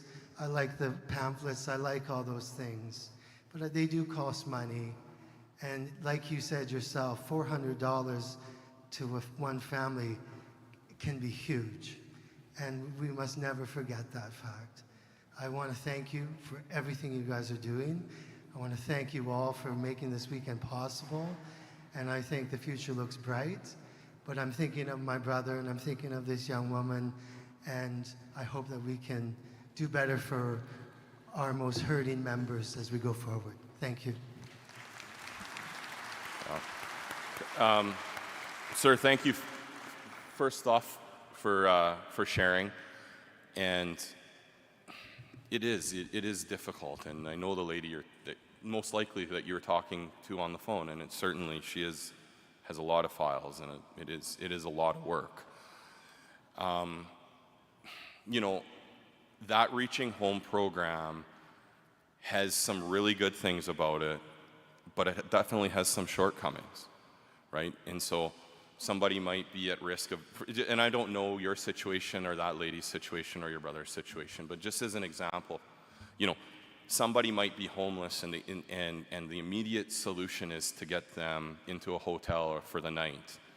And so we'll do that, and that's good for that night. And then what about the next night and the next night and the next night? And what if they don't have the proper supports, or somebody wants to come and sleep in that room with them and we're not there? And all these things that, you know, you really need to be able to provide that wraparound support, that love, and that connection. And we have a huge gap in that area, and we realize that, and it makes it tough, right? Because when you're out there and you're working your butt off to get these resources and know that, yeah, it's going to help a lot of people, but there's still going to be some that fall through. That's tough, right? And what, you know, why I went out of my way to thank Minister Williams yesterday is because that recovery center to our nation means so much more than a place to go and get your treatment. We're building, we have the best health director in the nation, Reagan Bartel. She's designing, you know, working with government, working with agencies, the detox, then getting into that pre-treatment housing, then moving into the recovery center. We've worked with the city of Edmonton to try to get some land in Blatchford, and we're damn close. And we've worked with mental health and addictions and Alberta Seniors and Housing to get some capital funds to build a place, you know, and we're calling it Hope Village, that they can go and live after and sober and have a garden and a pickleball court and all those things. And I'm looking at that awesome model. This is the first model of its kind, certainly the first Métis model of its kind. And I know even with that, it's not going to be big enough. It's not going to be scalable to the 70,000 citizens and everybody that needs it. But we need to know we're all in this together. We're all taking those right steps. And I hope I get to meet your brother one day. I hope there's a way that we can work together. And it's not just that Reaching Home program and that phone number. There's more to it. And so we see those gaps, and we live it every day, right? We see these people, and whether they're in our office or in the local or on the phone. So don't think that we're missing it and that we're blind to it, right? And so I really appreciate you coming up and saying those things. Thank you very much.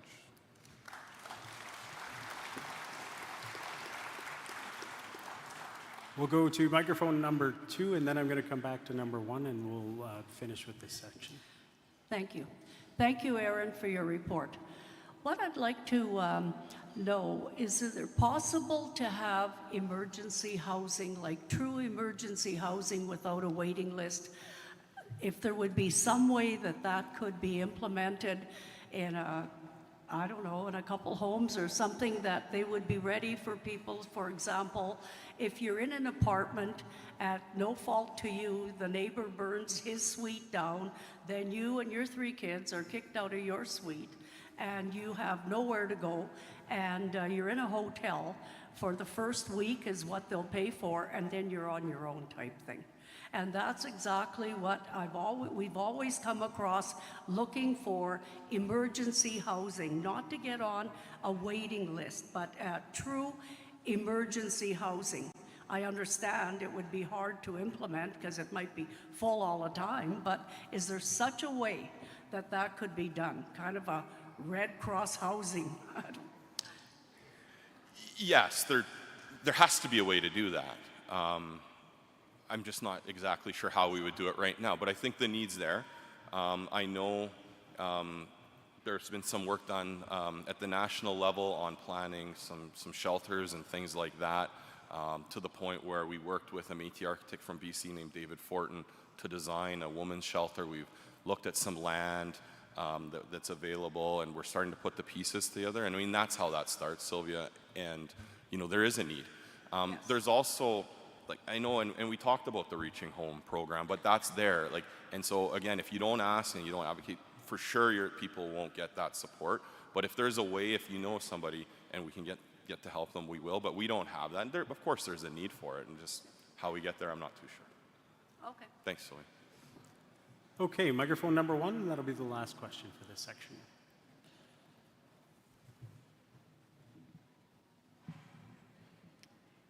Hello, my name is Lena McCallum. I'm from Conklin. I've been asking for help for quite some time for my house, and there was 20,000 given to a contractor. Apparently the contractor doesn't know anything about building houses, so he wrecked my house. Right now, I do have pictures of what he did to my house. He wrecked it. And anyway, and I've been asking for assistance to repair those damages, and nobody's listening to me. And also, I have supposed to be running water in that house, and there's sand coming out of those tanks that are being used for the house. I don't feel like drinking water with sand in it anymore. So my home is too damaged to live in. And also my steps, I've been asking for years to have a ramp built because I'm having problem to use the steps, and nobody is listening to me. I'm only speaking for myself. So is there any way that I can get help? I am 79 years old. I can still cook for myself and I can still wash the floor, but nobody is listening to me. I'm being ignored as far as that goes. That's it. Okay, thanks, Lena. We've done hundreds and hundreds of renovations. So if there's an issue with the contractor that did yours under the renovation program, I think the best thing to do would be for you to let us know, maybe send an email or write a letter to me, and there's a way we can advocate and reach out to that contractor.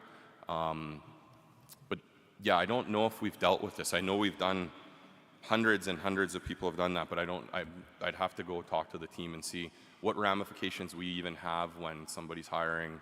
We're funding it and they're finding the contractor, getting the quotes and picking them. I'm not sure how we would navigate, but if there's a way we can help, we certainly would. Thank you, Mr. Bonner. Okay, I'm not done. I need help. Somebody has to help me do all that stuff. That's hard work for a 79-year-old lady. Sure. Lena, maybe if you want to give Val a phone call when you get next week, and we can start there. I can try that again. Thanks. All right. Can I get you to join me in thanking Mr. Barner and Secretary Quintal? So we're a little bit past the point in our agenda where it was time to take a break. So I think we will recess the gathering for 15 minutes and give everyone a chance to stand up and get some air and do the things they need to. And we'll come back to Secretary Quintal one more time after the break with Métis Nation Holdings.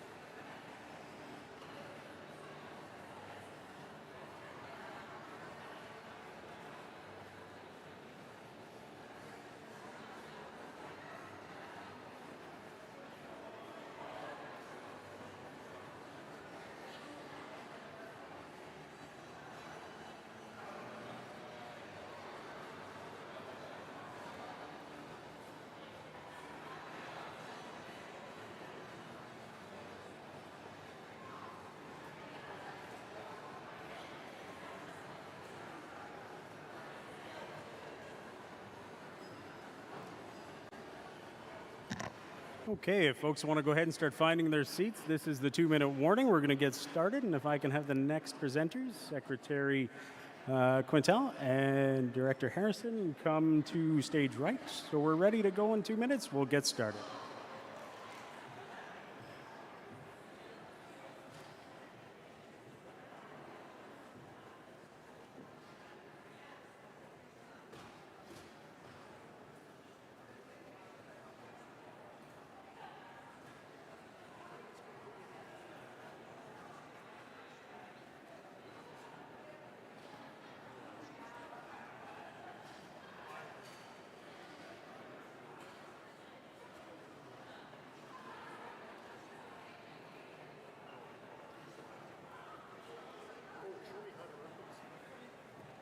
Just the first one is going to, yep, and then it's just up and down, it's forward. Okay.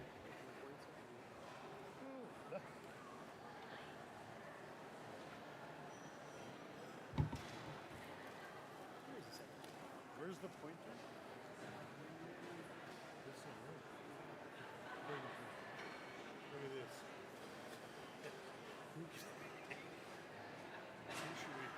Who should we laser?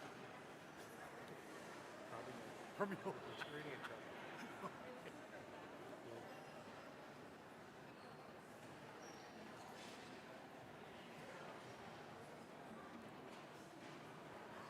No, you guys were doing fabulous there. We were right on. We were ahead of time. We were. A couple of security issues.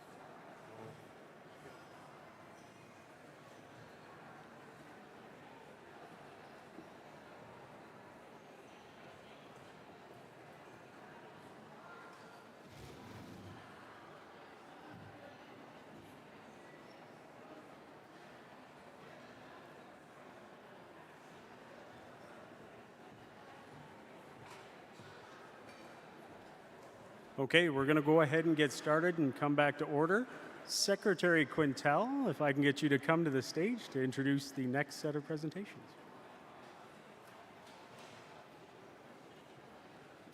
You got to watch out for them Slave Lake folks, Secretary Quintel. They'll keep you talking all afternoon.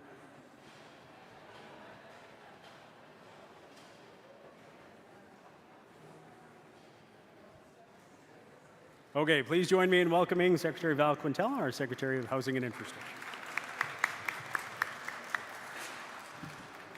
Sorry about that. So the second part of the housing presentation is Métis Nation Holdings. Métis Nation Holdings is a for-profit company 100% owned by the Métis Nations of Alberta. In a government setting, it would be considered the Department of Infrastructure. We are responsible for acquiring and maintaining a portfolio of facilities necessary to carry on the business of our government. Our intent was not to become a landlord, but rather to create a stable, cost-effective environment to support program and service delivery. The primary objectives are to act as an economic building block of the Métis Nation, to deliver a maintenance and upgrade program for our portfolio that enhances its value, to acquire assets that assist with delivery of programs and services that the Métis Nation deems necessary to provide. The holdings company allows for arm's length lease transactions and limited liability. The current board of directors for Métis Nation Holdings is the same as the Ottawa Métis government. Introduction for Ron Harrison. Ron has been with the Métis Nation for over 30 years and brings a wealth of knowledge and understanding of the priorities and infrastructure portfolio. Please welcome Ron Harrison.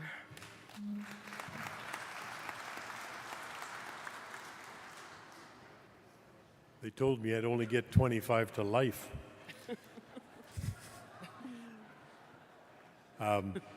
Thank you, Secretary Quintal. I'm just get this to green. Go. Okay. Secretary Quintal has just given us a quick overview of the holdings company itself. Very quickly, the departments and affiliate stakeholders that we have are within the Native Nation of Alberta, all of the departments. Apita Gosan and 854528 Alberta Limited, which owns the Veterans Building, and 1028796 Alberta Limited, which owns the August Collins Building, the regional office in District 12 now. Our main activity is property management, leasing, collecting payments from tenants, ensuring property is in good standing, building upgrades, code compliance, day-to-day maintenance and operations of properties, manage tenant improvements, assist in the purchase of properties, and support M&A departments and programming as required. The priorities for 2024 are to assist where required with purchase and property management of facilities required for new initiatives. Structure and organize holdings to take on the challenges that are becoming more apparent as the OMG continues to evolve. And thirdly, to prepare policy and procedures which will help maintain an effective and cost-efficient delivery. This is our small but mighty staff. A lot of got Jennifer Callahan is the operations manager. Brett is our facilities maintenance supervisor, and I'll just lead you to read the rest. And our summer staff, which we bring on seasonally. Just a real quick overview of the buildings. This is the Delia Gray building, which you're all familiar with as the head office. It was the first of our acquisitions in 1997. The only point that I wanted to make, first of all, the communications department has done an excellent job in the report. I encourage you to read about holdings and all the other amazing departments that are within our Métis Nation. So a lot of the stuff they've covered pretty much everything in there. But I did want to point out that one of the philosophies of holdings has always been to avoid using any M&A program fundings for the purchase of these buildings. So in other words, it's not being diverted from any of the other initiatives. And we've always managed to stick to that philosophy, so that's been pretty solid. The only other point I'd like to make there is that we attempt to, and when we're purchasing these buildings, to take them on and they're paid off as quickly as we can. 10 years is kind of our maximum. Real quickly, we've added a lot of, we maintain these buildings, I think, very well. We also add amenities that enhance their value and make for staff comfort. The Larry DeMille building was our second purchase. This is the MUHC and MCHC housing area. The only point I'd like to make within that is that it was, once we had this building built, we determined that there was need for an administrative wing. We built that and then sold or transferred, I guess, this property to MCHC and MUHC, and it's consistent with the M&A mandate of assisting affiliates wherever possible to achieve stability in program delivery. In other words, if you own your own home, it's makes life easier. The Métis Veterans Building, where we have a large number of some refer to it as the Inglewood Building.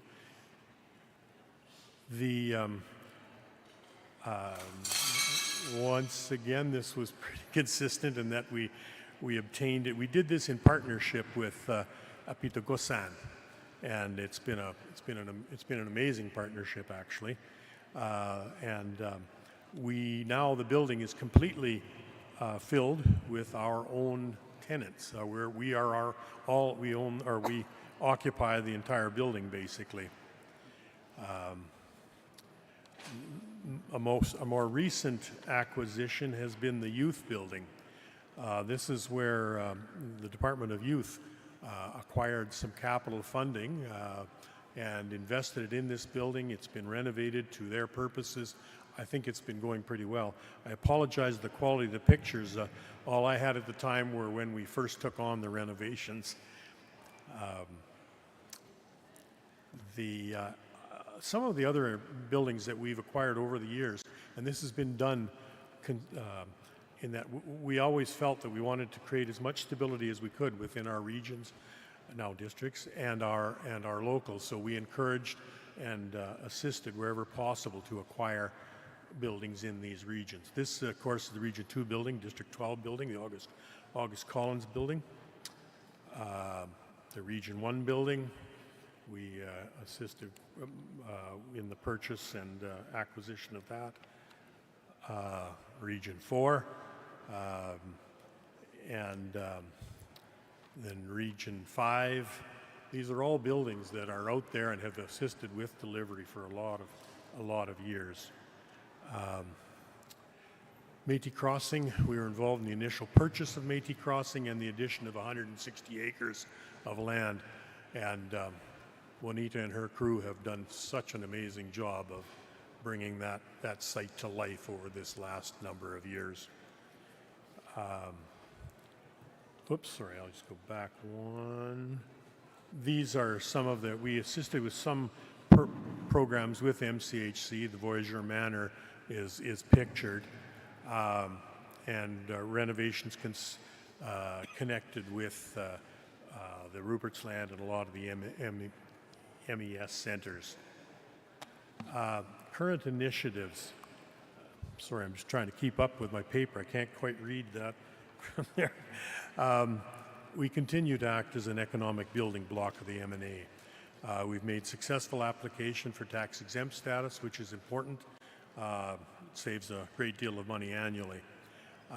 In conjunction with the M&A environment and climate change teams, we've done energy efficiency upgrades, Delia, Métis Veterans, Niganan. We've done solar energy projects at Niganan, or applications. We're in the application stage. Successful application for ventilation upgrades. A lot of involvement with our departments have made for value added to our properties. It took us a couple of years, 3 years actually, but we've now, the former Smoky Lake Continuing Care Center, Niganan, is all complete and ready and supporting programs and initiatives of Métis Crossing, as well as providing accommodation and meals, etc., for our staff and students out there. We supported the initial setup of services for the Métis Artists Collective. We're assisting M&A Health Department with the initial planning for healing waters in Smoky Lake. Supported MCHC in the acquisition of the Marlborough housing portfolio, and we're just right on literally in the last couple of days of working with District 13 and the land transfer for the Elders Caring Center in Grand Prairie. Just quickly, there's the upgrades that we've done out at in the solar. This is Niganan, which was the 20-bed continuing care center, which we've changed into our accommodations property there. And that's the actual property, the outline of it. It's a pretty nice place to stay, and I would encourage any of you who are attending events in that area, if you're looking for somewhere to stop, it's a good one. Kapasuan is the nurse's residence, which we converted as well, and it's on the same property. Really, that's it. As I said, I'd encourage you to read the report in the annual report. And I guess any reasons, the reasons that we could think of that citizens might want to contact us to assist in the acquisition, leasing, or property management of real property. resource and recommendations on contractors and tenant improvements, booking Niganan facility in Smoky Lake for accommodations and programming. And the list of key contacts is on the right. Okay. How'd they do for time? Are we good? Nailed it, Director. All You right. nailed it. Big round of applause for both Secretary Quintel and Director Harrison. Are there any questions in respect to the report for Métis Nation Holdings? Thank you very much. Thank you, Mr. Harrison. Thank you, Madam Secretary. With that, I will call upon President Sandmeyer to join us on the stage to introduce the report on justice.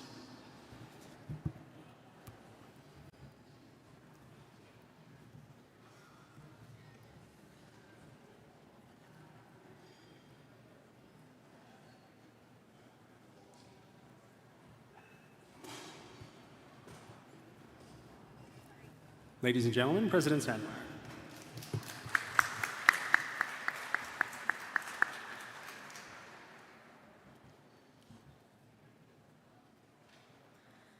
Good afternoon, everybody. The Justice Department is vital to advancing the well-being and safety of our Métis citizens and communities across Alberta. Our goal is to ensure that our citizens have access to justice services that are effective and respectful of our Métis identity and values. I personally have been driven by a passion for change to ensure that our people are not just heard, but actively engaged in shaping the systems that affect our lives. As many of you are aware, Indigenous people, including Métis, are overrepresented in the criminal justice system. This is a profound and ongoing issue that requires urgent attention and action. Unfortunately, the current system has failed to adequately address this disparity because it does not take a distinctions-based approach. Far too often, Métis-specific concerns in justice, whether in policing, courts, or corrections, are overlooked or lumped together with those of other Indigenous groups, despite our distinct cultural and historical experiences. As a governing member of the Métis National Council, we are actively working to change this. Our approach is guided by the principles of nothing about us without us. We are diligently working to create a justice system that acknowledges and responds to the unique needs of the Métis Nation.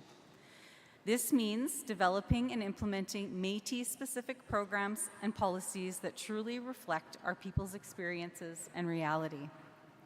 Building capacity to support and respond to the needs of our citizens who are involved with the criminal justice system is a top priority for our government. This includes developing Métis-specific justice programs and services and initiatives that will give our citizens the culturally appropriate support they deserve. As President, my unwavering commitment is to advance the well-being and safety of the Métis Nation within Alberta, and work through the Justice Department is a critical part of this mission. Before I introduce the Justice Department, there's one more issue I would like to highlight and even ask you for your support. This past May, the Parole Board of Canada granted day parole to Roger Bilodeau, a man convicted of manslaughter in connection with the deaths of Jacob Sampson and Maurice Cardinal. Jacob and Maurice were not just two Métis hunters. They were pillars in their community. They had families. Their loss has devastated their families and our Métis community. They had the right to harvest and hunt and help their community and their families. They deserved to make it home safely that day in March 2020. And now they deserve justice. We have launched a petition that calls on the federal government to reform the Parole Board of Canada to ensure that Métis and Indigenous voices are part of their decisions when our communities have been so gravely impacted, so the Parole Board never makes a horrible decision like this again. So please sign our petition. It is open for you to sign until September 20th. It has been posted several times on our social media. You can find it on our website at albertamétis.com. Join us in calling on the federal government to listen to Métis voices and make sure this type of decision never happens again. Thank you.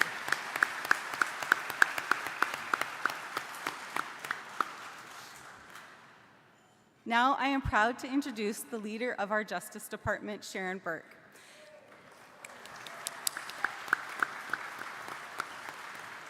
Who has been instrumental in driving this work forward.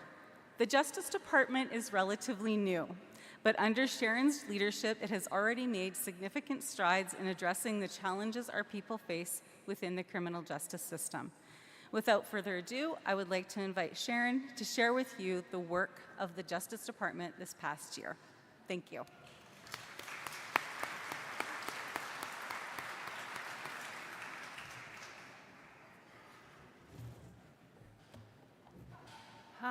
Tanse, hello everyone, elders, ladies and gentlemen, guests, our citizen reps, our district captains. Thank you, President Sandmeyer, for the introduction. Justice, that's pretty big, and I am both honored and privileged to be in this role, but it's all about community. Knowing what I know now, I'm a retired police officer, worked with Edmonton for 25 years, went into education, and I've come full circle with where I'm at today and able to use what I've learned, the skill set, the connections in community, connections within government, connections within the municipal areas, and trying to move this work forward along with Métis National Council and our governing members when it comes to justice. What's that going to look like at the federal level when we look at the Indigenous Justice Strategy, which they're currently working on? Having that distinctions-based approach is huge, because when we look at our history of our Métis people here in the province within Canada, we're unique in that we don't have our land base in short of our 8 Métis settlements within the province of Alberta, but we're all scattered across the province in urban settings, in our rural settings. So it does make it a challenge, and we are at that table advocating the importance of having this Métis-specific cultural programming for our people. Through our engagements that we had, we heard from citizens who work in the system, within the corrections, within policing, and even citizens who were in the system for choices that were made and their experiences, so hearing their voices on what needs to be done. So in moving forward here, as President Sandmeyer alluded to, the Justice Department is 1 year, August 8th, so we're relatively new. Our goal is to build capacity for our government, the Otipemisiwak Métis government, to support and respond to the needs of our citizens, of Métis Albertans in the province of Alberta. So currently on paper, because it is a challenge for me and for our government, because we're building our programming bottom up. So we're starting from scratch, which is exciting, but it has its challenges, because the reality is for us, we are relying on grant funding at the provincial and at the federal level to build our programs, to build the supports that we need. So currently I have on staff, we have our Métis Justice Advocate. And before we were a department, we fell under the umbrella of the intergovernmental relations. So we had Dolores Gladue, so she is our current Métis Justice Advocate, and she's one person providing supports provincially. We just brought on board Sarah Holmes. She's our new Justice Coordinator, so she's here to work in the capacity of developing and implementing the initiatives and programs that we are creating for our citizens across the province. So what's our mandate? Our mandate is to provide information and support to Métis Albertans who may have questions about or are involved with the criminal justice system. We're here to listen to what you're needing and to help you navigate the system.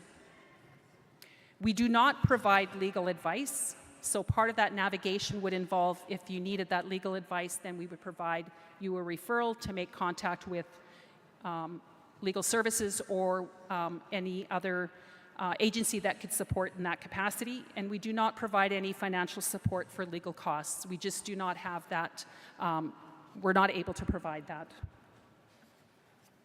So right now our focus within the Justice Department is advocacy and partnerships. We can't do the work ourselves. It involves having those partnerships with community agencies. There are a lot of community agencies that are non-Indigenous that provide supports to our people. There are a lot of within the municipal agencies, our nonprofit, we have our provincial, there's programming. So really at the end of the day, what we're doing is advancing and advocating for the rights and well-being of our Métis citizens and Albertans. That's kind of the role that Dolores, in her capacity, working as the justice advocate. Part of that with the partnerships involves collaborating, building, and maintaining partnerships to promote the needs and priorities of our people who are involved within the system. So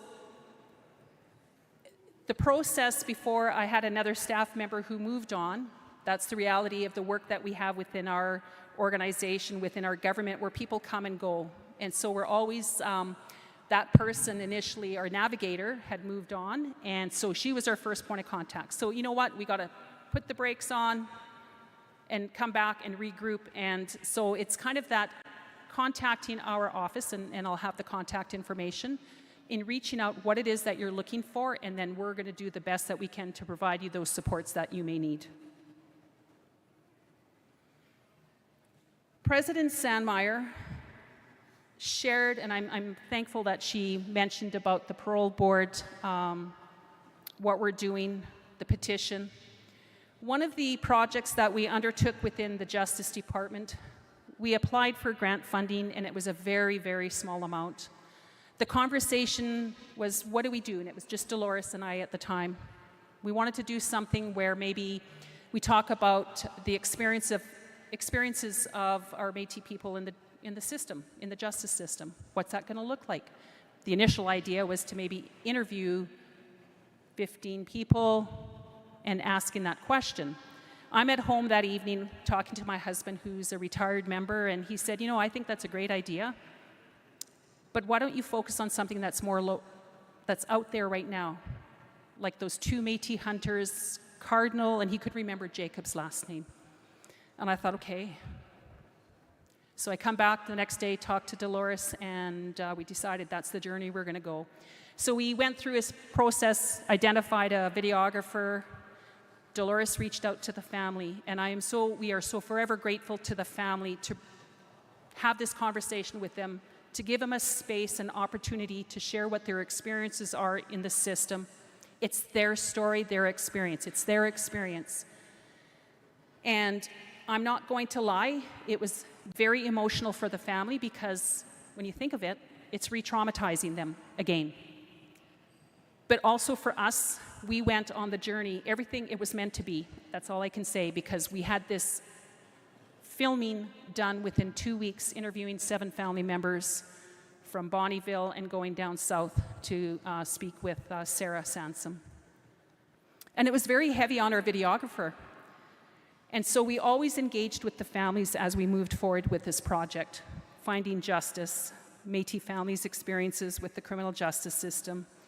And what this documentary does is it highlights the injustices that the family experience right from the get-go, from the very moment when the bodies were found of Jacob and Morris, from the police, the response there, how everything unfolded, the victim services, the court process, the parole board process, the court process, and we're still in the system. Every time this family, Ruby, Gina, Sarah, and the family members are being re-traumatized because they have to relive that experience again because it's still in the system. So it makes it hard because we can't really talk to the depth of what it is because it's before the courts. With the family, what we did once the video was completed, we did a private screening with them. We went to Bonnyville and met to share with them what was put together. And how do you, for them to come to you and say, this is great, you did a great job. It was hard, it was emotional, but they wanted us to share this with others. Then we had a public screening in April in Edmonton. And with the family's support, again, we're always communicating with the family to promote it even further, was to enter it in film festivals. So it did play at the Dream Speakers Film Festival here in Edmonton in May. And over 200 entries were submitted films, and we were one of the 40 selected. And we just recently learned that it's been accepted to the Calgary Justice Film Festival in November.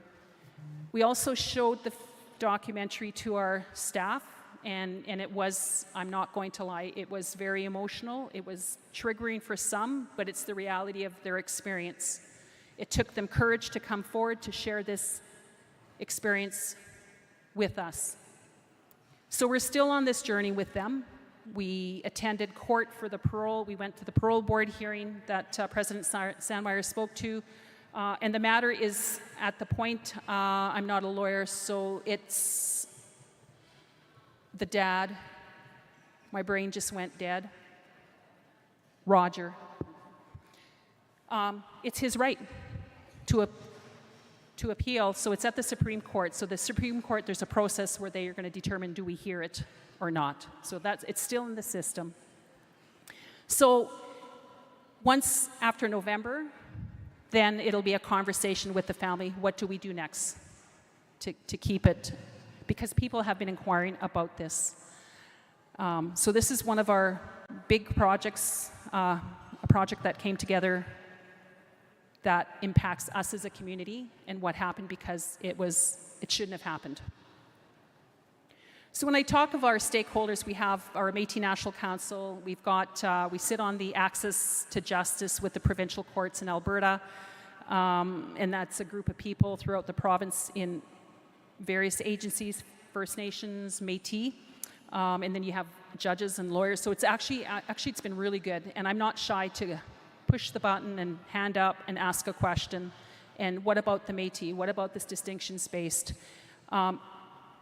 We have Alberta Public Safety and Emergency Services. We've got the Correctional Services, Alberta Justice, RCMP, Edmonton Police, and Calgary, because Edmonton has the second highest Métis urban population in Canada, followed by Calgary, but then not forgetting about our people who live in our rural areas. We have a really good working relation with Native Counseling and other agencies. So we continue to work towards collaborating and building these partnerships because we can't do the work. There's some good work happening out there already. And so it's all about relationship, building that trust. So our priorities for 2024, it's still working towards that development implementation of the Métis Justice Strategy. We're already doing work already. We're advancing some justice initiatives. We have Sarah, she's working on a Indigenous court work program for us. So we're working on the building the framework for what that's going to look like, and then funding application comes out next year, and hopefully we'll be good to go and submit our application. Restorative justice, that was a common theme heard throughout the province, and I'm a firm believer. In my days of policing, I probably can honestly say on 10 fingers here that I charged young people. The vast majority were diverted to the restorative because I'm a firm believer in this process.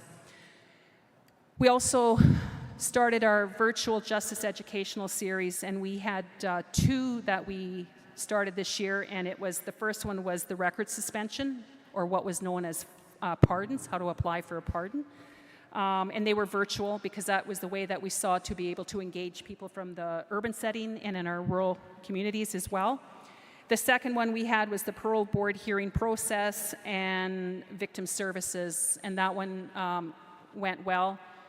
We're always asking for feedback. What would you like to hear? And providing feedback with respect to that, because I can stand here and say there's a lot of work that we need to work with respect when it comes to the Parole Board of Canada process. Having been there with the family and witnessing how structured it is, I was, to say taken aback, it doesn't even describe. I actually was very disappointed because it's the families, yes, on paper it says they can speak, but once they say their statement, victim statement, that's it. There's no interaction, so the process is not good. It doesn't work for our people, or I would even argue for Indigenous, First Nations, Inuit. We're looking at moving forward with respect, knowing your legal rights. If you get stopped by the police, what are your rights? Are you being detained? Are you being arrested? What are your rights? So that's another big part of the puzzle that we're working and we'll be starting up again in the fall.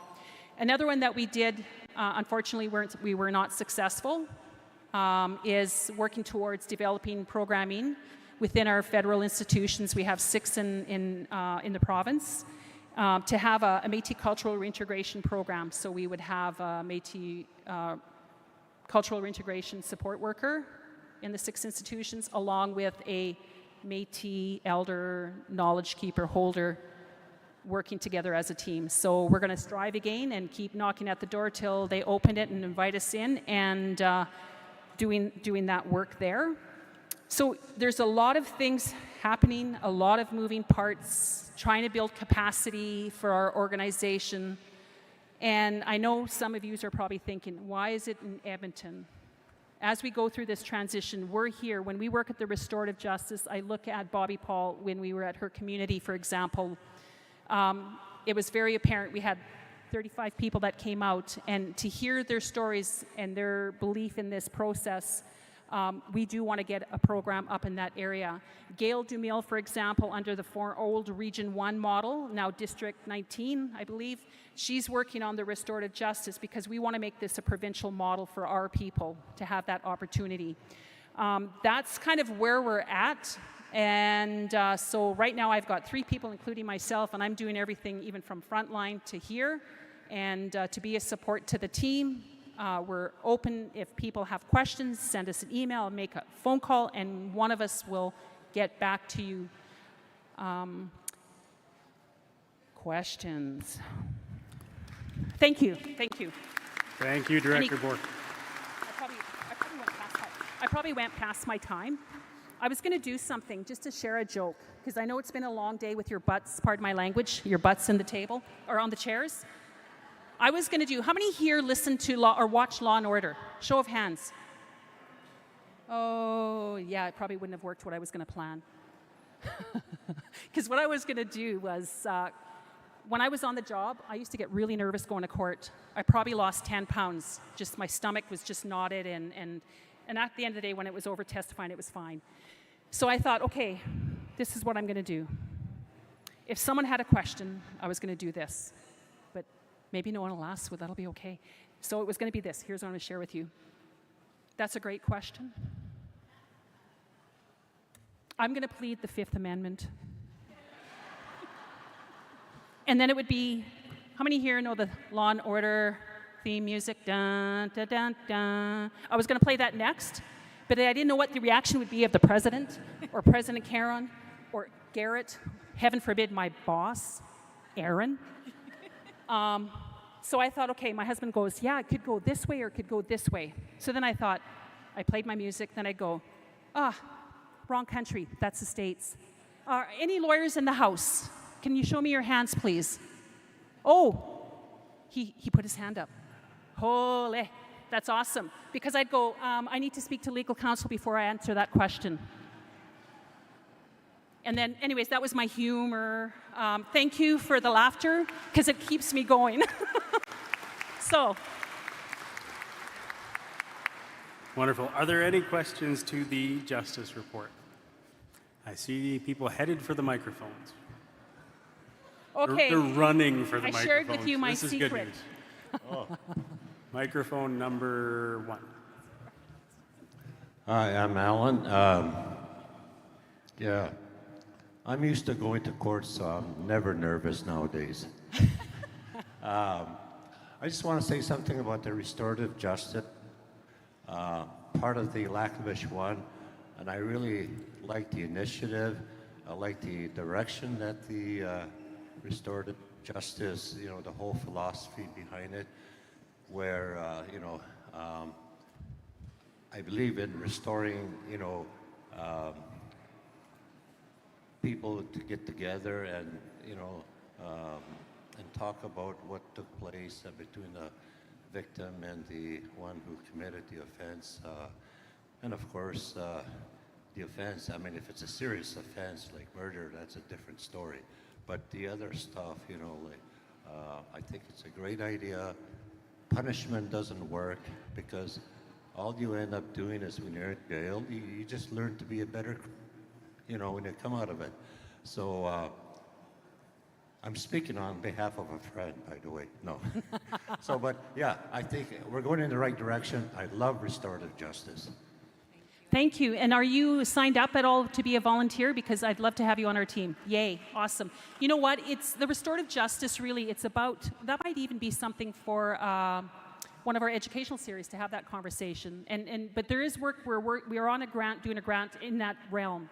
But it's about repairing the harm that was done, and then, of course, there's certain conditions as to what type of cases we could hear. So thank you so much for that feedback. And I think that is my Donna Sinclair? Microphone number 2? Oh, sorry. Sorry, number 1. Sorry. Donna. I'll take it from here, Sharon. It's fine. Sorry. Okay, yeah. If you two are finished. Oh, he's blushing. Donna Sinclair Gallion, District 21. I'm a volunteer with our Youth Justice Society in Slave Lake. We used to run panels and sanctioned panels, and now we run restorative justice circles instead. Part of the problem we're having is that the funding is, like any government granted program, the funding is always very limited. We have been having our meetings and our circles at the Native Counseling Services office, but we need our own home. The Métis, the Rupert's Land, part of the Slave Lake Region 5 office, has let us have our larger circles there, because when the offenders or the person harmed and the person causing the harm, plus all the community members, plus facilitators, that can be up to 10, 12 people in a circle. So the Métis have let us use their office, but we need anybody that's going to run, any community that's going to run restorative justice circles has to have a place to have their meetings, has to have a place to have their circles, plus needs funding for refreshments, because sometimes these meetings go on for 3 hours, and we don't leave until an agreement happens. That finding a place, paying rent, getting the refreshments, like we can do our own fundraising, but it's never enough. So I guess I want to be an advocate here and just say, if the Métis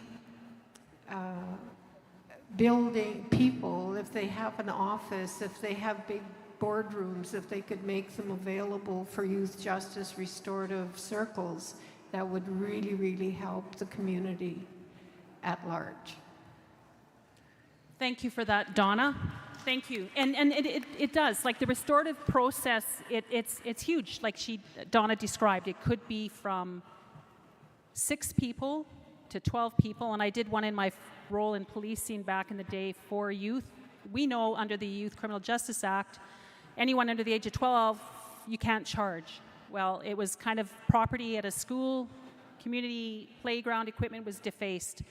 And we had when I reached out to the parents and guardians, they were totally supportive. And we ended up going to the Friendship Center because it not only involved me, the principal, the 4 young people, their parent, guardians, grandparents, then the beat officer was in, and then we had the Success by Schools, and then we had our committee members. So we had 4 separate circles. And by the time we finished, we had them at lunch. We provided a lunch, and we were done by, it was like almost 5:30.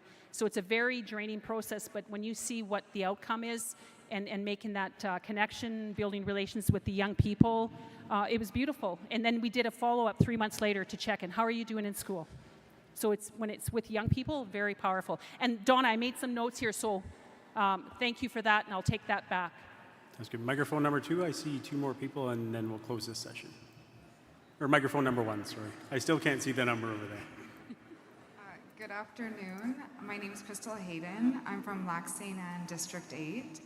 I think restorative justice is an incredible thing that the nation is partaking in.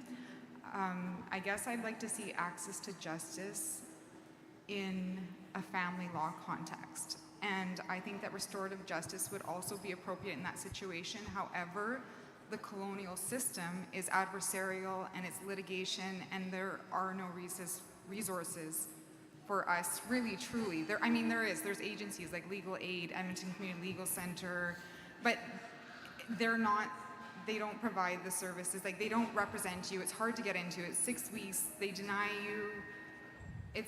There's a huge lack of access to justice in the family law system. And I agree.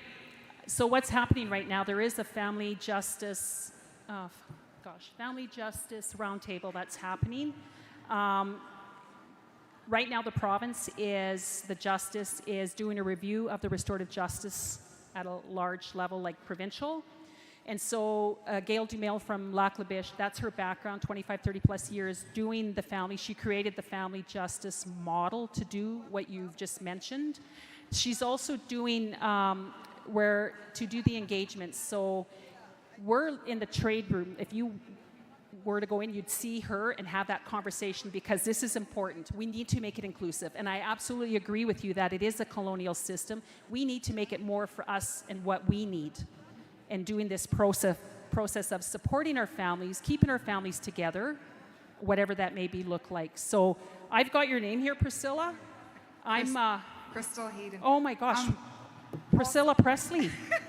I'll take it. It sounds nice. I'm sorry. I apologize. Just one final note. I would love, and many of the law students that I know would love the opportunity to be more involved with the Métis Nation of Alberta. And we just don't know where those opportunities are. And so maybe if there could be some sort of more connection between us and like the Faculty of Law and the nation. Okay, so are you a student of law? I'm articling and I just graduated. Oh, yay, yay. Okay, congratulations. When I'm done here, I'd love to connect with you after. So if you want to go over there, I'll give you my card and we'll have a good conversation, because the radar of U of A law on my books. Thank you. Microphone number not 2.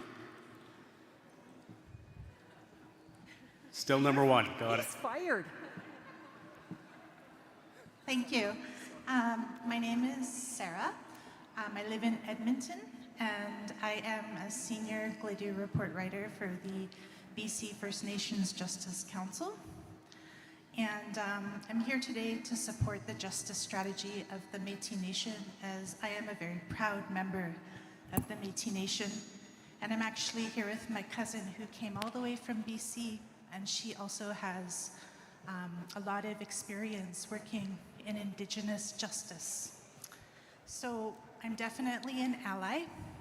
I'm hoping to see the Métis Nation have their own unique Gladue department where we can provide Métis-specific Gladue reports for Métis people who come before the courts, which also includes youth. Absolutely. Mm-hmm. So I understand how the Gladue report process works in Alberta, and that Gladue reports are ordered by the court. However, with the council that I work with in BC, we have our own department, and we provide those Gladue reports for Indigenous people, including Métis, who come before the courts, and we receive that funding from the government to provide that service. And that service also includes access to lawyers, Gladue support aftercare, as well as some other services. So it's very comprehensive in the way that we support people who are coming before the courts. So I guess my question is, I have a lot of thoughts about this, and Gladue is it's very complex. There's a lot of different things to take into consideration, but I was just wondering if if it's on the radar for the Justice Department to offer GLIDU reports for Métis people specifically, and if there's a possibility of receiving funding from the federal government to develop that program. And also too, I think there's a lot of area and room for research and discovering the specific GLIDU factors that impact not only our Métis individuals, Métis families, but our Métis communities as well, so that when we write GLIDU reports for Métis people, that information is very specific. So yeah, that's my questions and my comments. Thank you so much for that, Sarah. So I met Sarah back last year in Edmonton with her cousin, so thank you. With respect to your my response to this GLADU, the way it works in our province currently, because being part of the Métis National Council, governing members on the Indigenous Justice Strategy, there is one of the provinces, they do their own. It's the way the funding filters from the federal to the provincial. Here in Alberta, unfortunately, it is the province that does that funding. The vision that I have, but with support of the leadership team and people within, is I would absolutely love for us to have our own GLADU unit, whatever that may look like. So it's being creative when it comes to applying for funding. So there is, it just came across my email, the Indigenous Victims of Crime funding. So it's kind of even like victim services, you know, using that and creating something as a starting point. But absolutely, it's on the radar. We do have Dolores GLADU is also a GLADU writer, so, and she speaks, and the same, her messaging is the same as you, so absolutely, yes. Very good. Can I get a warm thank you for President Sanm and Director Bork for the Justice Report? Thank you. Thank you for your time. Thank you, Garrett and President Sandmeyer. I will now call upon Secretary Jason Ekberg to deliver the report of the Secretary of Treasury, as well as the Auditor General, Ruben Jeffrey, our Director of Finance and Senior Executive Officer. Please give a warm welcome to Secretary Jason Ekberg, our Secretary of Treasury.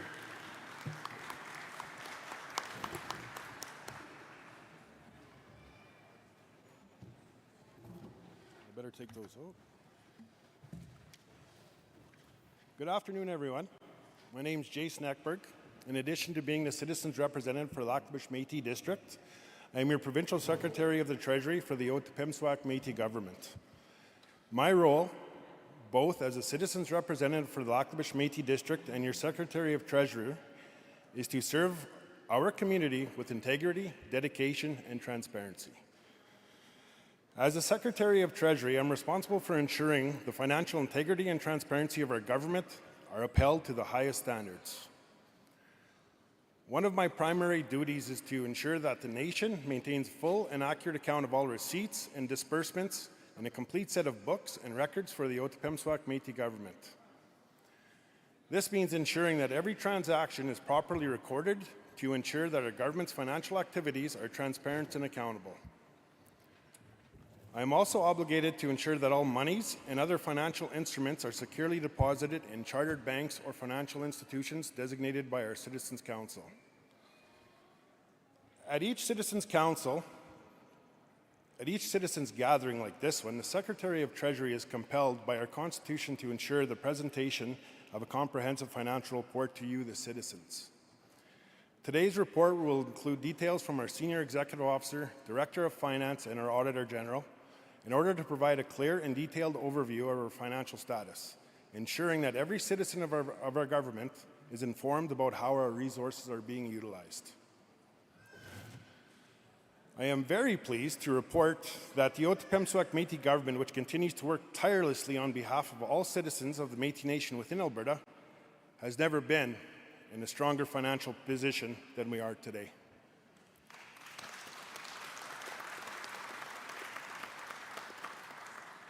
As you'll hear, we have some of the best delivered programs of any Indigenous government in Canada, and that is supported by a strong financial position, which is protected by a robust fiscal policies, which are overseen by the Senior Executive Officer and Director of Finance.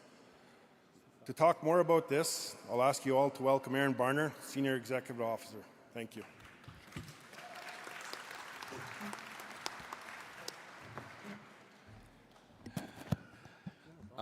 Actually, you know what? I'm going to turn it over to our Director of Finance, who's going to talk about the Finance Department and introduce some of the finance staff that are here today. But I'll be available for questions throughout the presentation.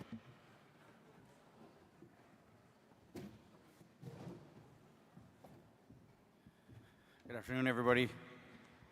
I'm Ryan Fleming, the Director of Finance for the Otipemisiwak Métis government. So I'd just like to acknowledge my team, and with over $135 million revenues that come in and currently over 130 different programs that we have to manage, along with a few other entities, and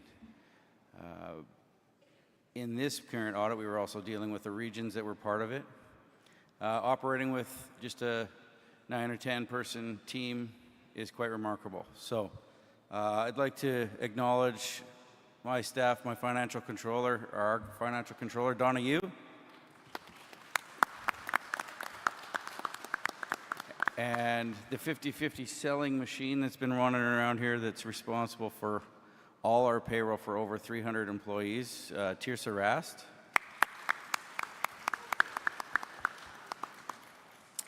And our officers, Harvey Semenrock, Cynthia Belasco, Irene Orenchuk, Colin Landry, Belinda Bai, Tammy Jennings, and a lot of times Yvette Grey Eyes.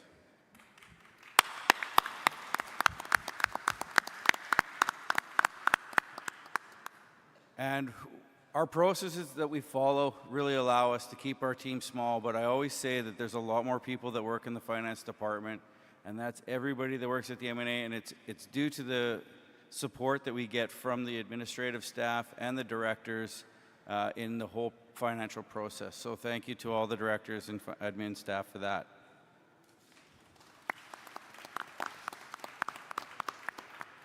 And lastly, it's our overseers, our SEO, Aaron Barner, and President Sandmeyer, that give us the support in our processes and guide us when we need it. So thank you to them as well. And with that, I'd like to call up our Auditor General, Ruben Jeffrey.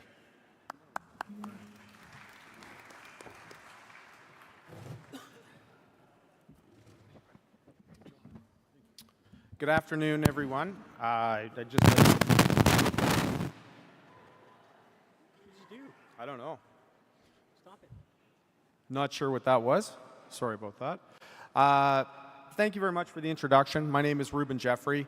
You've probably seen me up here many, many times now. I'd just like to say that the annual financial statements, everyone has a copy of them on the tables now, and it's 162 pages. There's a lot of information in there, and it's a big task to get them done. I just want to acknowledge the Citizens Council and the entire staff at the organization, the nation, to putting it together. All right, we just have a quick slide presentation. I don't know who has control of it. Is it me? Oh, okay. Boom. Okay, so we're just doing a quick review of the financial statements over the last 5 years. You can see for the fiscal year ended March 31st, 2024, the total revenue was $115 million. In 2023, the revenue was $168 million. There was carry forward funding of $42.8 million into the 2024 fiscal year end, and there's $62.7 million that's deferred to the next year. A couple of the reasons for the large increase and decrease there is there's a couple of programs that were one-time programs, COVID-19, and then the second one was the replacement reserve funding. This is a breakdown of the different revenue by department. Just a nice slide so that you can see the interim financial fiscal financing agreement was $16.929 million. You can see the governance funding is $9.16 million. You can see the framework is $1.762 million, and other funding is $41.886 million. This is a 5-year comparison of the expenditures. So the total expenditures for the fiscal year ended March 31st, 2024 was $113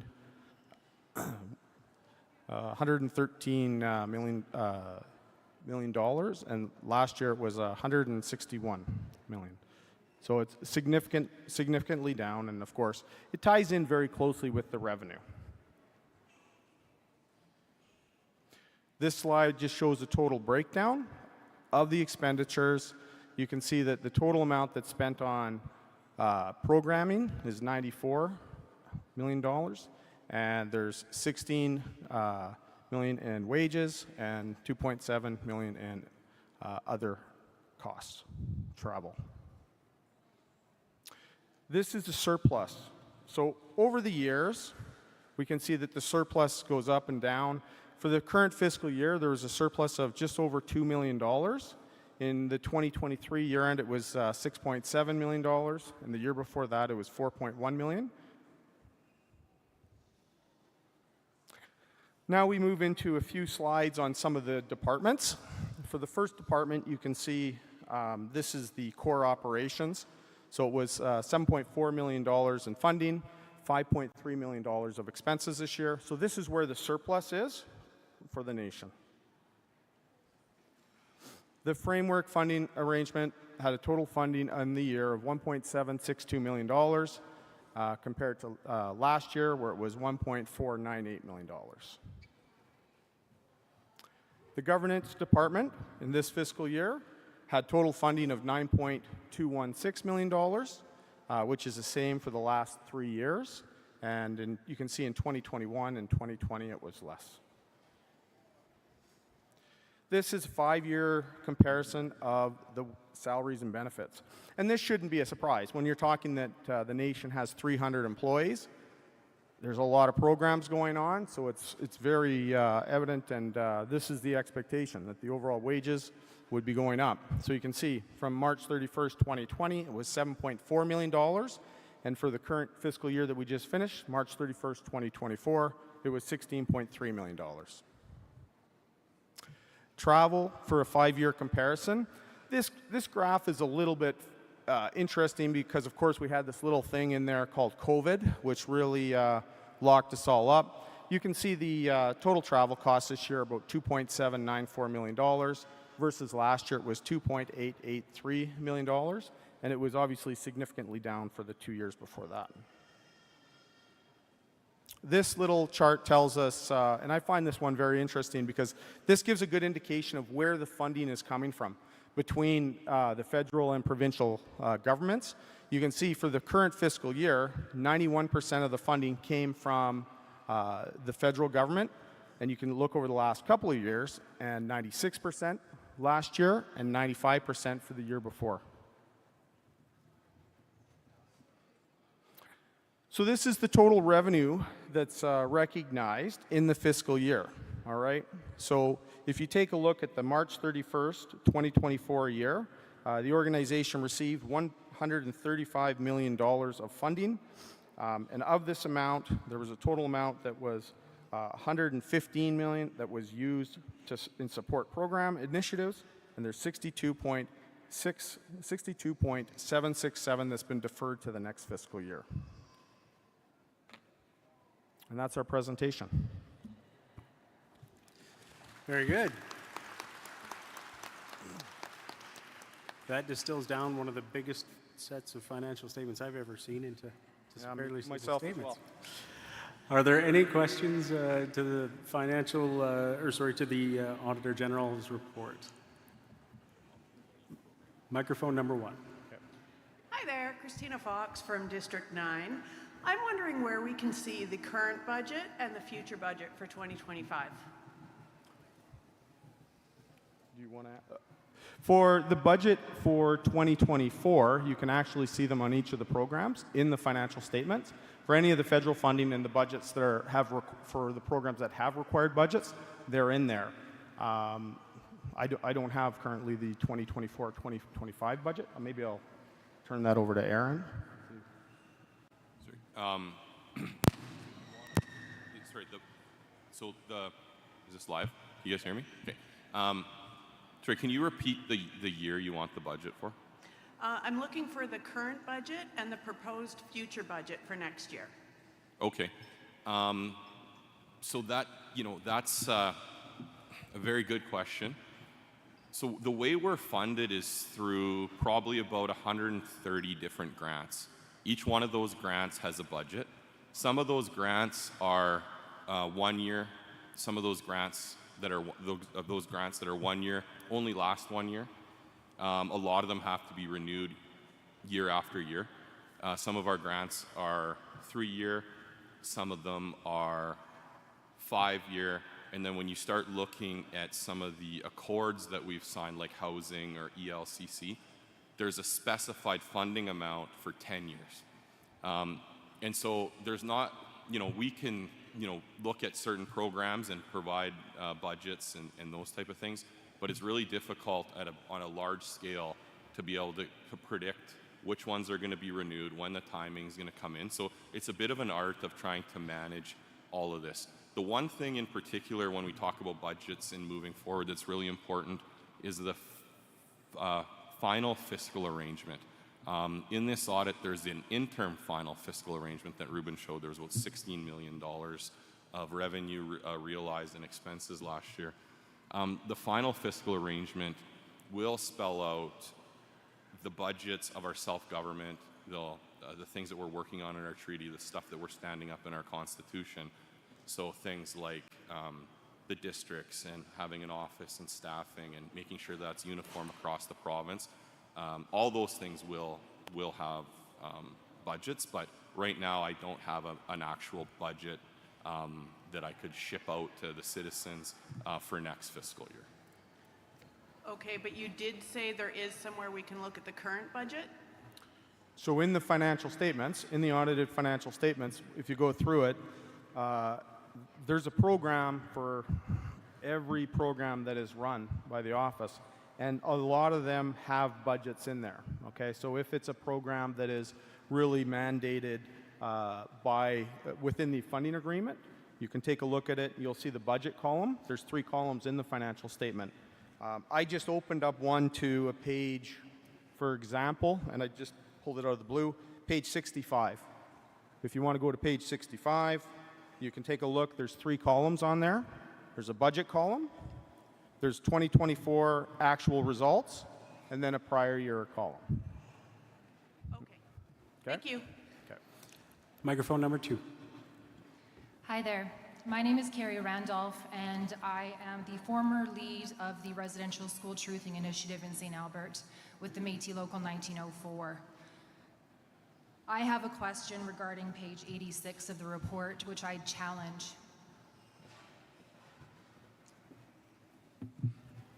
I had written the grant for this proposal, and it had been a part of this initiative for about 3 years. When I left last September, I submitted a report to the local board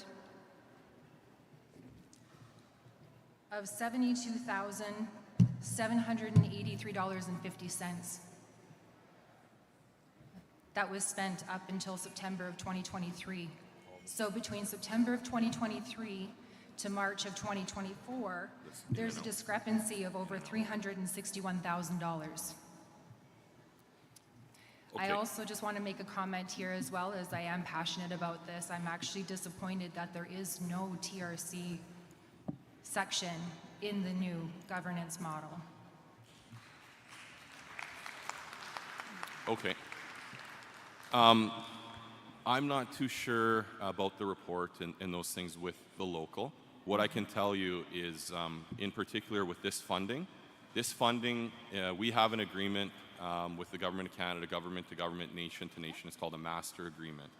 And in this funding stream that this local had applied for, they're not eligible as recipients. And so in this case, that funding flowed to the MNA, Yep. and then all of it went out to the local. Yes, and and so I had been part of that. Okay, and so there is no discrepancy in this, okay? So if you got an issue with the local and their accounting and the programs and what they did with the money, it's probably best that you address it to them. But as far as this goes, the money came into the M&A, it was invoiced, and it was sent out. Yes, and I was a part of that process with the accounting, with the M&A. I just question their reporting and what they're submitting back to the M&A to be put into this agreement. Like I said, so this is a record of the accounting that had happened. Okay. And so, and then in the future, I think, you know, framing these questions and saying you question this or that, I mean, you're fair to question it, but this was done above board. There's backup, there's contracts, and if you got an issue with the local and what they did with the money, take it up with them. Thank you. Okay. Microphone number 1. Hi, my name is Fabian Salahu. I just got a question to the accountant. What is the ratio for accounts receivable, accounts payable? The ratio. Cool. You can just show this. Yeah. Okay. What I'm going to do is just refer to the page. And the page that you're referring to is page 10. Uh-oh. 1 second here. Is it 12 feet long? Sorry, I broke things. So on page 12, the amount in accounts receivable is $44.8 million, and the amount in accounts payable is $24.862 million, and there's deferred funding of $62 million, and that's on page 10. Okay, thank you. You're welcome. Microphone number 1. Hi, Ken Paulina, Whitemud, District 10. Just a question about Schedule 30 regarding salaries and travel expenses. So this more is, it's not really a question, but more, can you give me an explanation? Because this would have been reporting for the 1-year period prior to March 31st, 2024. We still have salaries and whatnot reported for, you know, the 6 regions and the provincial council. So this may just be a question around timing, but why are we still seeing those salaries and travel expenses? Sure. Yeah. You want this, Ruben, or? You go ahead. Sure. You've got the page. Yeah, so that's a really good question. So our fiscal year runs from April 1st to March 31st, and our election was in September. And so anything that the elected officials, you know, previously up until September is going to be in this audit, and then anything after the September election for salaries, travel for the newly elected is going to be in this audit.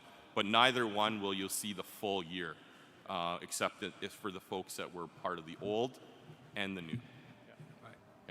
So we won't see this next year? No, you won't. Next year it'll just be you'll just see the salary, total salaries, it won't be for the travel and meetings, vacation payout for all the people that are elected under the Otipemisiwak Métis government. Right. Yeah. Thank you. Thanks. Microphone number 1.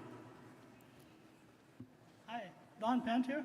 I was just wondering about the trip to Dubai, how much the total cost was? Sure. So that's a really good question, because I thought it was quite interesting that the Global Climate Change Summit was in Dubai as well, because they actually changed the climate there. So what happened there was we receive delegation packages through the Métis National Council to be part of the federal government's delegation. And so our staff go as part of that, and then we get, and I don't know the cost of the trip off the top of my head, but just so you know how it works, is then the actual cost of that trip is then either paid for by the federal government, by MNC, or by us. Either way, it's reimbursed, the actual cost by the federal government, and our people go as representatives of the government, our Métis government, just like the representatives from the government of Alberta or the government of Canada. Okay, because I had gotten an answer from someone down there, and they told me that it's their money and they'll do what they like with it. No. Yeah. At least that's not how our staff went. Yeah. Yeah. Yeah. I certainly didn't say that too. Yeah. Are there any other questions to the financial or to the Auditor General report at this time? Seeing no one approaching the mic, can I ask you to join me in thanking our Auditor General? Oh, sorry, microphone number 1. Under the line. Derek Kessler from District 8. Is there any private enterprises that generate a revenue, like from sales or something, in any of the M&A budget? Yes, but as a proportion of our, like that big total budget, it's very small. So we do sell, I call it our swag. It's called pre-productions, where we sell the books and those type of things. But it's a very small part of the total budget. So it's an opportunity that could be developed somewhere in the future. It's a major opportunity. I'd say it's, where I believe the opportunity exists the best is as we're standing up the new districts with the citizens reps and captains I'm looking at the logo on the wall behind you there, and it's a Red River cart. Somebody made those Red River carts, right? Yeah. 150 years ago, those were built. That was somebody's business, building wagon wheels and shaving wood struts and putting them together to make transportation. And I'm just working around an idea to carry tired old dogs around and looking for somebody to invest in it. Well, check out Apitogasan, and if for those of you that are interested, Alberta Métis Works is a great resource to find Métis businesses across the province. Very good. Microphone number 2. Hi, my name is Alana Tyler. I'm with District 9.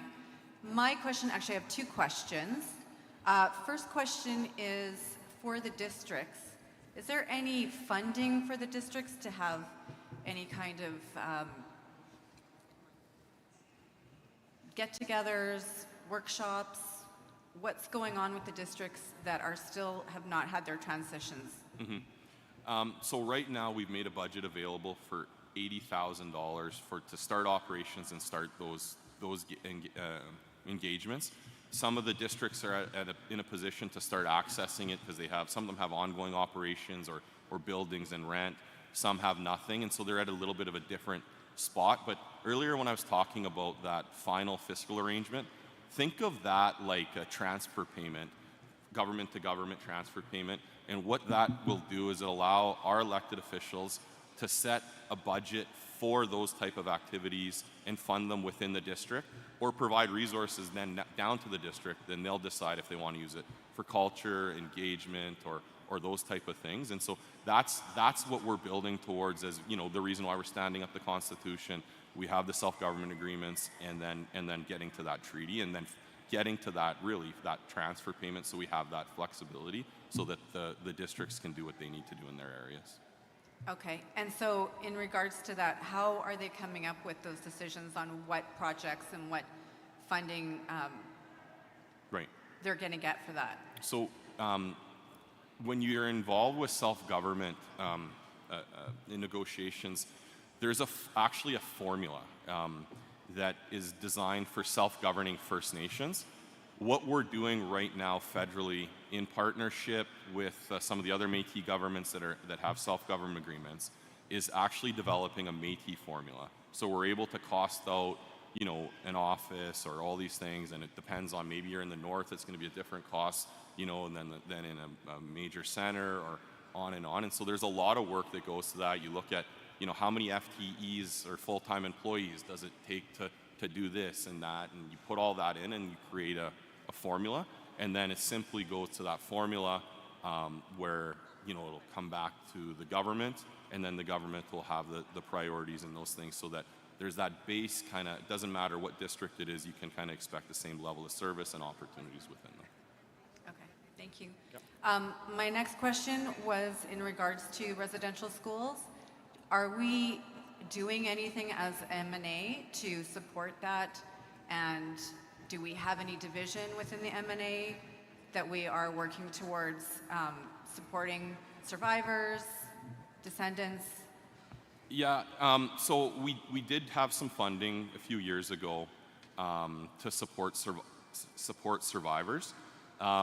Unfortunately, you know, that funding has not continued, and we don't have funding specifically for that in the amount that's a great enough to stand up an actual department or those type of things. But don't think that the concept of reconciliation and looking after survivors is lost on the nation. It's not.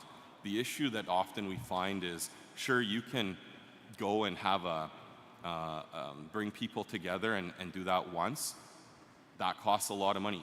I believe we have an obligation to continue and do those things. You know, we can go and meet with the Edmonton Elks or teams like that, and they're willing to do reconciliation and stuff like that. And this is an actual example where we had a consultant who was negotiating with or meeting with the Edmonton Elks and had an opportunity for you know, to do a camp, and that was a great opportunity.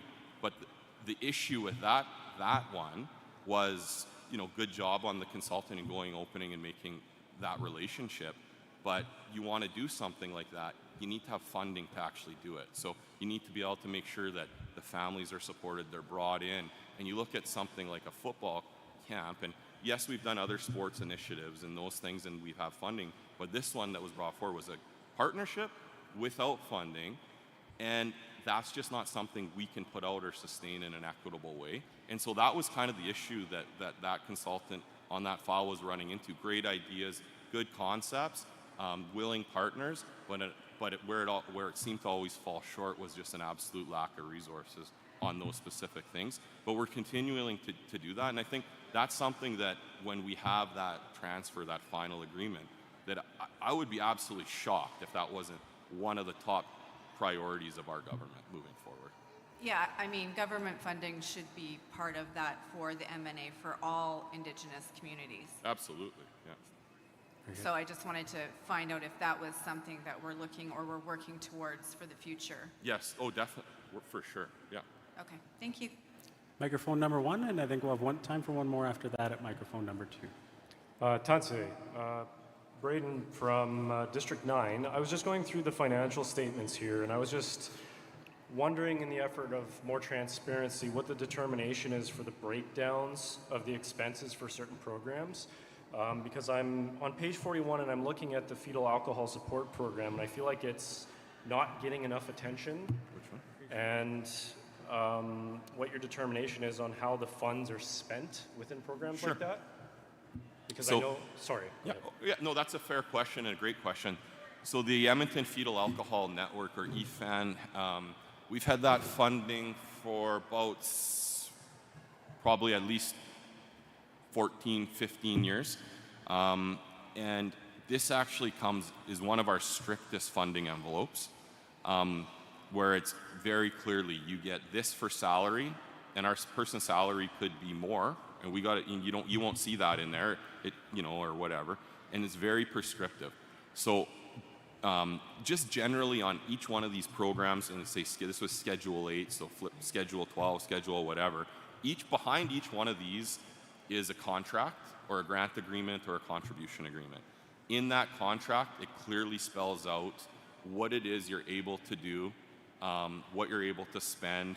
Even if you're 6 months through the year and someone quits or whatever, there's still certain rules on how you allocate salary, how much you can go up or down or move, or what you got to give back.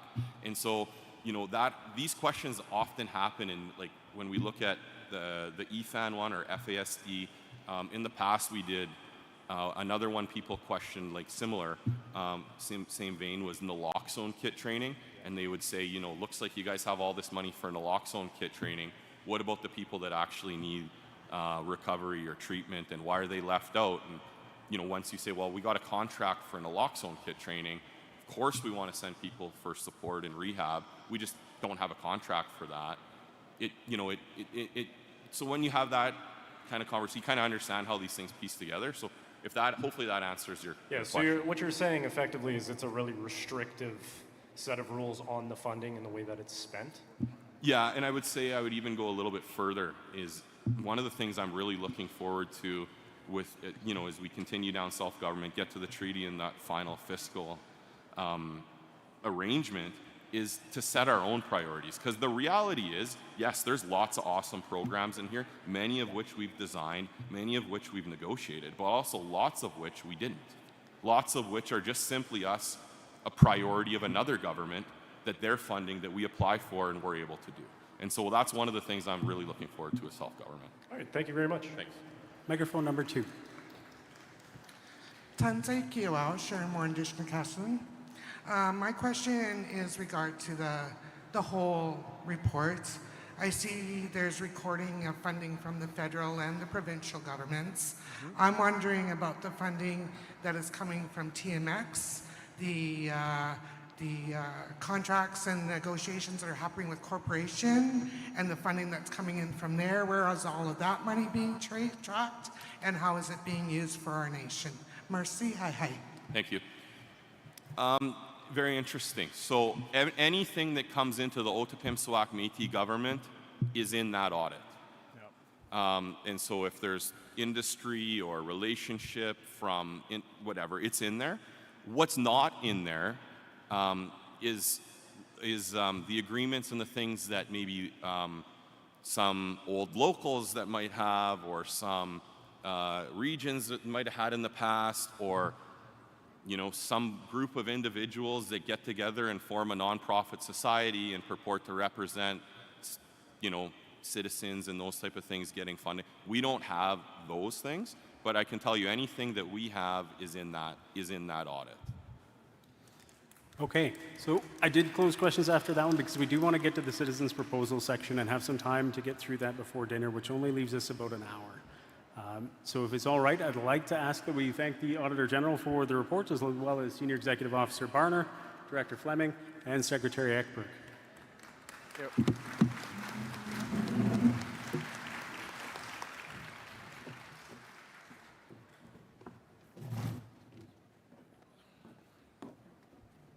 Okay, so I'm going to stand up here so I can see all of the microphones, all of the numbers. It's going to make my life just a little bit easier. So we come to the point in our agenda where it's time for citizens' proposals, which is just about the end. You guys have made it through it in the new format. We've done the work, so this is great. So I want to walk through very quickly what is considered a proposal. A citizens' gathering may, by ordinary resolution, adopt proposals to citizens' councils. These proposals are verbal and advisory in nature. A proposal should address a specific issue or topic relevant to the Métis Nation within Alberta, clearly explain the suggestion or idea, offer a recommended action or solution. An example of a proposal could be, many citizens have expressed concerns about the availability of cultural education programs for our youth. I propose that we develop more cultural education programs for our youth that includes both a suggestion, a recommended action, and addresses an issue. So how to make a proposal? Make sure your idea is prepared and well thought out. I'll open the floor and open the microphones for your proposal. Once I open the microphone, table your proposal, addressing the chair, and table it clearly. State your idea, move that you propose it, provide a brief description of the reasoning behind your proposal.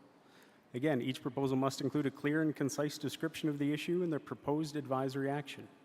A proposal must be seconded to be considered. If no one seconds the proposal, the matter will not be considered.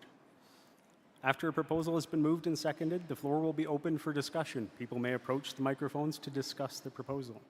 Citizens wishing to speak must be recognized by the chair. I will call the microphones by number. Speakers may speak only once per proposal until all interested have spoken. Each motion properly tabled and accepted by the chair must be resolved, either passed, defeated, tabled, or postponed indefinitely.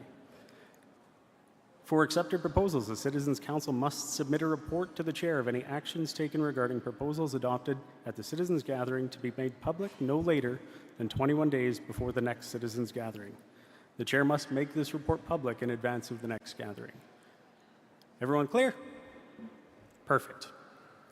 We're going to go in numerical order because I wasn't watching. So, microphone number 1. Tanche, hello. My name is Krista Letty, District 10. This proposal's about 2S LGBTQ supports. Mr. Chair, I move to propose that there be a creation of 2 spirit coordinators that are integrated into departments. The purpose of this is, first of all, to have a knowledgeable person in the 2-Spirit community that will liaise with staff and create understanding and share information on supports and issues facing the 2S LGBTQ community. This person is also a contact for 2S LGBTQ plus citizens where issues and needs are already understood. They create safe connections within the Otipemisiwak Métis government for citizens, and this is needed, unfortunately, due to systemic issues of hate, our current political situation here in the province of Alberta, and support for our 2-Spirit relatives is a traditional Métis value. Thank you. Can you state your proposal statement for me one more time? I move to propose that there be a creation of 2-Spirit or 2S LGBTQ plus coordinators that are integrated into departments within the Otipemisiwak Métis government.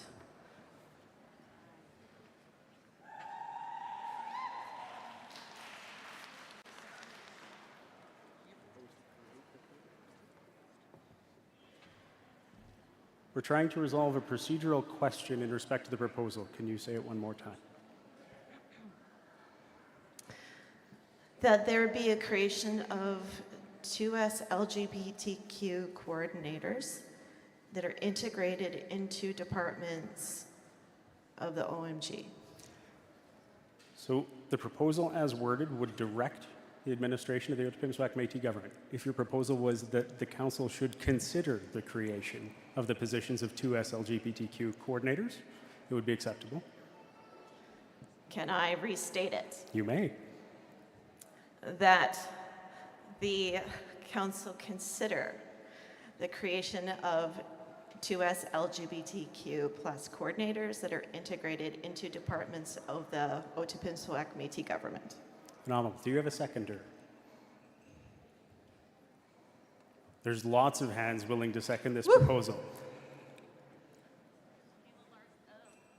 Kayla Larson, I'll second. Kayla Larson, I've seen a bracelet. I've seen 2 bracelets. So we have it properly moved and properly seconded proposal. Is there debate or discussion? Please raise your hands in the lineups of the mic so that I know you wish to speak to the proposal. No? No one wishes to speak to this proposal? Does someone want to call the question? Question has been called. All in favor of the proposal as worded? All those opposed? The motion carries. Thank you kindly. Microphone number 2. Jaron Breland, District 12. The 2S LGBTQ plus community is far larger than most people realize. This is a different community than women. We must have equity, we must respect all of our members, and we must fight on behalf of the most vulnerable. And this community is under attack right now. Read the papers. This group must feel represented and have citizens feeling heard, to know that their concerns are being heard. And as such, Mr. Chair, I move to propose that there be a secretary for the 2SL LGBTQ plus issues to deal with these concerns and perspectives unique to 2-Spirit people. I'm suggesting a secretary with their own portfolio, their own mandate, specific, so that these people's voices are heard. So we have a suggestion to council that a portfolio be created to create a secretary of, sorry, one more time? A secretary of, you can call it what you will, it could be negotiated, 2-Spirit, 2SLGBTQ+, a secretary with that specific portfolio and a mandate of their own. Do you have a seconder identified for your proposal? Microphone number 1. I second. Your name? Krista Letty, District 10. Very good. Any discussion to the proposal? Sorry, can I get the mover's name? The recording secretary didn't quite get that. Sorry, it's Jaron, Jaron, Breland, Breland. And can I just see bracelet? Hold it up for me. Very good. Okay. We have a properly tabled proposal. Someone wish to discuss? Microphone number 3. Hi, I'm Secretary Lisa Sanfilippo. I just have a question on that, Garrett, around, is the cabinet appointed by the president, or is it something that can be brought to the Citizens Council table? The proposal is a suggestion to council for consideration. While council does not directly appoint or create the cabinet, they could bring it forward for discussion and give potentially advice to the president, who is also a member of council. Okay, thank you. Is there any other questions or discussion to the proposal? Someone want to call the question?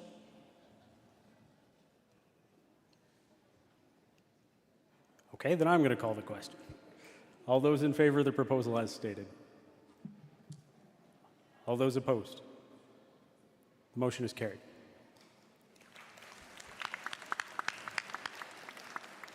Microphone number 3. Yeah, Colette Putra, District 12.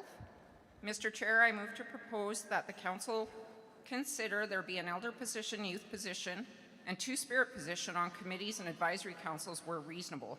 Key perspectives for our community. These perspectives are often overlooked, misunderstood, and disregarded to the detriment of our community and growth as a nation. It would be in line with the traditional roles of our community. Could you state your proposal and your name one more time? We didn't catch the name, sorry. Colette Putra, District 12. And I propose to that the council consider that there be an elder position, a youth position, and 2 spirit position on committees and advisory councils where reasonable. Very good, thank you. Do you have a seconder? Is there anyone who's willing to second this proposal? I'm seeing hands over there. Please approach a mic so we can get your name for the record, if you could. Suzanne Cunningham, District 9. Suzanne Cunningham, District 9, seconds. Any discussion, debate? Raise your hands if you're headed to a mic. All those in favor of the proposal as stated? Oh, sorry. Someone had their hand up and I missed it. They are coming for debate. Microphone number 2. Sharon Morin, I think that there should also be a women's role in that as well. So you would have elder, youth, 2S, and women. We all have different perspectives. I would allow a friendly amendment. The mover is allowing a friendly amendment. Is the seconder also allowing the friendly amendment? She waves. Very good.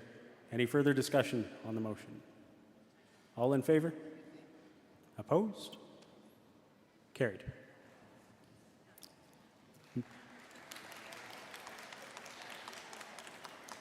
Microphone number 1.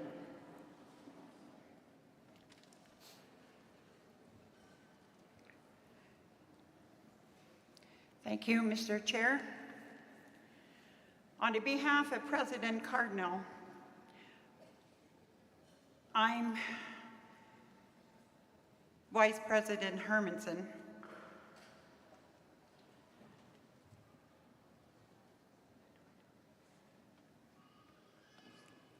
Okay. The issue that bringing forward today is one of the recognition of Fort Chipewyan Métis Nation, has attempted to formalize the communication between the Kautipimsuak Métis government and our nation. I believe that my nation and the other Métis communities deserve open and transparent dialogue. We are proud to be the historic and the contemporary Métis community comprised of the Aboriginal people as defined under Section 35 of the Constitution Act of 1982. The Fort Chipewyan Métis Nation, through its elected board, its duty authorize the represent of the interests and collective rights of the Métis people residing in Fort Chipewyan and the surrounding areas. It is important to emphasize that no other factions has the authority to represent us as assuring as our Section 35 Métis Indigenous rights. Under these rights, we propose the right to self-government, which is further supported by individuals' right to outline in United Nations Declaration on the Rights of Indigenous People. As sovereign nation, we acknowledge our unique status as an isolated community. This isolated community is provided that the environment in such of our Fort Chip Métis culture was formed. We historically had fended for ourselves, building our own capacity, establishing our own government, and paving our own paths of manual assistance from the Métis Nation of Alberta. The Fort Chipewyan Métis Nation has formally submitted for incredible assertion, underlying our commitments and advising our rights and self-determination.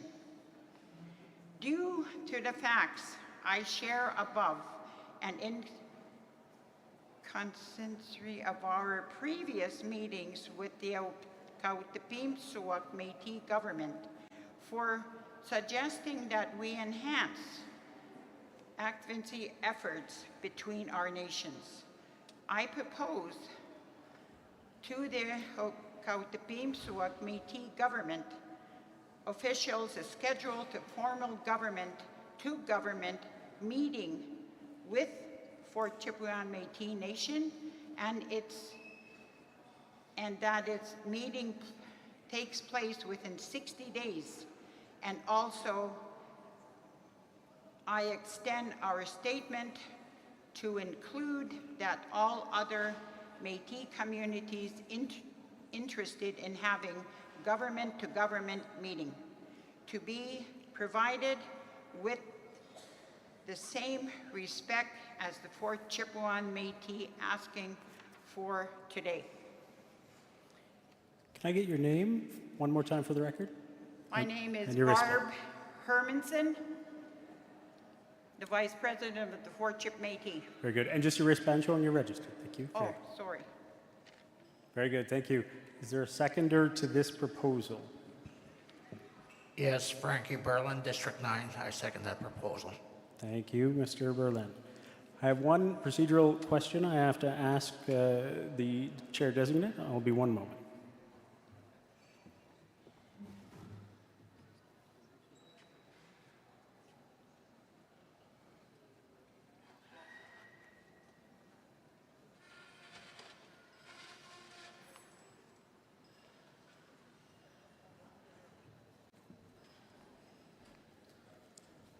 I'll ask the mover, I know she's made her way to her seat, I apologize, I'm not sure where that was, to consider an adjustment to the language in the front of your proposal that the council consider scheduling a meeting within the timeline set out.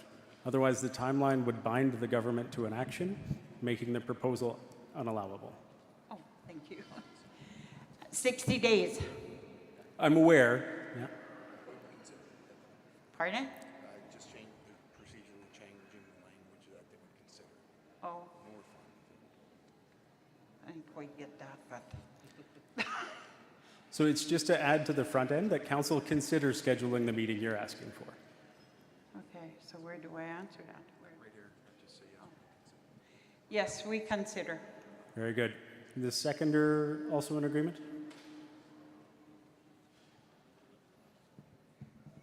Yes, I agree. Thank you. Okay, we have a properly tabled motion of proposal. Is there any discussion to the motion? All those in favor of the motion? Sorry, I do see a hand up for discussion.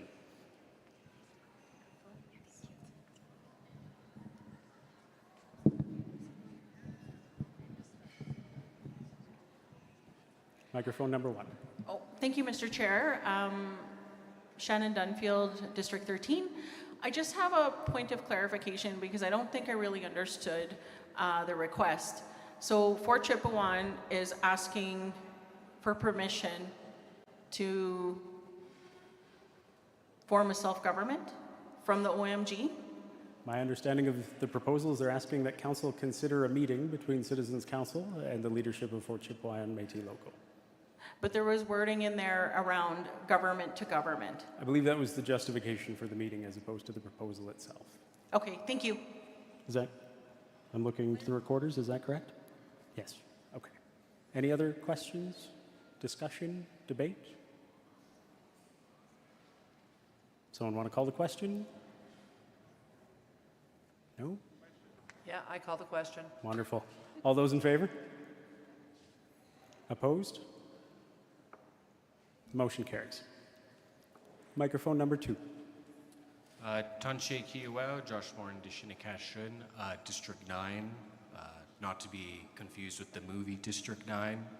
Thought I had to throw that one in there.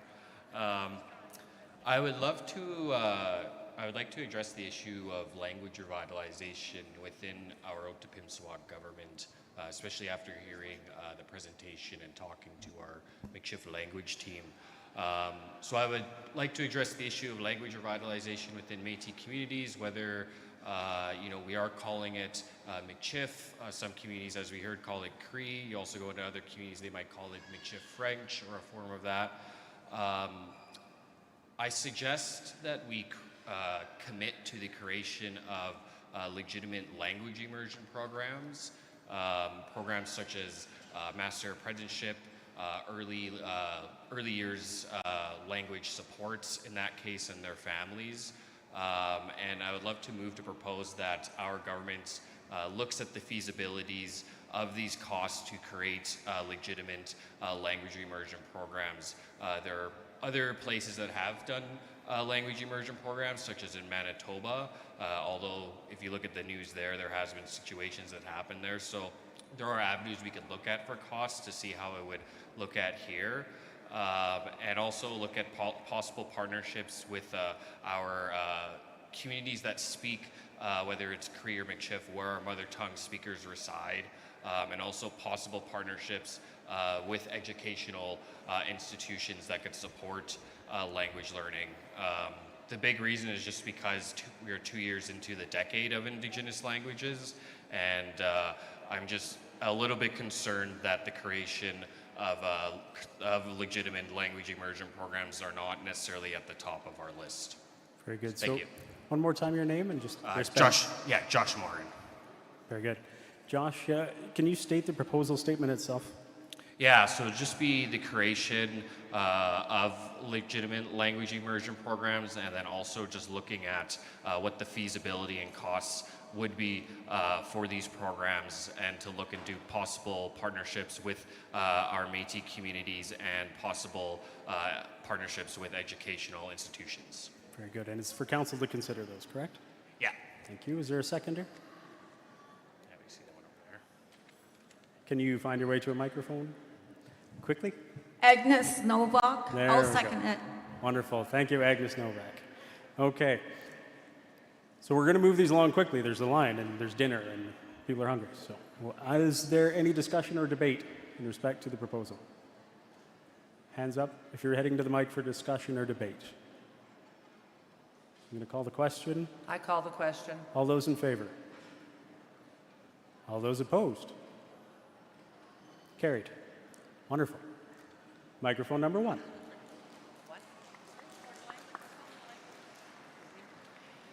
Tracy Brown, District 13. Mr. Chair, I move to propose that the citizen engagement sessions be held in each district to conduct a needs assessment in the areas of health, seniors, mental health and addictions, Data from these sessions would be compiled and prioritized to inform evidence-based future legislation and program service delivery in these areas with equitable access across the province. As President Sanm mentioned yesterday, we're building a plane while we're flying it, but we want to get it right the first time. This proposal ensures that future legislation and programs and services are culturally informed and driven by the citizens of the Métis Nation. It is in keeping with the spirit of democracy, accountability, and the idea of decentralizing decision-making and ensuring citizens' input into the work that has being done by our government. After all, we are the people that rule ourselves. And your proposal statement one more time for me. I move to propose that that citizen engagement sessions be considered to be held in each district to conduct a needs assessment in areas of health, seniors, mental health, and addictions. Perfect. Do you have a seconder? Pat Brothers, District 13. Thank you, Mr. Brothers. Any discussion or debate in respect to the proposal? Seeing no hands up for discussion or debate, all those in favor? All those opposed? The motion is carried. Microphone number 1. Hello, Mr. Chair. I would like to address the possibility of creating a more inclusive form of communication between district captains / district councils and all citizens. To address this issue, I've suggested we have an annual report presented at the citizens' gathering on the work of district captains and district councils. And I move to propose that our government should include either a verbal or written annual report on the activities and best practices used from our district captains. The reason for this proposal is because it celebrates the successes and challenges of each district with all of our citizens. My name is Trevor Ward. Very good. You respond, Trevor? Wonderful. Okay, Trevor, and you're asking that council consider this suggestion, is that correct? That is correct. Wonderful. Seconder? Microphone number 2. Jamie Rosima Stinson. Oh, geez. Jamie Rosima Stinson, District 4. Wonderful. Thank you. Any discussion or debate to the proposal? Seeing no hands up for discussion or debate to this proposal, I'm going to call the question. All those in favor? All those opposed? Carried. Thank you. Microphone number 1. Mr. Chair, so mine is a simple question. So in the past, we've put a number of proposals, motions at assemblies, and I noticed that some of them haven't been addressed. Will the new council be looking back at those motions, I guess, and look at them as proposals, and or will they be followed up on and given some feedback as to whether we can move forward with them? Brian, let me ask that you hold on to that question, and I will look to the regulatory team who will get me the answer from our acts, because I think it's addressed, and I'll answer that before we finish today, if that's okay. Thank you. Point of order. Microphone number 2. We're having a lot of difficulty hearing or understanding the proposals bringing forward. That's why we're not voting, is we can't hear what's being proposed. Okay, we'll do our best to try and restate the proposals for you. Microphone number 1. Hi, Don Penn from Edmonton here. Yesterday, the people from Jasper were allowed back into their homes after the fire. And I'd like to recognize the day for us that were kicked out of Jasper over 100 years ago and still not allowed to go back or hunt or anything like that.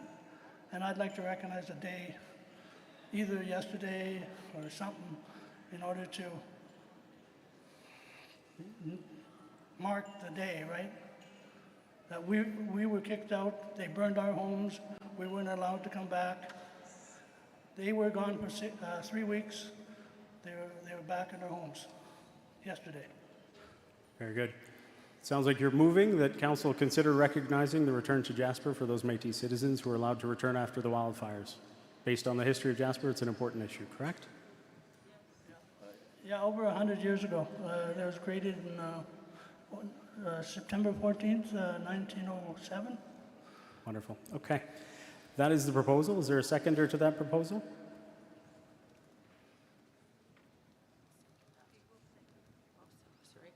Yeah, I'll second that motion. Georgina Supernalt. Thank you, Georgina. Is there any debate to this proposal? All those in favor of the proposal? All those opposed? Carried. Thank you, Don. Microphone number 1. Tanse, hello, Mr. Chair. I'm Georgina Supernalt. I'm from District 14. I would just like to propose that, you know, with our youth programming, it being our council to consider that we have, rather than have a centralized programming for our youth, that it become more community-based, because, you know, our youth are the ones who are telling us, giving us directions on what their needs are. So we need to listen at a community level on what the youth's needs are. So that is my proposal. Ms. Supernalt, can you restate your proposal statement for me one more time? That youth programs to be considered more community-based rather than centralized. To consider making youth programs more community-based versus centralized. Is that Absolutely. Thank you. Is there a seconder to this proposal?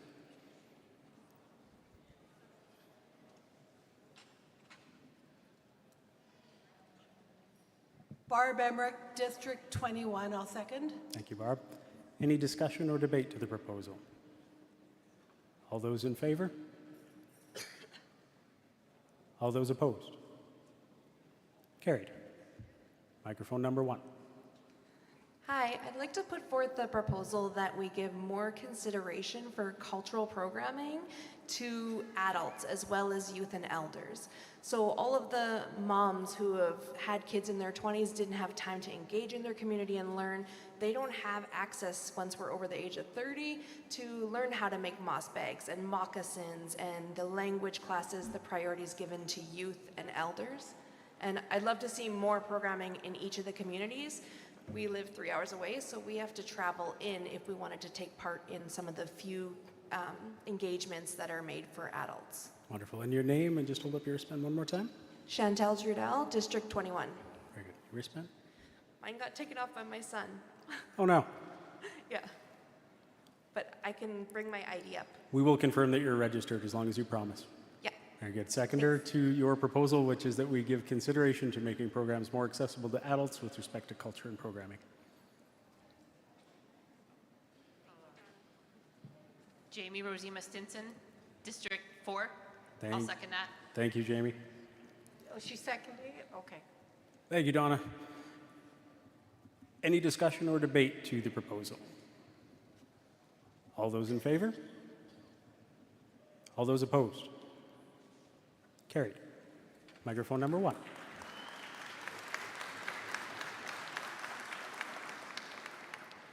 Kelly Myers, District 17. Like many districts, I'm sure, are faced with the same thing. We have a lot of our citizens that have had to relocate out of our district to other districts for either medical reasons, to support family in other districts, for employment opportunities. And so I would like to move to propose that the council consider that each citizen be able to and are required to identify which district that they would like to be registered with based on their historical ties. Okay, the proposal is in order. Do you have a seconder? So I'll second that, and we have some good people that had to leave our community, so we want them to stay with us if that's possible. Thank you. Seconder was Brian Fayant. He forgot the process. Okay, is there any discussion or debate? I see a hand up for discussion. Please make your way to microphone number 1. I guess I just have some questions around that in terms of going forward. A lot of the programs and services are going to be delivered by districts, and I presume that that's what's going to occur. And shouldn't that the funding associated with that be based on where somebody's living. You know, I lived in St. Albert for 25 years, something like that. I would love to stay in that district, but now I live in a different district. I think there's some complications around that proposal. Just a comment. Okay, thank you, microphone number 1. Does the mover wish to respond? Sorry, Kelly, I can't see you in the room. They've got these lights on me like I'm a baby chick up here. You are a baby chick. Sorry, I couldn't refuse. Yeah, so no, that's a great comment, and I don't disagree. One of the things that we find is we have a lot of our members that have had, like I said, have had to relocate like many others, and what we know is they still want to come back and they still want to participate and they're willing to travel. And I think that as a citizen, they should be able to choose where they want to keep their historical, where they want to be a citizen of based on their historical ties. And there is value added in that with the fact that we have many of those people being our elders and we're losing that knowledge. And we'd like to keep that knowledge based in our district. Thank you, Ms. Myers. Is there anyone, microphone number 2? District 21, we are having a big problem trying to figure out who our members in our district are and are not. Some of them are turning treaty, some of them are moving on. We contact some, they say we're not here anymore, others are double dipping. I think it's very difficult already. We do not get a membership from the provincial government to even compare our members to. And we're supposed to serve all our members in our district. So we're already struggling with the system, let alone having people coming back. We also have the boundaries moved, so some towns are no longer in our district, but they want to be in our region. District now with the boundaries on it. So if we're going to do wherever you want to join, then we don't need any boundaries. Microphone number 2, thank you. Does the mover wish to respond? Yeah, it wasn't about where you want to join. It was about historical ties. Okay. Any other discussion or debate to the proposal? Microphone number 1. Our fantastic Métis community across Alberta, I hope that nobody in this room has any intention of ever creating boundaries to stop mobility for Métis people coming and going.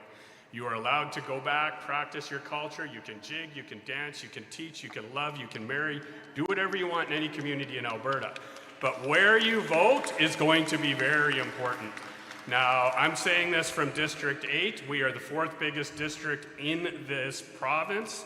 There are districts with 100 people. We could fill that in a coffee shop, take over your district, revote your people, and do whatever we wanted in your district. The districts in Edmonton and Calgary are even bigger than we are. This is the worst thing we could do, is allow people to vote wherever they want. It just cannot happen.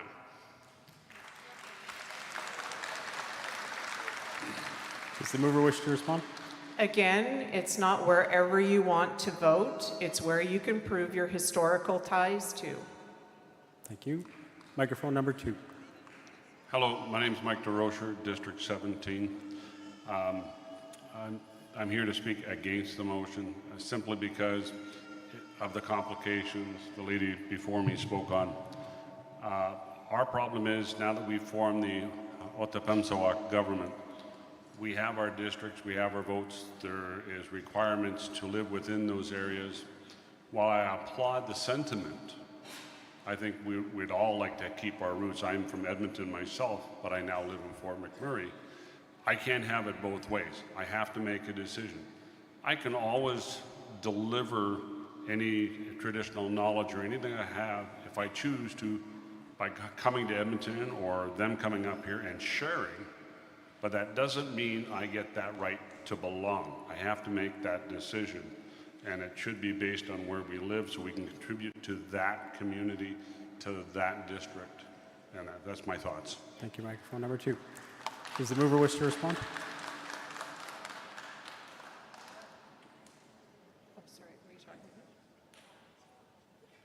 Yeah, so the only thing I can say is because I've heard a couple of times now that individuals say, oh, well, we're having trouble keeping the information now and making sure that it's current and the double dipping and yada, yada, yada. Looking for problems will never provide a solution. And because there's a problem, we always have to look for a way for it to not be a problem and how for it to be success. And again, it's all about historical ties. And I know that, you know, me bringing this proposal here is based on the ask of some of these elders that this is in reference to, because they want to be able to say that they are a part of District 17 because that's where they were born, that's where they were raised, and unfortunately had to relocate. But they want to remain in District 17. Thank you. Is there any other debate or discussion on this proposal? Yes, I do. Microphone number 1. My name is Doreen Boucher. I live in Edmonton. There's been so much confusion in this Utipimshuak. You know, I really love the zones because I knew the people from over there, we all came over here to vote, to participate, to have disagreements, to have agreements, to build and to tear. But now we have a historical thing going on and we're all confused. At least I am and my family. Kishpin, you guys want to move. Get us organized because it is a big confusion to me. And I am 72 years old. I've been a michif toute ma vie, all my life, and I love my culture.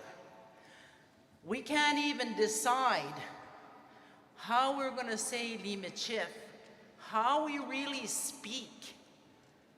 We say French, we say Cree, but I'm going to tell you, quand je vais parler, ma langue me va parler en Cree, puis en anglais, puis en français.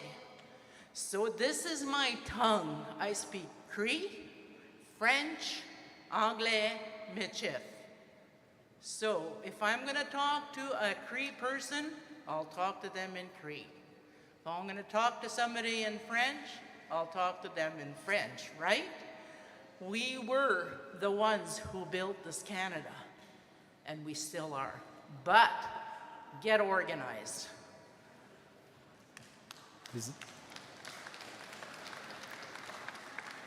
Is there any other discussion or debate to this motion? Microphone number 2. Good day, Mr. Chair. I would like the proposal reread, and then I would like to call a question, please. Would the mover reread the proposal, please? I move to propose that the council consider that each citizen be able to and required to identify which district that they want to be registered with based on their historical ties.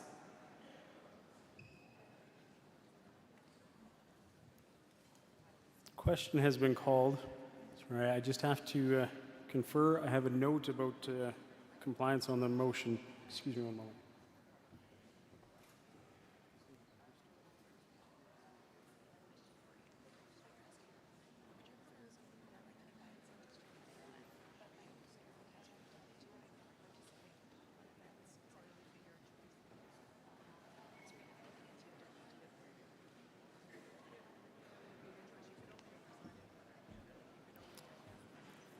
The governance and policy team is asking if registration with the districts would include extending the right to vote based on the district you choose to be registered in. To the mover.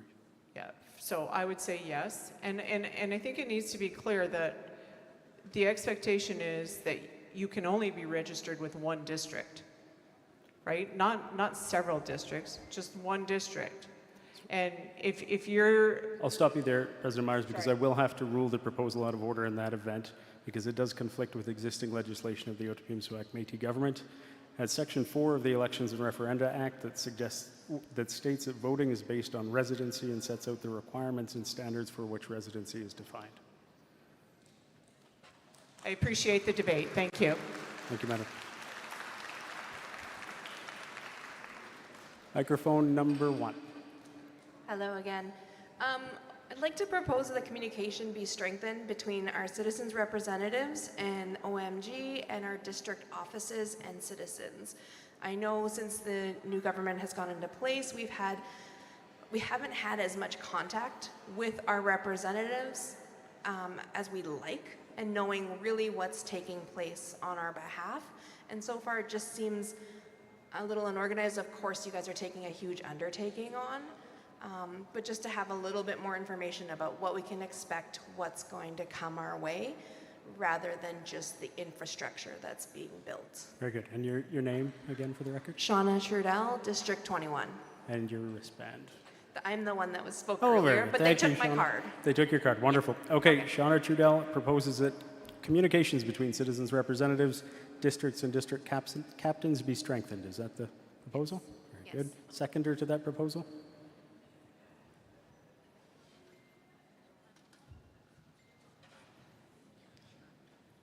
Barb Emmerich, District 21. Barb Emmerich, thank you.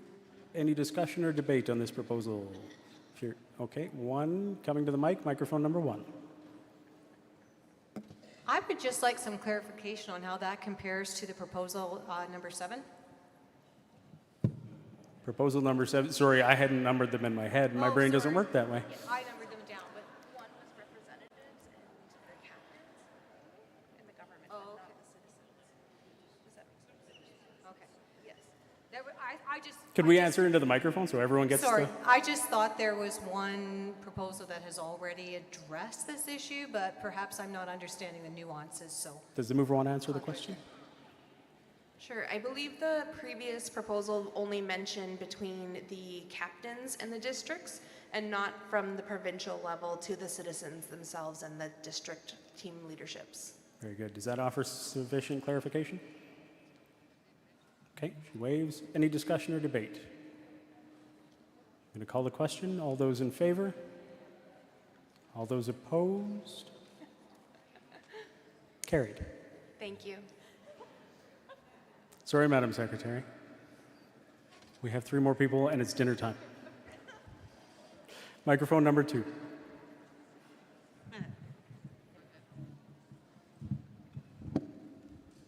Robin McGow, District 1.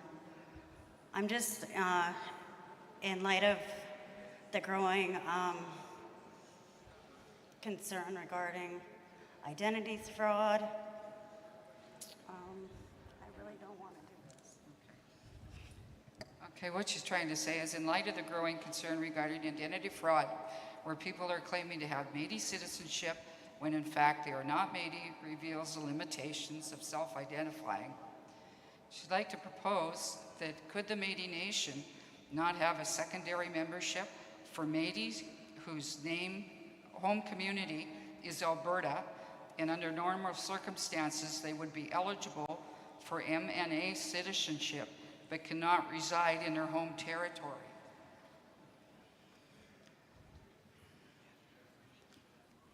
I'm going to take that proposal to administration and give them a minute to consider it and let me know whether they believe it's in order. Registry is not my strong suit, so I'll just get you to wait at the mic. Is there another proposal waiting at microphone number 2 while we look at that? No? I'll go to the proposal at microphone number 1 while we consider the proposal at microphone number 2. My name's Barb Tatum from Lac La Biche region. For wherever, I like to say, be nice to have something like a piece of land somewhere for gardening, for young people or older people, doesn't matter, and for them to have something to do. So is your proposal that council consider finding a way to find a piece of land and put it aside for gardening for young people to exercise? Yes, that's what I'm asking. Wonderful. And sorry, your name one more time for me.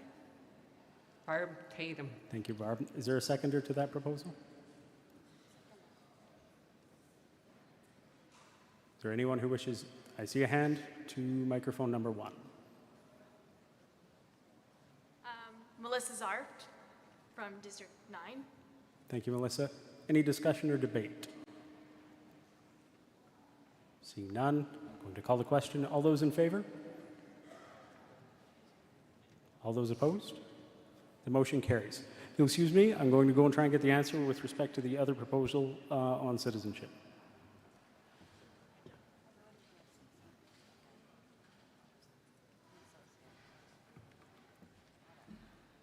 They'd like to hear the proposal statement restated.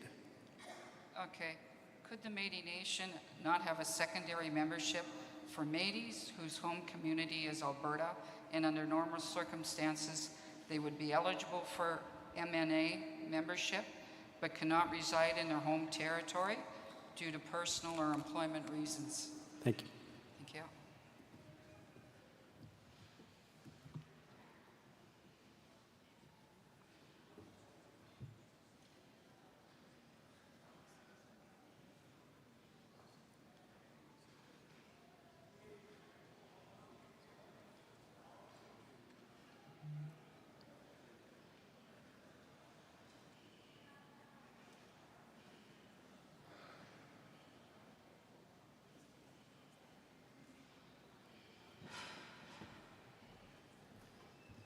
If you add to the front end of that council consider the question of, it would be acceptable.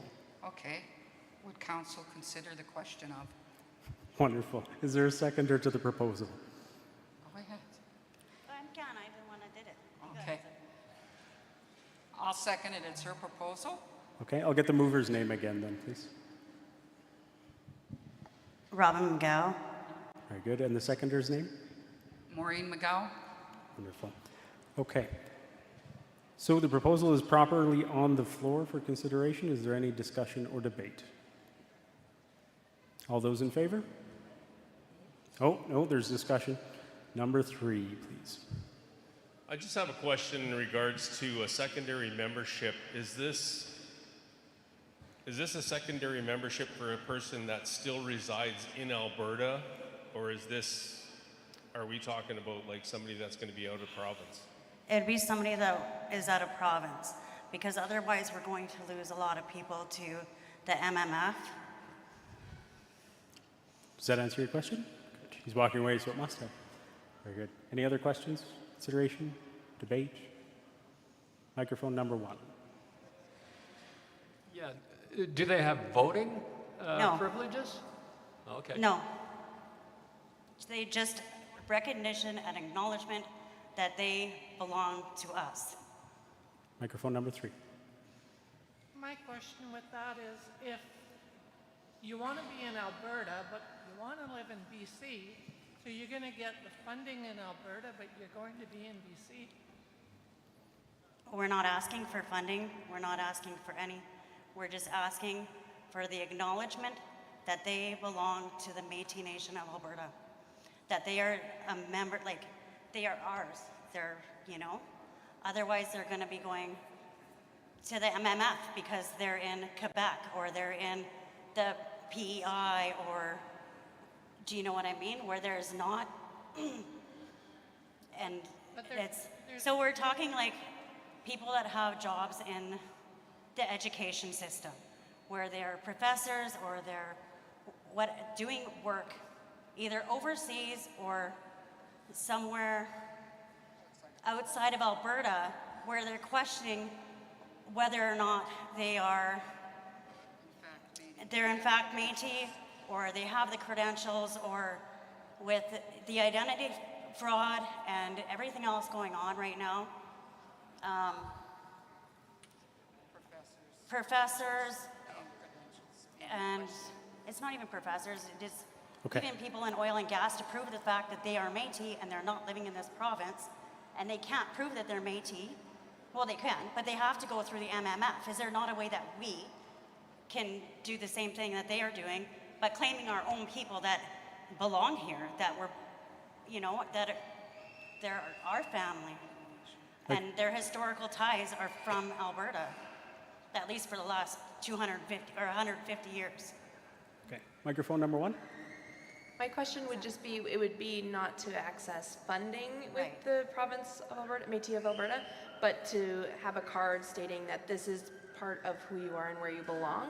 So that would be good for soldiers, teachers, people who are, and how long would it last though? Would it be a lifelong membership, or would you be expected to return to Alberta? Well, you would accept that they would have family here, so they would come back. And like we have to renew ours every 5 years. Yes. So you would assume that they would be able to renew theirs every, you know, 3 years or even every 5 years. Okay. So that goes back, you know, if they're deployed somewhere or they're working somewhere and they can't come back until whatever, I'm sure that there's something that we could do. so that goes back to just like the districts. It's your heritage and your ancestry of where Right. you're from is Alberta, but you're not gonna, I think that sounds great. As long as there wasn't something that says that like you can't register for being Métis in another region at the same time. Right. It would give Thank you you. like basically, it's just the acknowledgement that they are Okay. ours. Is there any other discussion or debate in respect to this proposal? The question has been called. All those in favor of the... Sorry, I'm being handed another procedural note.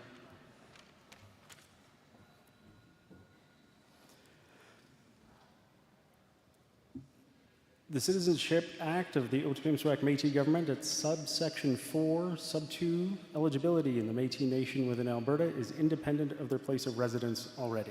If they're eligible to be members or citizens of the Métis Nation within Alberta, they're eligible despite where they live. So that is already, the proposal is unnecessary because that exists already.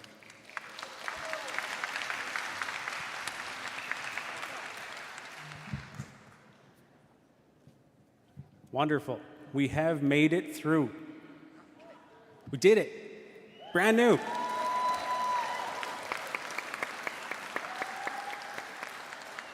So who would like to hear the closing remarks from our president?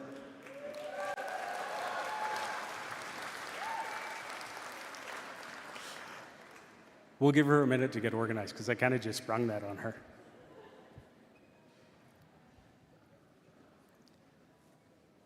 Is everybody happy? Is everyone like jazzed, like this go good? Everyone good? Yeah? It's like 2/3. I'm okay with that. I'll take it. Please welcome our president, Andrea Sanm.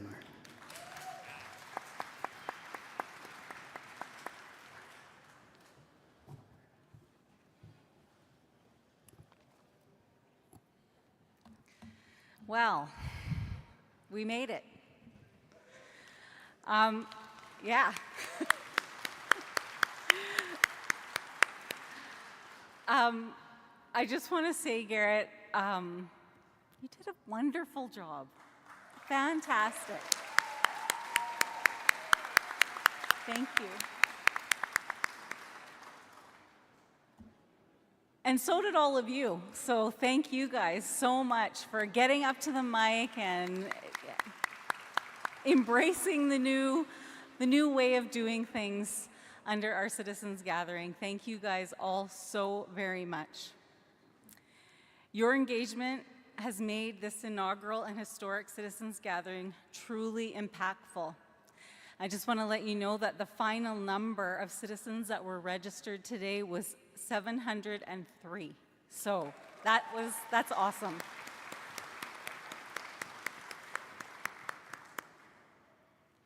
Throughout this weekend, we've delved deeper into the updates and progress of our government departments and had some fantastic discussions that showcased the wisdom and passion that we as a nation bring to the table. We learned about what our harvesting team is doing, and I just want to say to Craig, a few years ago, his team came up to Cold Lake and we did a women's ice fishing event, and we didn't catch that many fish. So I think we need a redo. And I loved that I'm not sure if Secretary Bramfield was in the room when Craig was doing his presentation, but he highlighted your fish that you caught this winter, so that's awesome. And I just want to say, our Citizens Council, I am so proud to sit around a table with 24 amazing people who bring so much to our table in discussion, and they're just all so fantastic, and I'm so proud to sit at the table with all of you. So thank you guys so much. We still have a lot of work to do, and after all the proposals that were put out today, we have a whole bunch of work to do, so we'll be very busy. In between sessions, we had a chance to connect, discuss, and build relationships. Most importantly, we got to visit, and there's so many people here that we haven't seen for quite some time, and visiting as a Métis person is what we do best. And we still have lots of time to do that this evening, so I hope that we're able to have some fun tonight at the banquet. The informal conversations and connections that we make during this time are as important as the formal sessions that we have. And this weekend, we'll have the opportunity to honor some outstanding contributions by some of our citizens tonight at our banquet. This recognition is vital as it acknowledges the hard work and dedication that drive our nation forward. As we now look forward to dinner tonight, I hope you will take this opportunity to relax, enjoy, and celebrate. Our heritage is rich, and our achievements are many, and tonight we're going to celebrate both. Before we conclude, I want to once again thank our volunteers, our team at the Otipemisiwak Métis government. They are amazing. They put this gathering together, and I'm so proud of all of the work that you guys have done. I'm not sure where the committee is, but if there's any committee members in the room for the Citizens Gathering, thank you guys so much for putting this together. Great job.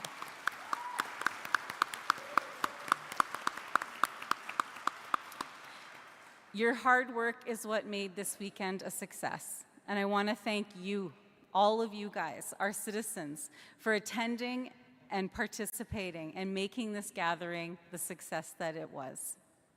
As I've said, this journey has been over 200 years in the making, and we will continue to move forward. And I wish you safe travels as you make your way home, and I look forward to seeing you at our next event. I'm not sure why I put that, because we're just going to go over here and have another event. And I also want to remind you to buy 50/50 tickets. I know there's a few of you out there that are very lucky and win often. So that 50/50 is in support of our Métis Education Foundation. So it's going to a great cause. So thank you all very much. Merci. Thank you.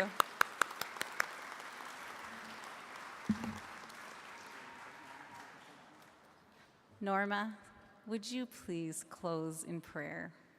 If everybody could stand, please.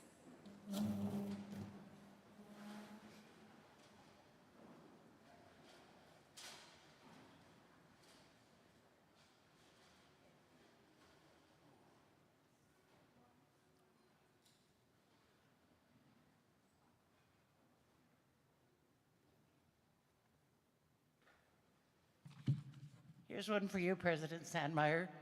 Usually you say I've said a lot. Well, you said my prayer.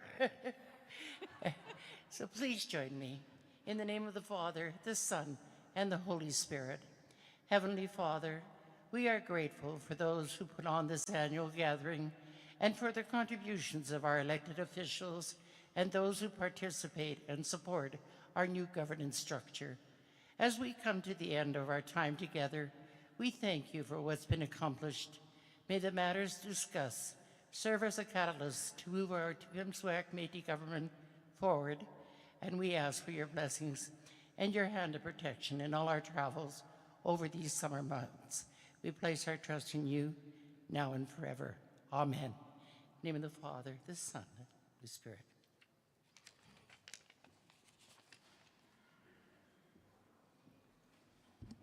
Thank you, Ms. Normal, for that wonderful blessing. Before everyone runs away, I have one housekeeping item.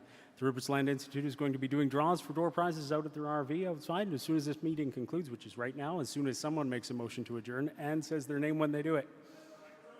Mike DeRoger moves that we adjourn. There is no more business on the agenda, so the Citizens Gathering for 2024 stands adjourned until next summer. Thank you.